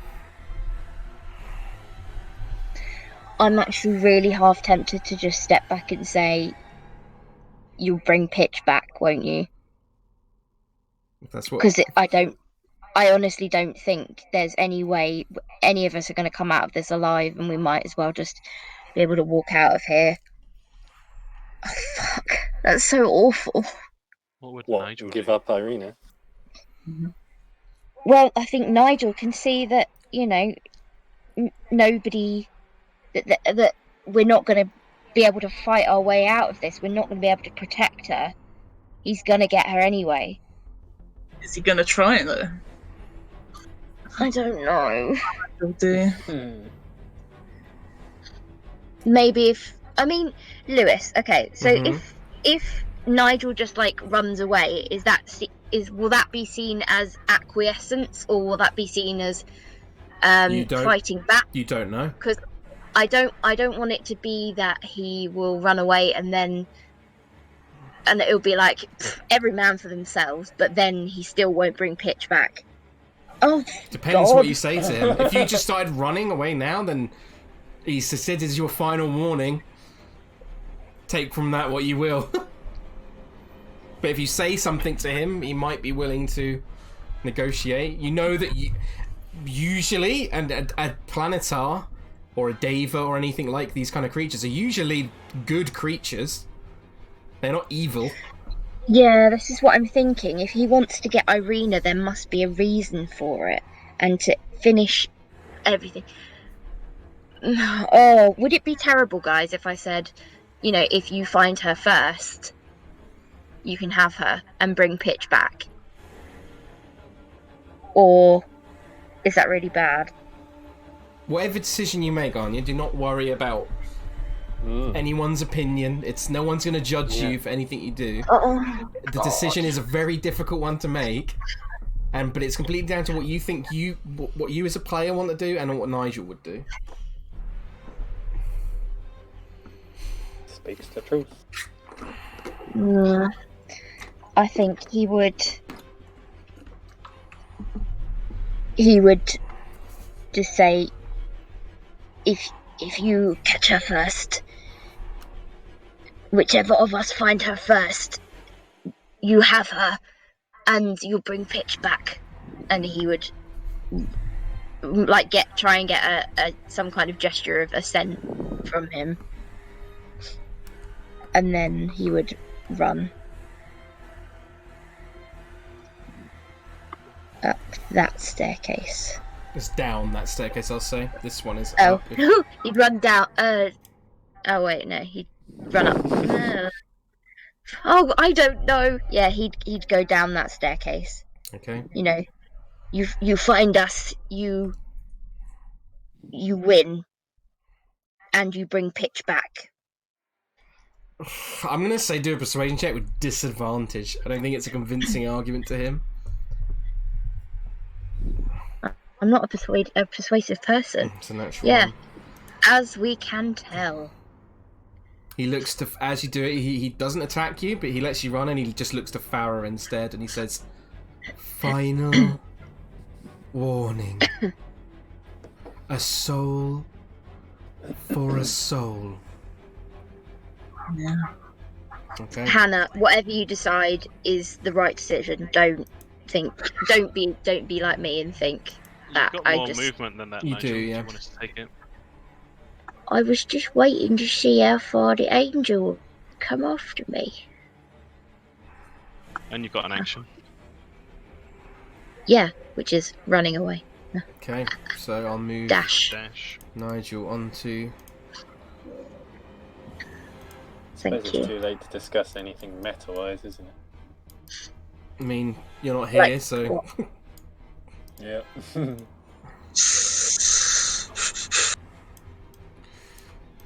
I will move you quickly back onto this map so Nigel can see where he is in the top right. Oh, yep. It's dark, very hard to see.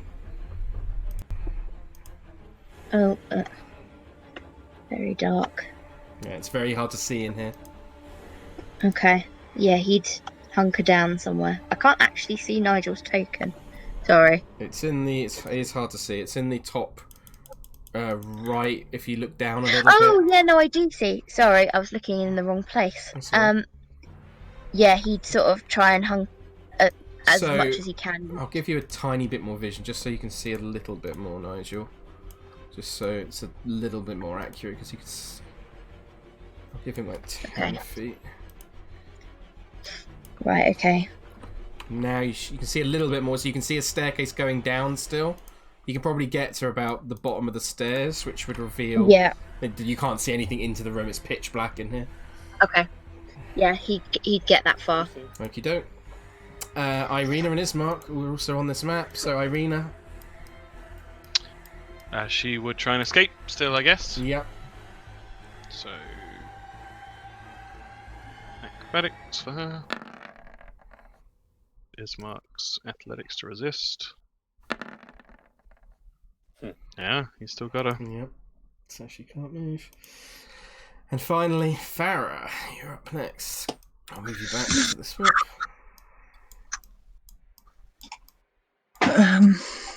She will step closer to him. Mm-hmm. And she will... She looks down to the floor and then back up at him. There's no way that we can even hope to challenge you, but I hope you realize I cannot send my friends to death, even though you wish for Irina's soul. He would look at you and say,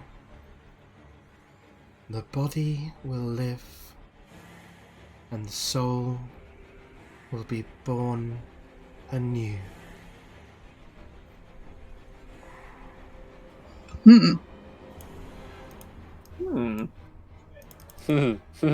Humdinger. Probably should have asked this question earlier. Oh. You know what I was saying just a second ago? It's exactly what I was thinking. I did think about it, but I was like, nah, that can't. How can you live without a soul? Can't create a new soul. But yeah. Well, yeah. I ain't saying no. Yeah. Not to that. No one tells me nothing. Fuck it, I'm just gonna say something at Lewis and see if Lewis responds to Yeah, it. yeah. Whisper me if you want.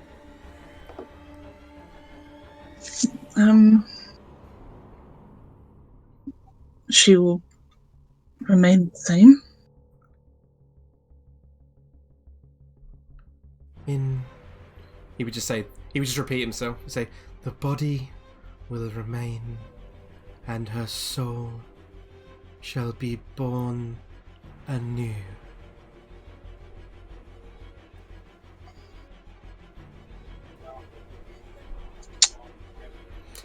Putting the timer on. Yeah. I get you. 1 minute.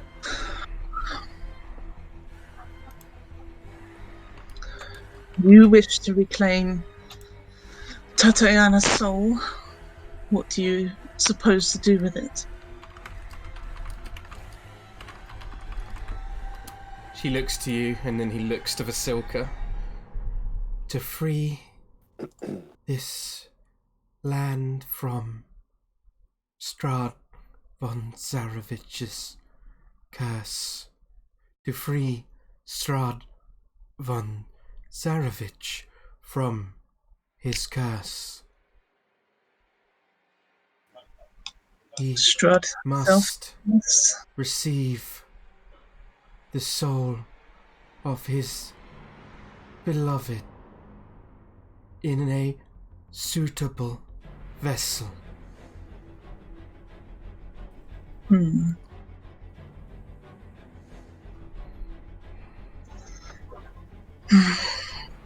To I think. Time running out. Sorry. to reclaim Tatiana's soul, would it change? 5, 4, 3, 2, 1. You've run out of time. I did ask a question. I know, but it's only It's meant to be 6 seconds. so you've used up all your action saying everything. Oh yeah, that's fine. He just moves past you, doesn't even look at you. What a bastard. And begins moving up the stairs. So that's hold on. Oh, fuck's sake. So stupid. 25 feet. He has. He has 120 feet of flying, so he's simply just going to fly up. Oh my god. It's Mark. So upstairs. I'll grab his token quickly.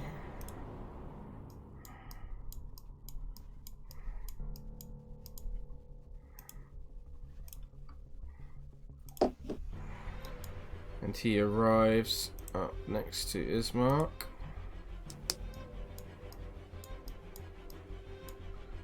Up here. Oh, hello there. And he simply says to him, I do not wish to harm you, but I will do what I must. And he's going to hold his action to see what Ismark does. And I think you know what Ismark would do, Tom. I think he would attack. You would get away from her, you bitch him. Yep, he definitely would. No.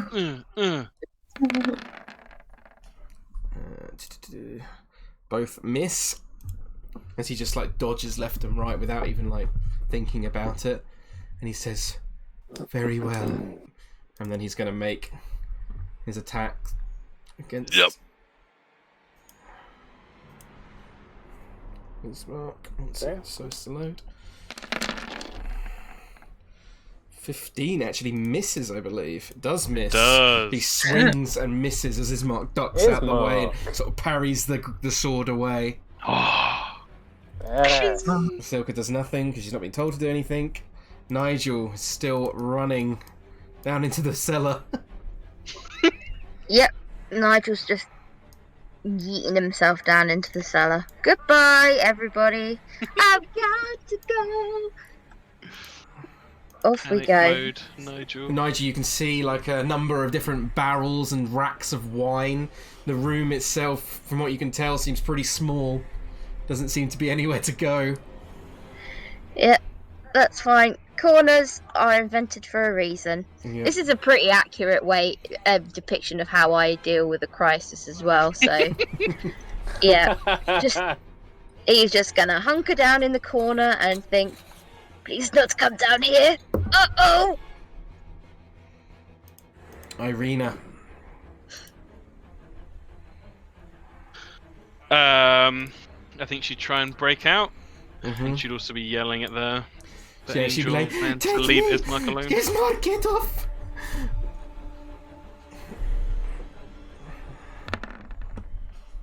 Ooh, Oh, 22. A 4. she breaks free. So I guess she'd go up next to him. Mm-hmm. And I think she would say, "Just take me instead. Don't hurt them, please. Just, we can still come to our agreement. Yes, spare them." Farrah, I'll move back.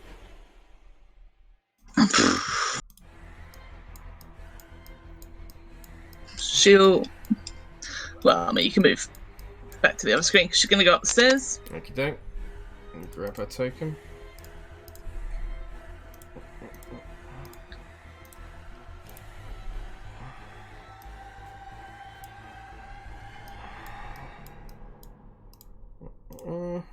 Farrah's there.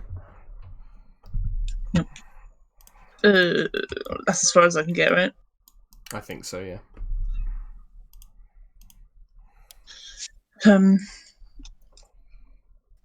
She will yell out, Then we agree. Ismark will use his reaction to go, "No! You won't do this! I won't let you!" It's still my turn. So can I speak still? You got a little bit of more speaking effort, it'll take up your action. Yeah. So she'll say, as long as the soul remains Irina herself. He doesn't say anything in response. Okay. In fact, he just repeat himself. The body will remain, the soul will be born anew. Yeah. Farrah's just kind of a bit desperate at this point. She knows she can't beat this guy, and obviously can't escape this guy with a million speed of flying. The abbot is going to try and grapple Ismark. So if you could make a acrobatics or athletics check for me, please. Roger that. Pretty low. But no, that's not. Even lower. He grabs Ismark with the scruff of his neck, lifts him up, and you just check exactly where this is on the map. He's gonna fucking yeet him out the window.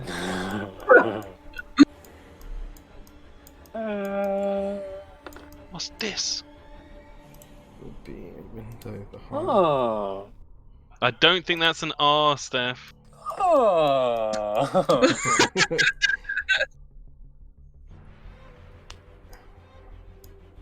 The angle's a bit funny, but I'm just going to say for this sake, he picks him up and launches him out the window as he crashes through, smashing down. He falls. I'm going to say it's this window here.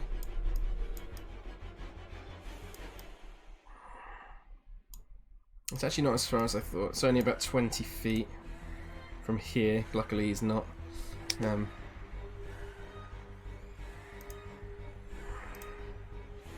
So he takes. In fact, no. If it was not that far, he was intending to do worse than that. In fact, then he would grab him and he would just fly out the window over the grounds about 15 feet out. And then he would drop him, and Ismark would fall nearly 200 feet. Oh, you bastard! You bastard! So Ismark takes... Oh, dear. Well... Ismark no more. 64 He's points dead. of damage, Bloody hell. and he dies. No. No saving throws for Ismark. Nope. Well, he would get saving throws, but he is so far down that he's... I mean, it's so unlikely. He could stabilise. Yeah. Technically, he could, yeah. I'll say he's making death saving throws then. He is unconscious, though. Give him multiple injuries if you want. Yeah. Yeah. I mean, 200 feet. Yeah. There was a tree caught him. People fall out of planes. If you could have a con save for me, please. Alright. All the time. Yeah, everyone survives when they fall out of a plane. Every Some time. people do. There have been reported things of it.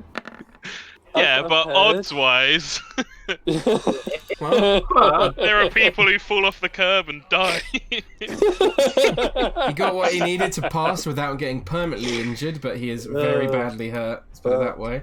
The abbot flies back in and lands next to Irina and places a hand on her head as Irina is now just looking up fearful. And so Ismark, death saving throw, please. Straight to 20. 3. It's a failure. Silka does not do anything. Nigel, and in the basement. He's just... Wait. Would Meadhan and Osdred have just seen an Ismark go flying past them? It would be in the distance, very far. He would be further up on the embankment. He's probably about a couple of 100 feet away from you, maybe. He's on the cliff side, though, the body, so you can just about see him.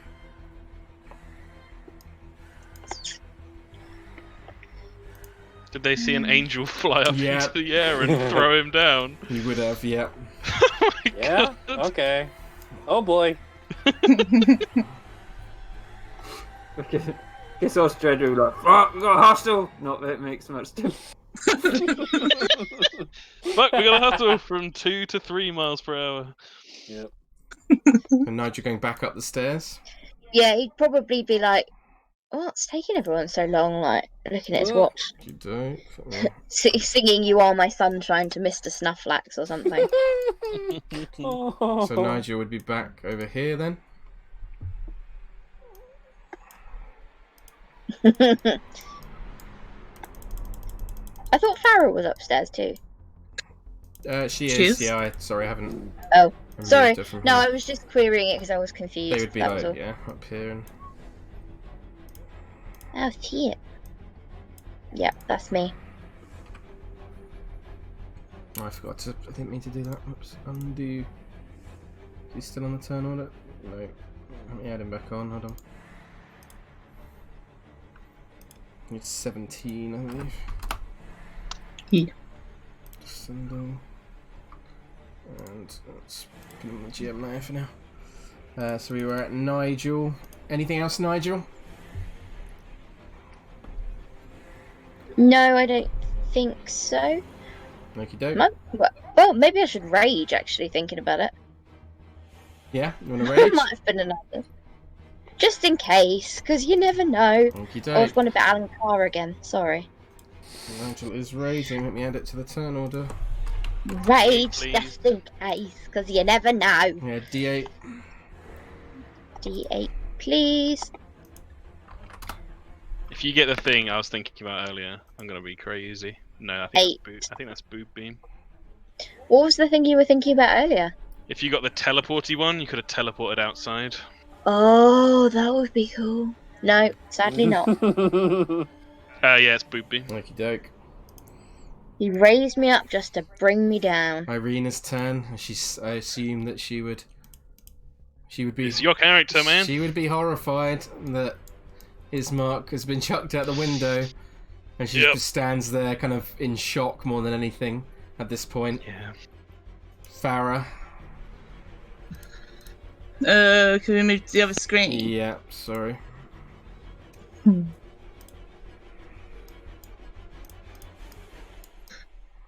Farrah is also shocked, shaken. She's every emotion at the moment. She's going to step up to Irina's and is Irina standing up? Yeah. Yeah. That's slightly lower than the abbot himself. He's got his hand on her head.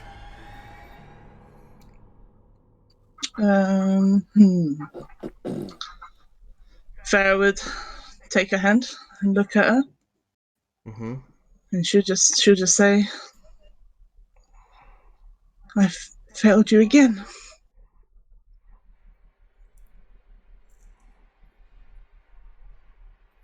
Okay. Anything else? That's it.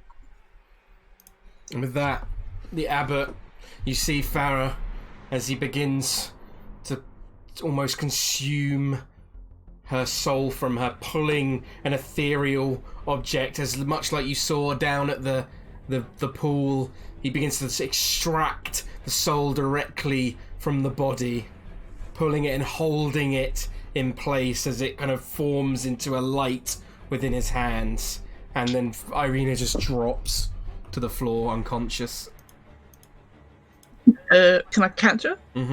So you'd be holding her in your arms as he just moves past you, flying over you and back down the stairs onto the other map.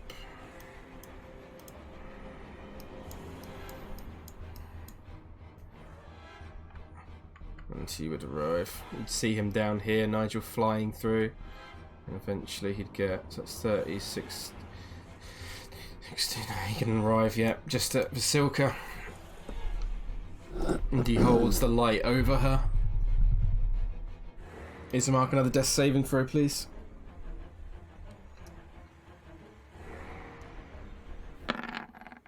It's a pass.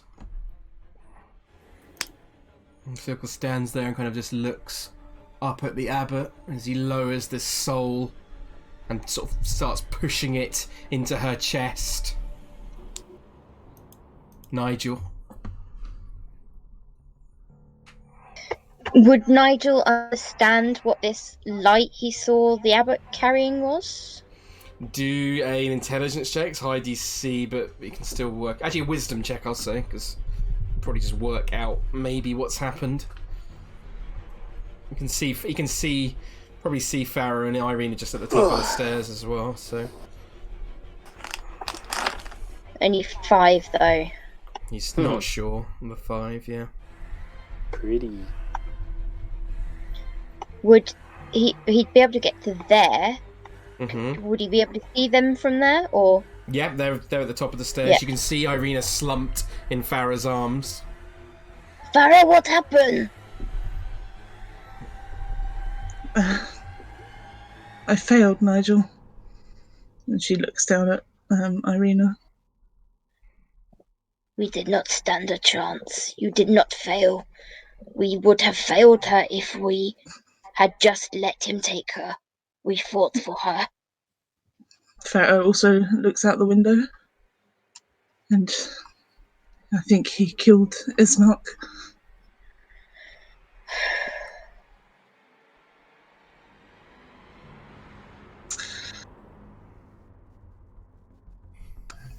I don't know what to do.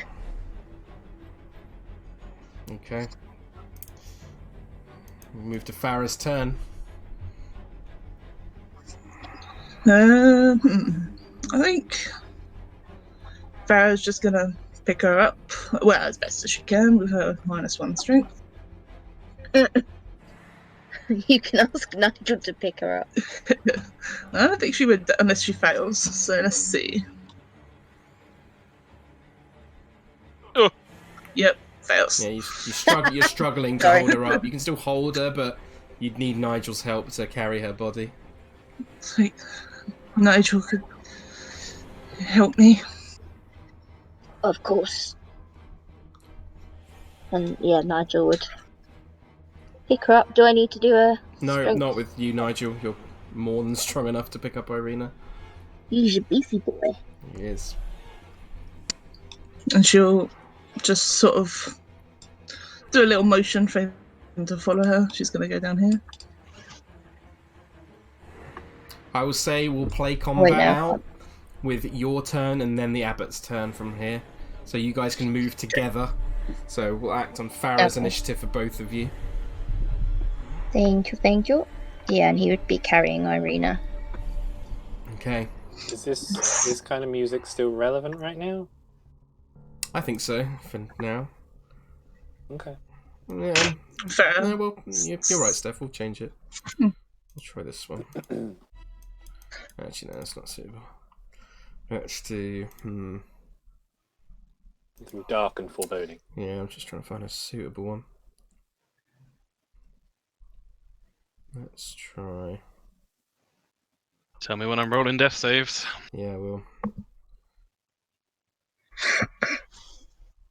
Let's play this one because it's suitable for Irina. The song's literally called Irina's Hope. Oh. So, you look on as you see the abbot implant this soul into the body of this flesh golem, Vasilka. And then you see a spark of life come into her as she kind of looks up at the abbot and bows before him. He then turns towards you, gliding across the floor, and then landing next to you.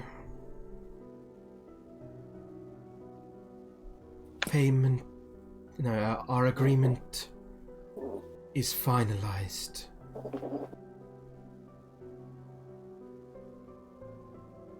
That's all he says. Ismark, death saving throw for me, please.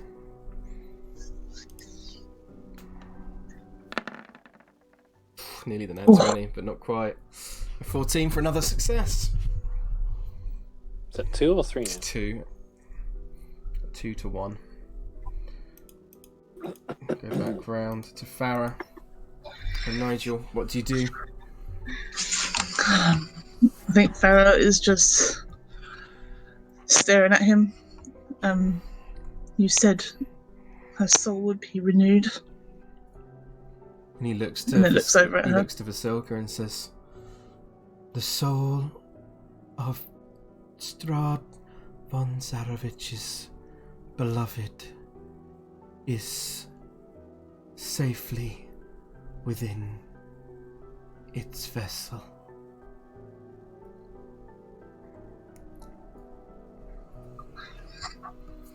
Farrah just looks down, motions for Nigel to get pitch.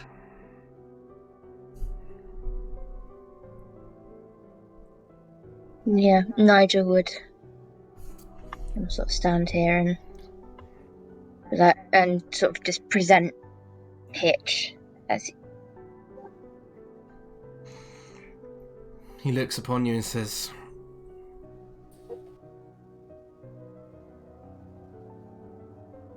"I did warn you.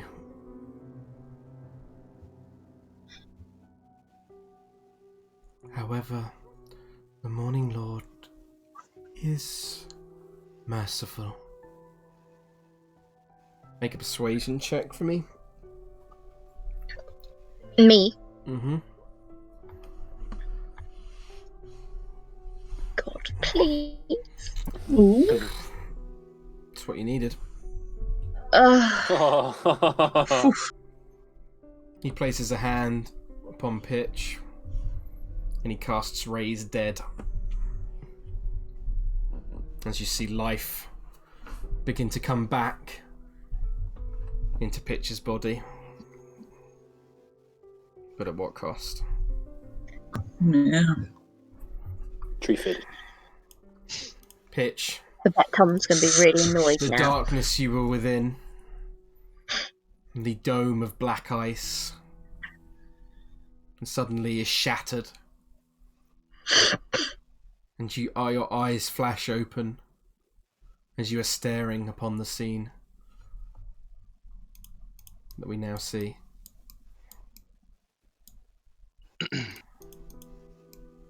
Nigel would be crying. Yeah, Farrah's pretty despondent.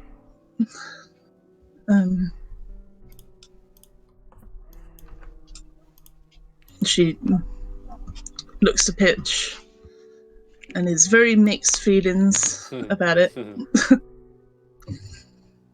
but sort of gives him a little smile.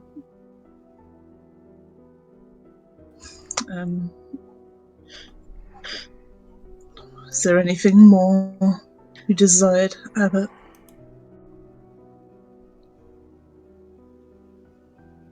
He looks to Pitch, and he looks to Farrah, he looks to Vasilka, and he says, "I expect the wedding dress within 1 week." Fuck.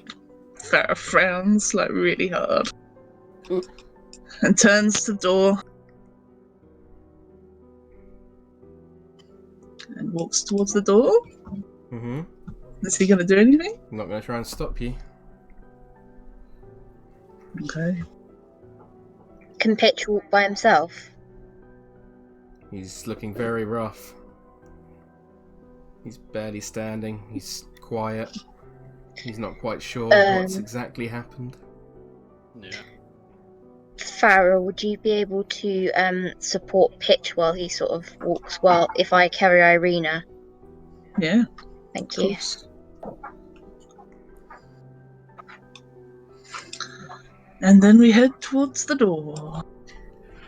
In what state is Irina?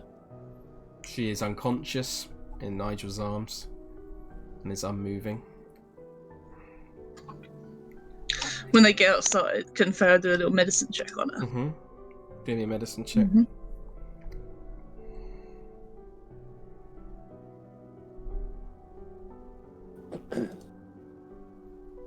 Ooh. You look her over. She is alive. She seemingly doesn't seem to be hurt, but she's unresponsive. She's unconscious currently. Oh, she lagged out. Wait for her to return.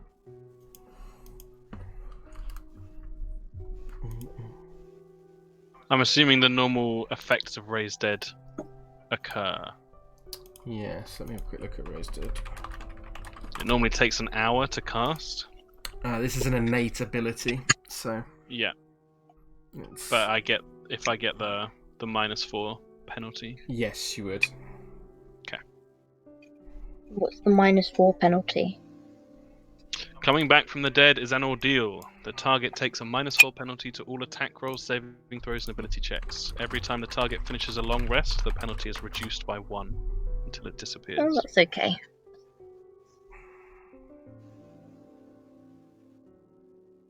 Is it though? There's stuff you guys don't know about that has happened, and it's made for a very interesting situation. Yeah. Pitch gonna eat brains. Come on. Hello? Hello? Can you hear us now? Yep, hello. Yep, we can hear you. Hi. So I lost it at the medicine check. So you would assume that Irina's body is unconscious. It seemingly otherwise unharmed, but just completely unresponsive currently. She's breathing, Mm-hmm. but otherwise unresponsive. Yeah. So we're outside. Farrah will conjure the horses again.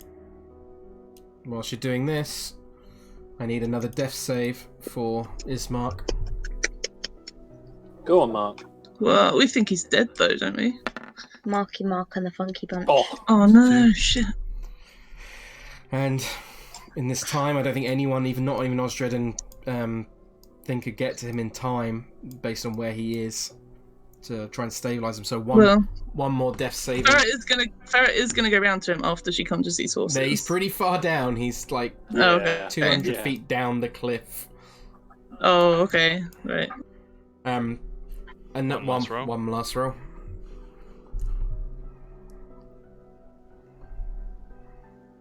He's dead. Abbott, we've got another fave. Oh, fuck. And with that, the body of Ismark bleeds out upon the rock. Oh, fuck. What are the rest of you doing? I would say during this time, Ismark and Osdred and Meadhan and Helen, you would be able to go towards Ismark's body from what you can see, and eventually, after a short amount of time, you would be able to retrieve his body off the cliffs and find that he is dead. What are Farrah, Pitch, Nigel? What are you doing? Farrah is conjuring the horses, and she'll ask Nigel to get Irina on the horse, and she'll help Pitch up on one of the horses. Pitch is desperately trying to find his bearings and really doesn't understand what's going on properly. Yeah. I suppose I need 4. Yeah. She'll just say to Pitch, I'm sorry. I couldn't save anyone.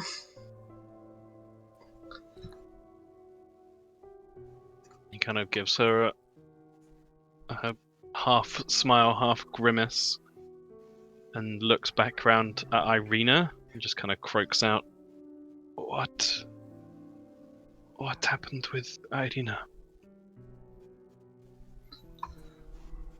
Her soul think it's gone. Just stares to Farrah's eyes and sort of looks back towards the door, or if the door's open, in at the abbot. It would be.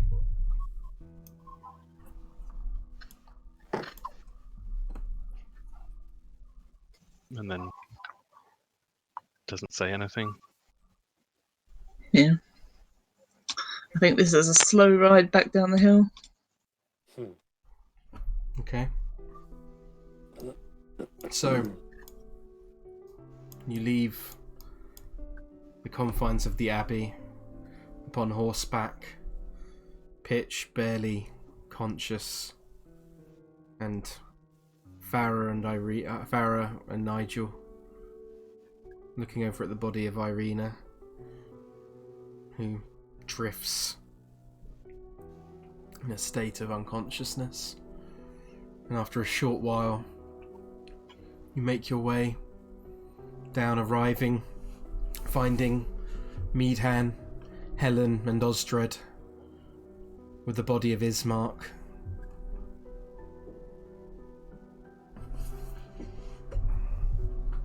What do you say?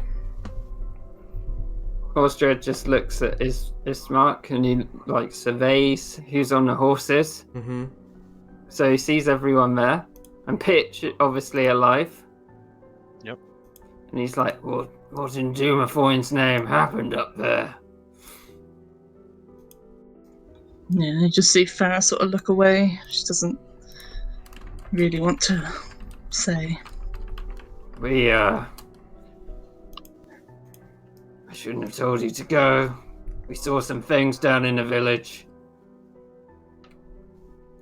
The child that was brought back turned into a monster. And he looks over at Pitch and down at Ismark.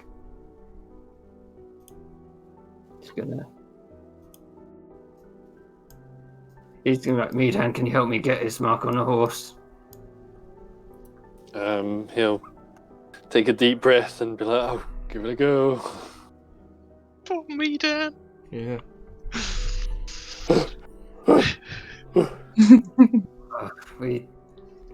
We better speak about what happened down there as well. I see.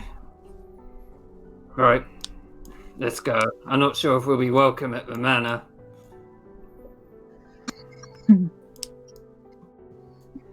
Yeah, she's curious, but it's not enough to have her ask anything. Okay. It's just too much thinking, too much about other stuff. We should go find Van Richten and Esmeralda. They're at the manor. I'm not sure how long we'll be allowed there, though.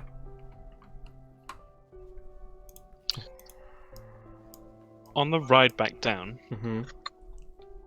without making a big deal out of it, though I'm sure it'll turn some heads, Pitch would try and summon the black ice to cast it out. And in your hand, the black ice would summon. It would summon? Okay. Alright.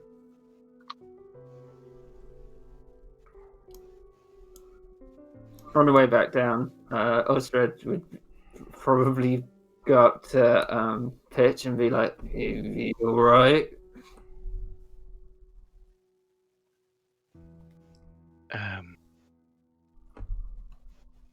It's been a day. You're not feeling hungry, are you?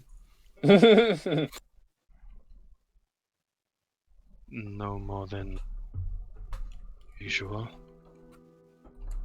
Well, if you do feel especially hungry, you better alert us. What we learnt today, him bringing people back. Not sure what the consequences are.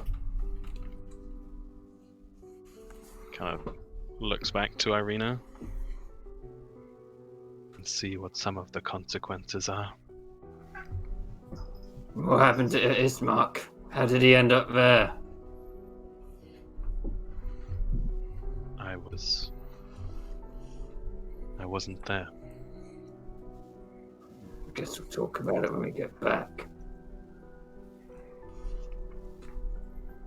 Yeah, we just one Okay. slightly behind. So you manage to make your way back through the streets, and as you do, many of the villagers almost turn to you in reverence. You hear many of them say under their breaths, the monster slayers. As you ride your way back through the town towards the Burgomaster's cottage, and I will take you over to there.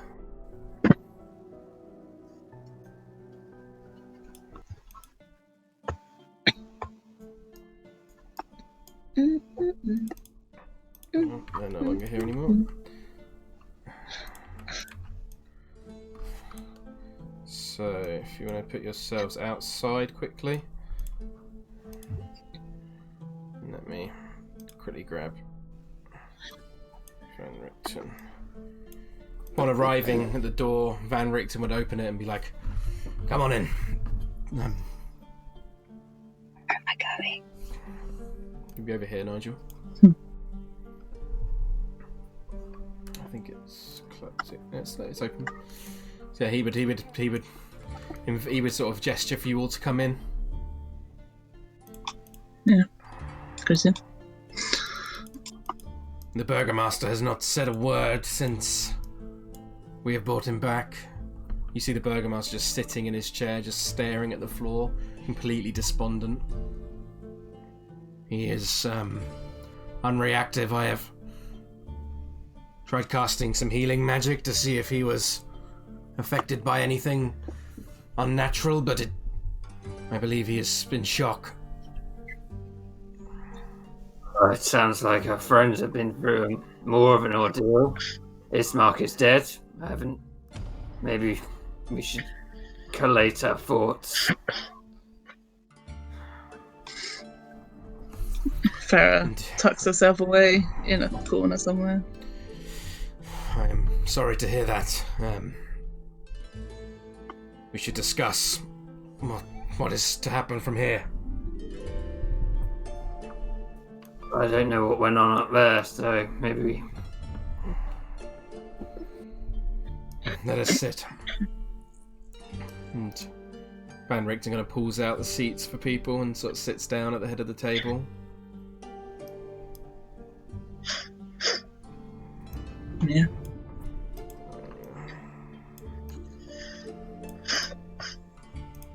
Would Nigel put Irina in a bed, or? Yeah, he probably would, and then he'd just sort of hole up in this corner over here, quietly thinking. You don't. So you sit around the table. Well, most of you do. Any who are not like Farrah have retreated to the other corners of the room. What do you say to each other? I was trying to just relay what happened in the town. Mm-hmm. Yeah, Pitch would look quite horrified. And he'd say to Pitch, now you know why you need to be wary about this hunger thing. Nods. Van Richten looks to Osdred and he's like, perhaps this was a side effect of bringing back the boy from death after such a long period of time. It has been attempted before by powerful spellcasters, but only those with great ability, almost of that of a god, are capable of doing it without adverse effects. Well, yeah, I guess. How powerful is the abbot? He looks around at everyone who's up there. Pitch. Nigel, I guess. Nigel wouldn't speak unless directly spoken to. He's very quiet and sort of just looking at his face, so unless you directly asked him a question, he would just not be present. Nigel, what happened up there? Farrah's gone to hide. Something bad must have happened. Ismark's dead. How did that happen? Would Nigel know about how Ismark died, or would it just be guesswork? I mean, he can probably put 2 and 2 together to a point. He might not know the finer details, but he knows something bad happened. We walk into room with Abbott, and he say that we can have Pitch back, but we must give him Irina, and it was soul for soul deal. But when we say no, he said he'd take her anyway. And then we try to protect her, but he... What was the name of that thing that he turned into? Planetar. He really a planetar, and he just too strong. He worked for God, and he say, huh? No, Osdred would be very surprised. Yeah. I assume you know what a planetar is. With being a cleric, yeah, I'd say yeah. Yeah, he'd be like, a planetar? Yes. He said with taking Irina's soul, he can cure the curse on this land, but when we say he can't have her, and that they would not what Pitch would want, he said he would take her anyway, and he transformed into Planetar, and we tried to protect her and Ismark, but he is just too strong. Do you know why he wants Irina's soul? He said she is has the soul of Strahd's beloved. He'd look really concerned at Van Richten. Yeah, Van Richten's kind of like taking this all in, kind of scratching at his chin as he does. And he's like, this is bad news. If what did he implant the soul in? What did he do with it? The Silka. I mean, I'm assuming he would know it was. He hasn't heard. Would remember the name he Silka. He hasn't been told about it yet. The flesh golem construction made as a bride for Strahd. Oh yeah, no, I do remember now. Mr. Osdred He mentioned it earlier.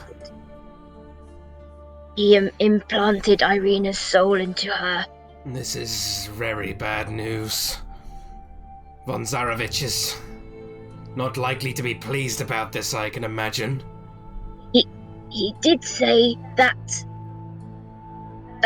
he would be able to end Strahd's curse too. No, sorry, Moonbeam's curse too. I think maybe his love for Tatiana is the only piece of humanity he has left, and I can assure you now, Mr. Nigel, that Von Zarevich has no humanity left. That is a monster. It's William Montague Woundcaller, but never mind. But I think it's the only trace left, and it's the only way to make him human again, so he can be killed. Interesting theory. In my expertise working with vampires, that this has never been the case before. I have never seen a vampire of Von Zarevich's power. However, I'm not so sure myself how much truth lies in this. But regardless, if the soul of his beloved has been implanted in a flesh golem, I can tell you one thing, that vampires are certainly vapid. They are Von Zarevich so far seems to have shown himself to be very much focused on his appearances. I do worry that if the soul has left poor Irina, then perhaps all of us shall face his wrath. But it's good to know he has one weakness. Indeed, perhaps. Or perhaps this will simply motivate him to... If this soul has been reborn in a body before, and from what I remember you telling me, that Strahd has had previous consorts. I think you guys told him about what Casimir said about there being a previous one with Beres. I think Osdred mentioned that to Van Richten. I can't remember. I'm going to assume that he did. I don't know. This is very concerning either way. Do we think it's safe to stay in? I see no other place we can go at the moment. With the planet colluding. Indeed. This celestial, whatever motivations they have, seem to be misguided at best. Perhaps we should return to the winery. These people seem to have looked to you towards some kind of leadership, though. Yes. The Burgomaster does not seem capable of leading in his current state of mind. This is something you may want to think about.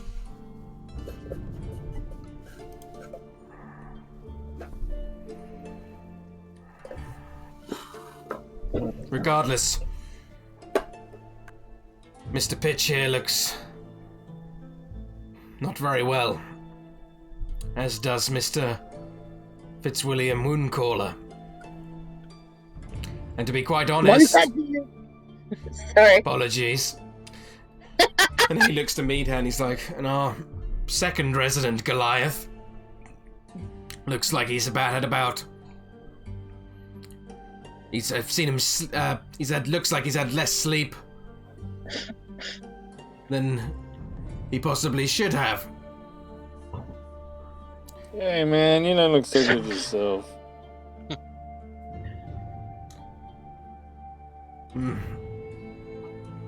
He sort of walks over to you, Meadhan, and places a hand upon you. And he's going to cast...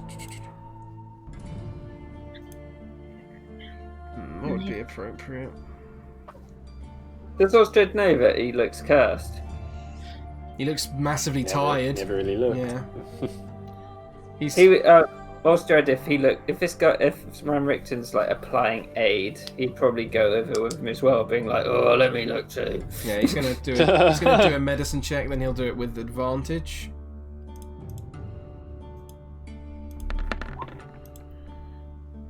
Uh, 15. Have you slept? Is something keeping you awake, Mr. Meadhan? Nothing in particular. I've been dozing. I suppose it's not the best, but I'm used to sleeping outside, so maybe that's what it is. Mr. Osdred, what do you think? Don't know. What did he get from that? I think you'd gather, but based on the fact that you got a sense back at the den that something was bad about that statue and the treasure, and you saw Meadhan take the instruments from there, I think Osdred could piece those things together. Do you still have the instruments, Meadhan, from the werewolf den? What? You mean? No, I buried them with my friends. Why would I still have them? But you took them away from the shrine. Yeah, no bard should be without his instrument. What's wrong with you? Well, nothing. It's more what's wrong with you. I think that place may have been cursed, and he's going to go up to him and plant his hand on his back. Mm-hmm. Let me feel like the nice warmth of a fire, like being by a hearth, and he casts Remove Curse. Okay, and then Meadhan, you instantly feel like lifted slightly. You'll feel less heavy and feel less tired. You're still suffering the effects of exhaustion, but you definitely feel like a weight's been lifted off of you. I didn't realize, man. Like, a curse? What the hell? That was nice. Thanks, man. Anytime. Van Richten, what is one like when one does not have a soul? As you yourself do not have a soul. Grumpy old bastard.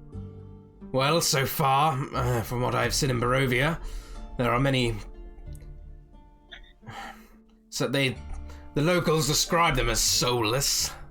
I don't know how much I believe in such a thing, but it is interesting to see that a body could continue on without a soul. I have met a number of people within Barovia that seem to be listless and seem to be without emotion. So, I was just saying, because we should know what to expect when Arena wakes up, if she wakes up. Indeed. You may experience something similar, I imagine.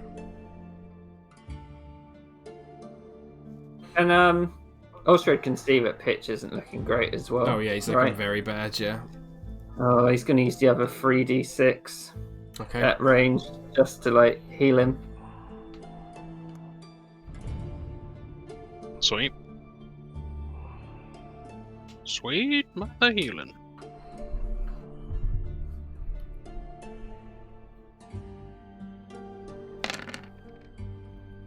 Six points of healing to you, Pitch.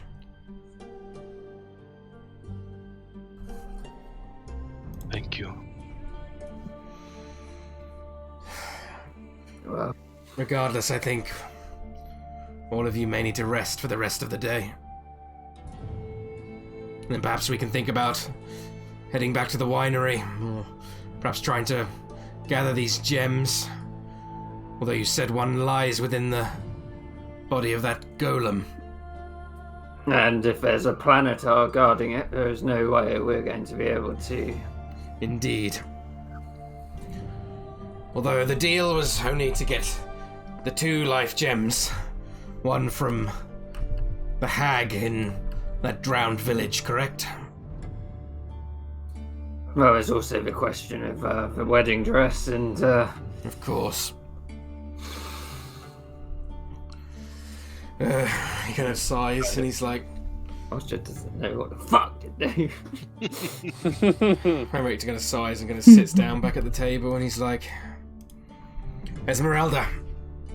And she's like... Yes. Perhaps some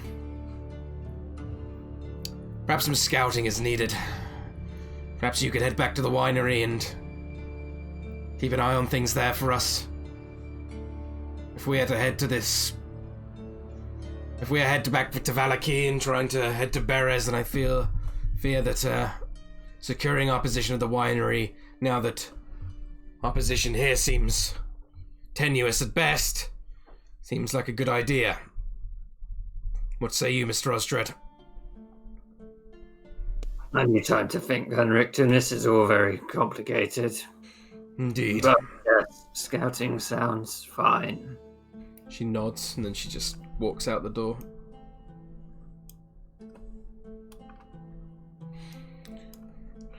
He sighs once more and he's like, well, I will go and try to reassure the villagers. In the meantime, you can come up with a plan of where we're to go next. Good day. And he gets up from the table and leaves the room. Pitch and Nigel, maybe you should watch over Arena until she wakes up.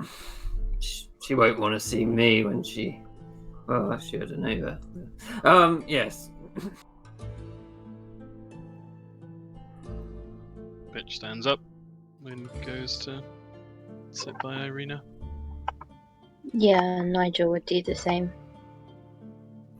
Bumps into this door. Yeah. Oh, sorry. Yep. Bumps into this door. Yeah. Stop hitting yourself! Stop hitting yourself! Stop hitting yourself! There you go. It's the effects. What is Farrah doing during this time? Farrah is secluding herself away. She really wants to go and see Irina, but doesn't think she really deserves to. So she's gonna sit in this corner as a panther. Okay. Mm. I love that token. Why? Is anyone else trying to do anything during this time? You do have... It has been a few hours now, I'd say, but you still have some of the day of the light left, but everyone's looking pretty worn out, so... Is this food on the table? I know it would be mostly empty, because there would be maybe leftovers from the night previous. But so there would be some, like, breads and dry stuff, but... He's going to try and find if he could find some food so he can make some dwarven stuff to try and cheer everybody up a little bit. Yeah, I mean, you could find stuff within the, like, larders, definitely, like some, like, root vegetables and things like... They're very kind of, like, hardy winter kind of food, so kind of perfect for dwarven cuisine, to be honest. Yeah, he'd make his dad's dwarven surprise, and then he'd be like... He'd say to Helen, you ever had dwarven surprise before, Helen? Well, I think most tours are full of surprises, but I can't say I've ever eaten stuff. Well, it's the least I can do doing some cooking after today. You never What a know. day. Make a wisdom check for me, Osdred, to see how well the meal turns out. Looks at Helen. Helen would help with the dinner. Okay, because- with advantage then. While he's cooking, you say to Helen, I might even put some rocks in it. That'd be a real surprise. Maybe just one or two. You know, maybe even, I assume you don't eat crystals, that's not a thing, right? No, but if you boil them in with a stew, for example, they can impart a lot of beneficial properties, even for humans. Do you have any that we could put in the mix? You know, it might help everyone. Yeah, Helen will grab a couple of pebbles out of her pocket and pop it in. Osdred's like, These are known for their soothing properties, should make everyone feel much better. well, and this, he pulls out an onion, and he's like, oh, this might help too, and chops that up, throws it in. Okie doke. So wisdom check with advantage. Because of Helen.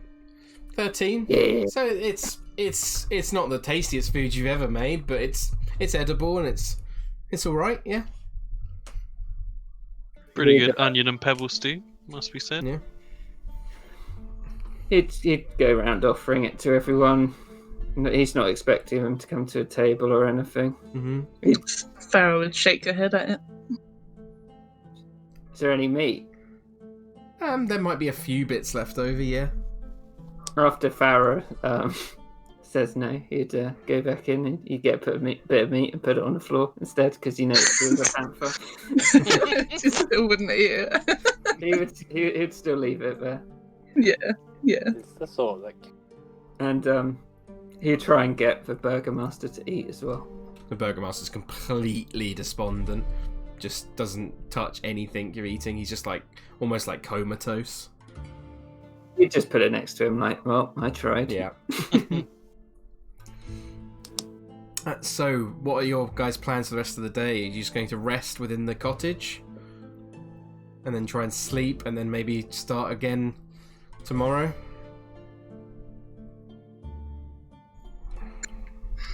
Farrah's not moving. I think it depends if Irina wakes up at any point. True. She would wake up probably later into the night, so... it depends if there's anything you want to do before then. Osdred can tell everyone's pretty crapped out, so he's not gonna like force anyone to do anything. Yeah. Pitch is trying to be very vigilant over Irina, but with how exhausted he is, he keeps dozing off on Nigel's shoulder. Okay. So, as the day pushes on and you all kind of sit down, hunkered in for a rest, as you approach the hours of the evening, Nigel, Pitch, Irina comes to a semblance of consciousness and just kind of looks over at both of you. Where am I?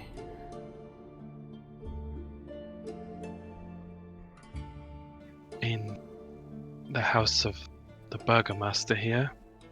How do you feel? Fine.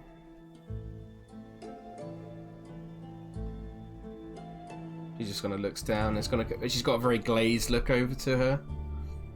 Yeah. Do you know your name? I am Irina Kolyana. Do you know our names? You are Pitch. You are Nigel. Good night.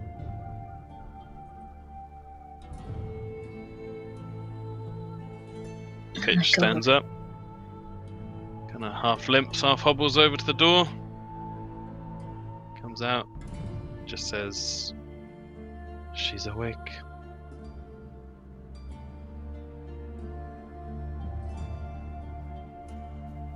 Osdred, maybe I should go dig a grave for Ismark. We can say a few words for her.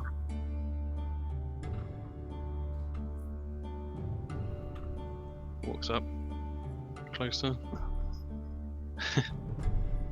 I haven't told her yet. Well, maybe I'll go dig the grave and you can break it to her. She, I mean, I'm just going by from Tom's impression here. Yeah, go with what? Yeah. She doesn't seem herself. Isn't that what? I guess we kind of expected that. But we should tell her anyway. I'm not sure. If we tell her and she just shrugs it off. Don't know how we live with that. I don't know how we don't live with telling her either. It's better to tell her with no reaction than not tell her and no reaction. I suppose. Osdred gets spade out and you head out into the front garden. Start digging. Okay. Keep busy. Don't have to worry about anything else. Yeah, the classic strategy. Helen, where's Farrah? What? Is she out? I'm assuming this is closed, or is it would be open? closed, yeah. Helen was sort of drifting off herself, to be honest, so she doesn't do anything. Yeah, you can see Meadhan's asleep as well. So he just kind of turns on his heel and heads back in. Do you want a hand looking for her? If you don't mind, I'm not at my best.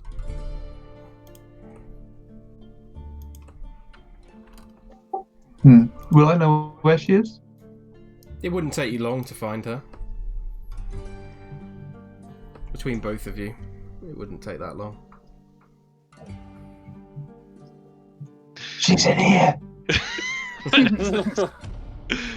There's a very surprised panther in the pantry. With a mouldering bucket of stew in front of them. Thank you. She's awake, Farrah. Farrah looks up at Pitch as a panther, but she just looks down, shakes her head slightly. Hiding isn't an option. You need to come see her.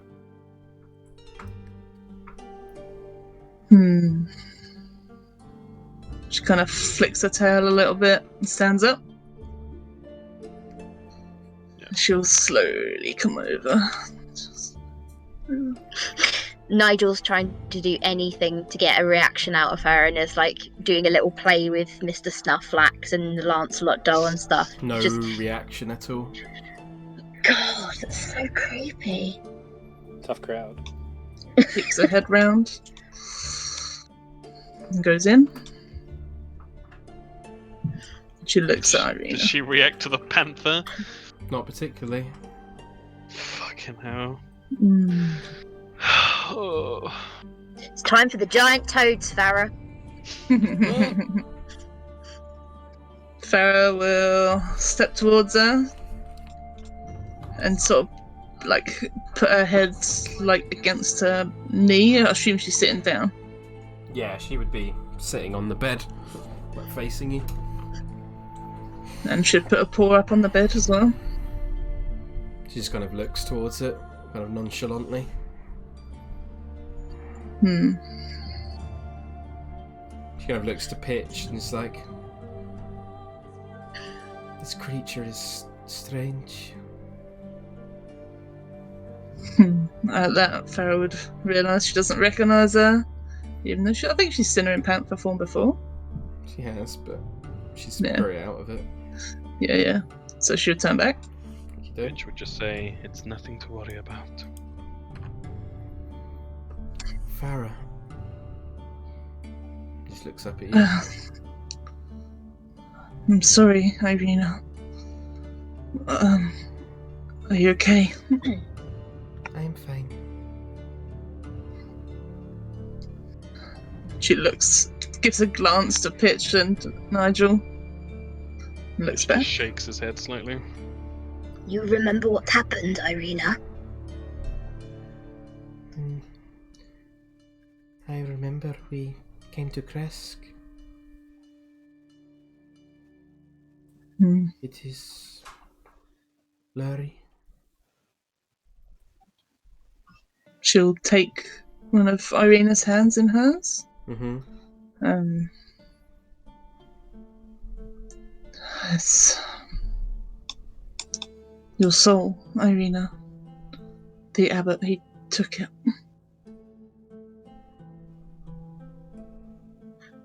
That is most upsetting.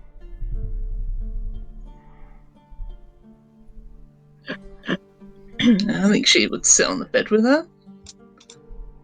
But judging by all the other soulless people that were born here, I assume you've seen some of them, etc. Yeah, you have, yeah. Yeah. So she's gonna just assume that it's a pretty similar situation now. Mm-hmm. And just sit with her quietly, with her hand in her hand. Okay. So, is there anything else anyone would do for the rest of the evening? Osdred's digging. Osdred's digging, and he takes a few hours, but after maybe 4 or 5 hours, Osdred, you get a decently sized hole. Does he need a hand? You could go and help him if you want. It would speed it up a bit. No, he'd want to dig it himself because he thought he was the one who was probably most friendly with Ismark. Yeah. And before he buried him, well, he I don't know where the corpse is. Is it just you would have been out. You would have been able to find place it where you wanted to, Osdred, because you were the main kind of supervising where that was. So you were the one who helped recover it from the cliffside. So where you think's appropriate. He'd take him over here where Osdred's standing in between sort of the stump and the thing. He'd look down at his body and be like, guess this is how it ends. We did well, I suppose, and well, we didn't really, but you know, we tried. We tried, and you gave yourself for Irina, and if that's how we were to fail, I guess that's how you would have wanted it. And he's like, Didn't know you long, Ismark, but you're a good man. And hope Doomafoyn's watching over you. Because I will be. And as you say these words, Osdred, you, with Forge Hammer on your back, you sort of feel it sort of heat slightly, warming you as you do this. He's like, well, I'm sorry you could never visit Waterdeep. It's an amazing place. And, well, maybe when I'm out of here I'll have a little drink in your honour, but until we escape, I'm not touching the stuff. He sort of gives his body a little hug and looks around to make sure that no one saw. And then he'd go back in and get everyone else and be like, he's ready to go in if anyone wants to come with me.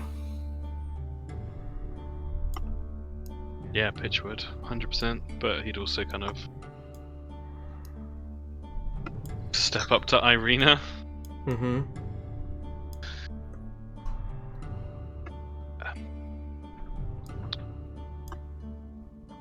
And I assume at this point Pitch has been filled in on the events that transpired. Yeah, I'd say it's safe to assume, yeah.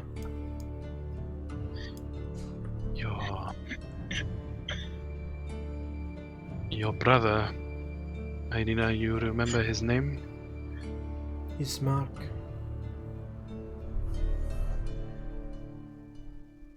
He was always very brave, and he looked after you. But he has died. He looks down for a second, then looks back up at you and just says, I'm sorry to hear that.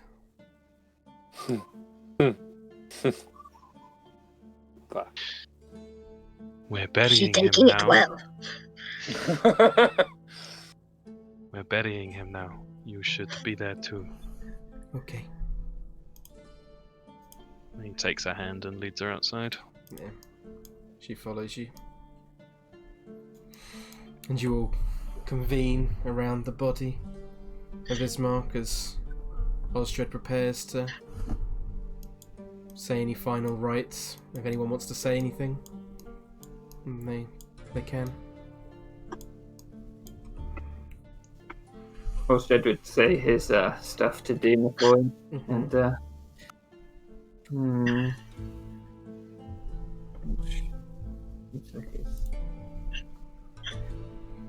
Does Helen not join them? Helen? Helen? Oh, yeah. Helen's choking on a pebble.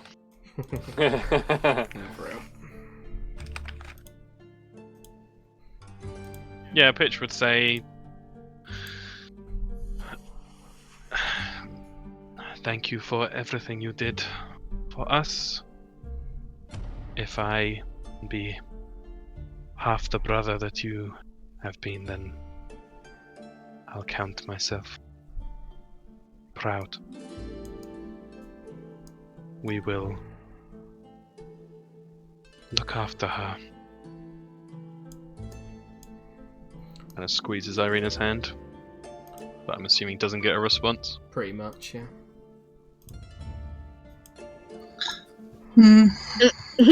At least you're not going to have that awkward conversation with her anymore, Pitch. Jeez. Yep.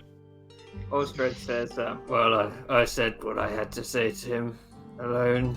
If anyone else wants to say anything, he sort of looks at Irina, but kind of knows she's not going to say anything. Farrah goes to say something, but doesn't. Excuse me, sorry. Never. Farrah is just looking a bit upset and just a bit. She's standing a bit of ways away as well. Not too far. Osdred would sort of climb down into the grave and be like, Nigel, can you pass him down? Yeah, he would.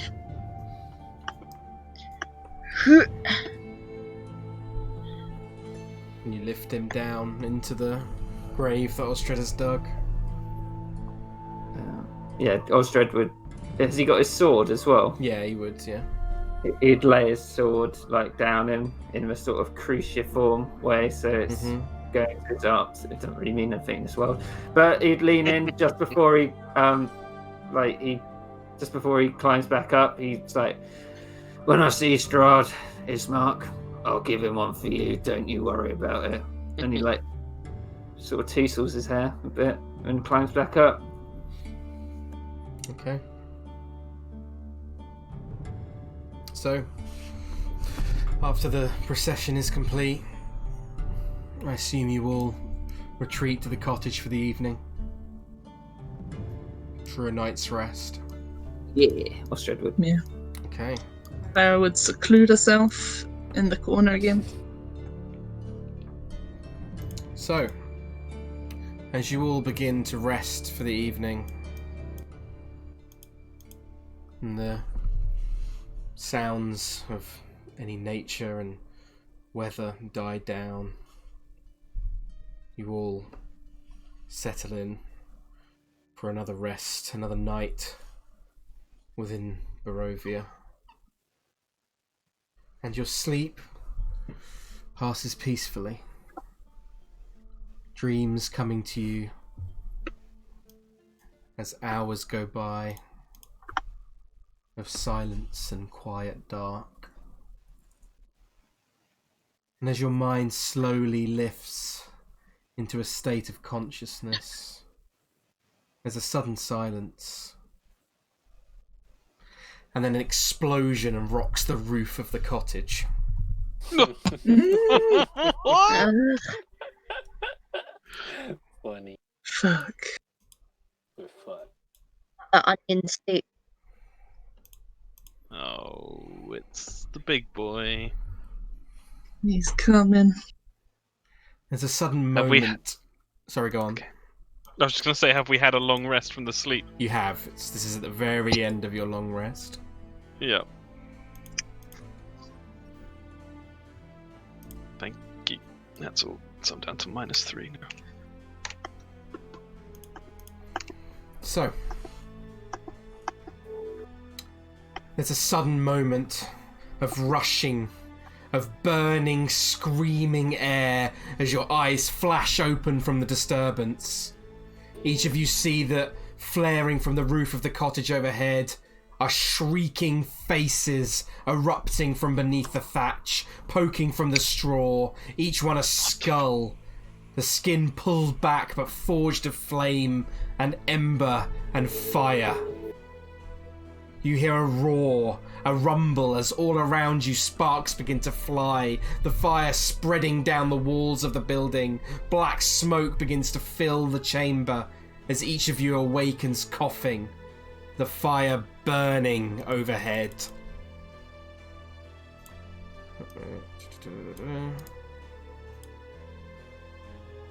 Fuck. Holy shit. Oh no. What do each of you do? Well, Okay. Farrah's surrounded by fire. Yep, it's burning up. Well, it's gonna try and get out. Run through the fire. Yep, do a dexterity check for me. And acrobatics if you like. Yeah, you manage to swiftly jump over this fire and land in like a 3-point landing on the floor as you kind of scrabble to get to your feet. You see Osdred, who's kind of like disorientated around the room, kind of holding up his hand above his eyes to try and get some sense of vision as smoke continually fills this cottage. It's gonna quickly see where everyone is. Ostred's there. It's pretty close to the door. Not worried about Osdred. Is everyone else? Pitch is grabbing Irina. Yeah. Is this a window or a door? It is a window, yeah. Is it big enough to get people out of? Not really, no. It's made, Okay. yeah, it's only like a square window, so it's... He'd make sure Nigel's awake. If Nigel doesn't seem awake yet, he'd like push him roughly, and then he'd go over to Irina, grab her hand, and start pulling her out of the room. Mm-hmm. Like you don't. And just be shouting, "Everybody out! Yeah. Fire!" Fire! How's the Burgomaster reacting? He's just sitting there, despondently staring at the floor. Meadhan tries to kind of snap his fingers in front of him to get his attention. Nothing. He's just completely out of it. Osdred would just call out, "Everyone get out! The front door!" Is this a door? It is indeed, yeah. No, I'm not taking the front door then. Thank you very much. Can Farrah mould earth around this fire here? You can certainly try, yeah. Yeah.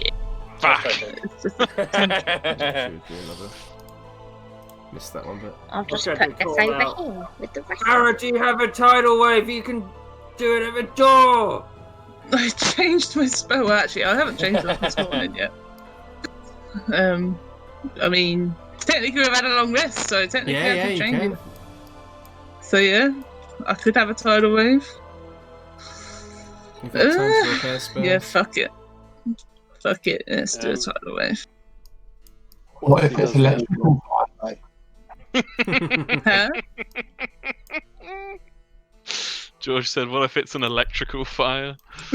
Oh god, yeah. Yeah, fuck it. Tidal wave. All the fires that are leading to this door here. Okay, and you managed to extinguish.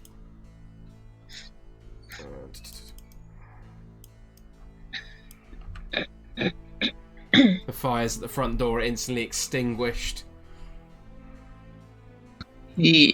Nigel, Meadhan, grab the Burgomaster. What about I was gonna ask Irina? Helen, but I've got her. He's like pulling Okay. Irina along. Osdred, Fair.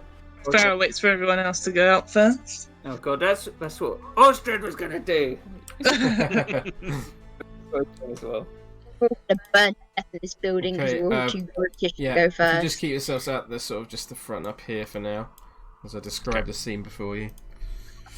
Oh. So you rush out of the cottage, choking and coughing into the space in the front, just getting past Farrah's tidal wave as the fires have sort of dimmed around you, and the roof of the cottage and the thatch drips with water. And around you, you can see that the black trail of smoke whirling up into the air like a black spectre, a shroud that hangs over the cottage like a mark of death. And outside you see standing there, lit in scarlet light from the flickering tongues of the inferno behind you, a small army of creatures. Upon the roof, you count a number of ghoulish silhouettes, their flesh pale, their teeth long, yellow and dripping with blood and faint scraps of flesh. As you watch the mist curl in strange twists and stepping forth from it, nearly a dozen wolves. Ah!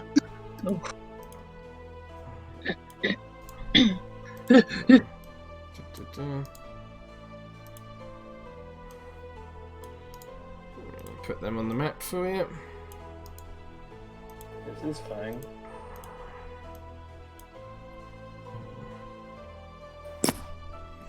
Their black fur of the wolves you see is flecked with snow as their hackles rise and their yellowish fangs glint in the dark moonlight.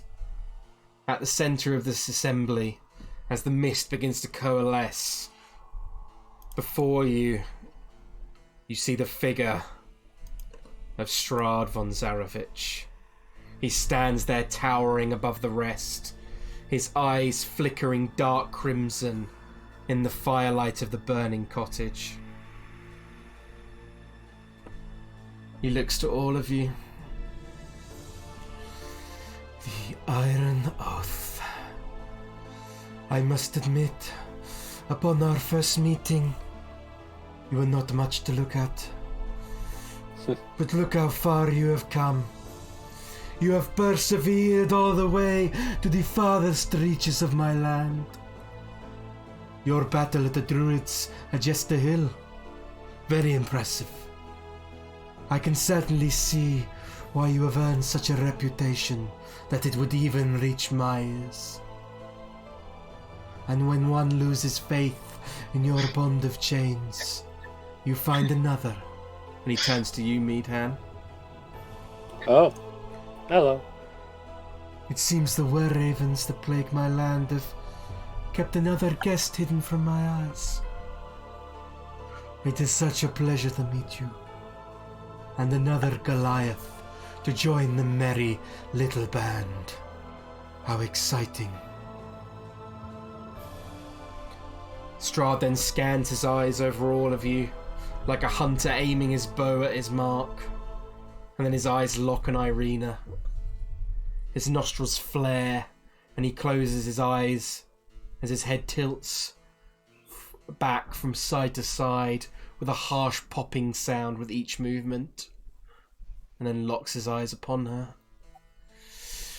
Tatiana, I have been most patient with you.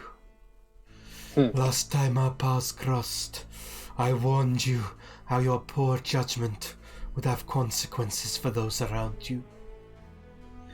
And I did hope that the next time our paths crossed, that you would have come to your senses. So, Tatiana, do you so defiantly choose to deny destiny, or must I make an example once more? And Irina looks to all of you with a dull expression upon her face, and just kind of steps forward towards him. And then Strahd looks at her with a curious expression, and kind of scans over her with eyes much like a predator may look upon its prey, like a hunter looks at a piece of meat. He looks confused for a moment.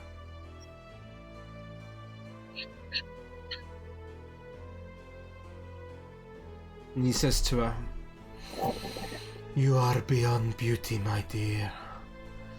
As a river in spring flood is beyond a drop of water.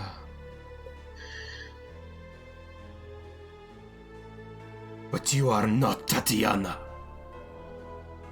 And he looks upon all of you and says, "Where is she?" Can we respond? In the abbey. Yeah, of course. Oh yeah, Thingy did.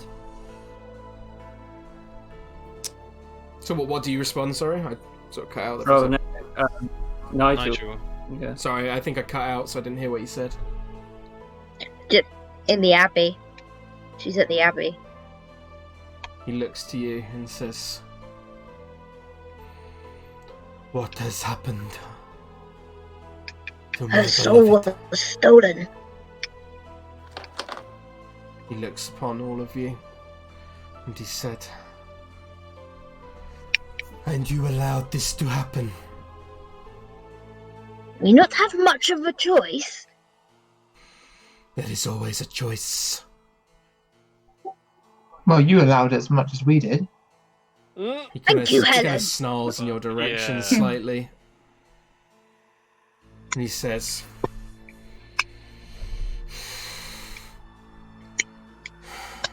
"Your insolence." He's kind of like, can clearly, for the first time, seeing him lose his facade and becoming angry.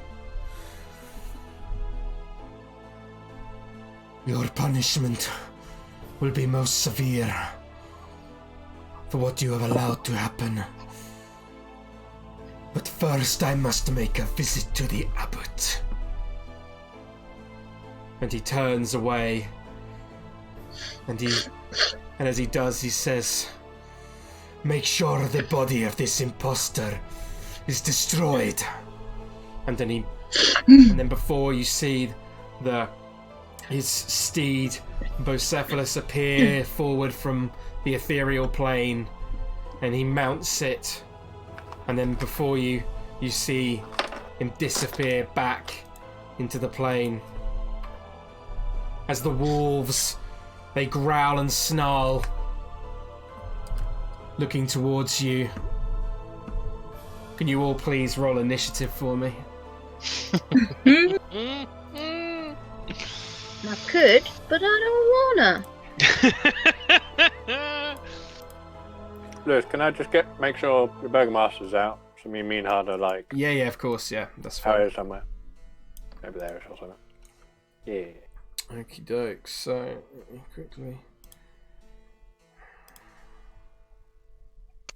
Nice initiative, Nigel. It's the only nat 20 Nigel ever gets. Woo woo. You got 2 nat 20s earlier. I will say you got 2 nat 20s after Steph and I both called for them. Interesting. Well, maybe you should call for them more often. It weirded me out at the time. You have to do it at the doesn't turn take a lot before. to That's weird you why I out, didn't. Tom. Yeah, there was a delay. Mm-hmm. Could you just chuck Lewis on? Ah. Hey, Pitch, could you chuck Lewis Chuck on the him on the initiative barbie. order? Oh yeah. Lewis, sorry. could you chuck Pitch on the initiative order? Because I get a -3 to this, Yeah, so it's easier there if you I go. just put it in. Thank you. I think you can change it manually. Yeah. I guess. And I yeah, don't it mean would- in it the would have turn been the same. order. I mean in the D&D Beyond. Oh, Oh, really? didn't know Can't remember how, but there is a way. that. Okie doke. And with I do that, kind of wish it did the death thing. we will end today's session. Holy fuck! Oof, fucking hell. Jesus. Jeez. That was a long 5 hours. Yeah, it was. Oh my god. We did it, guys. Time to go die. So We drained. foiled Strahd, though. We foiled his plan. Now he can't get arena. Oh my god! Yeah, in a way. Kind of. Kind of. What's going to be the Oh. meeting between him and the abbot? Yeah, that should be Yeah. interesting. Battle of Gods. I could not possibly have expected this session to go on the way it did. Like, not even close. Oh, my God. brain. So much improvising, trying to think what people would do and how people would react. Oh my goodness. What a Oh, session. I'm sad for Irina though. I'm gonna miss Irina. She's dead, She's basically. pretty much Yeah. dead, yeah. Oh, so another sad. friend I'm gonna have to chop their head off of. Ugh. Oh my god, Pitch.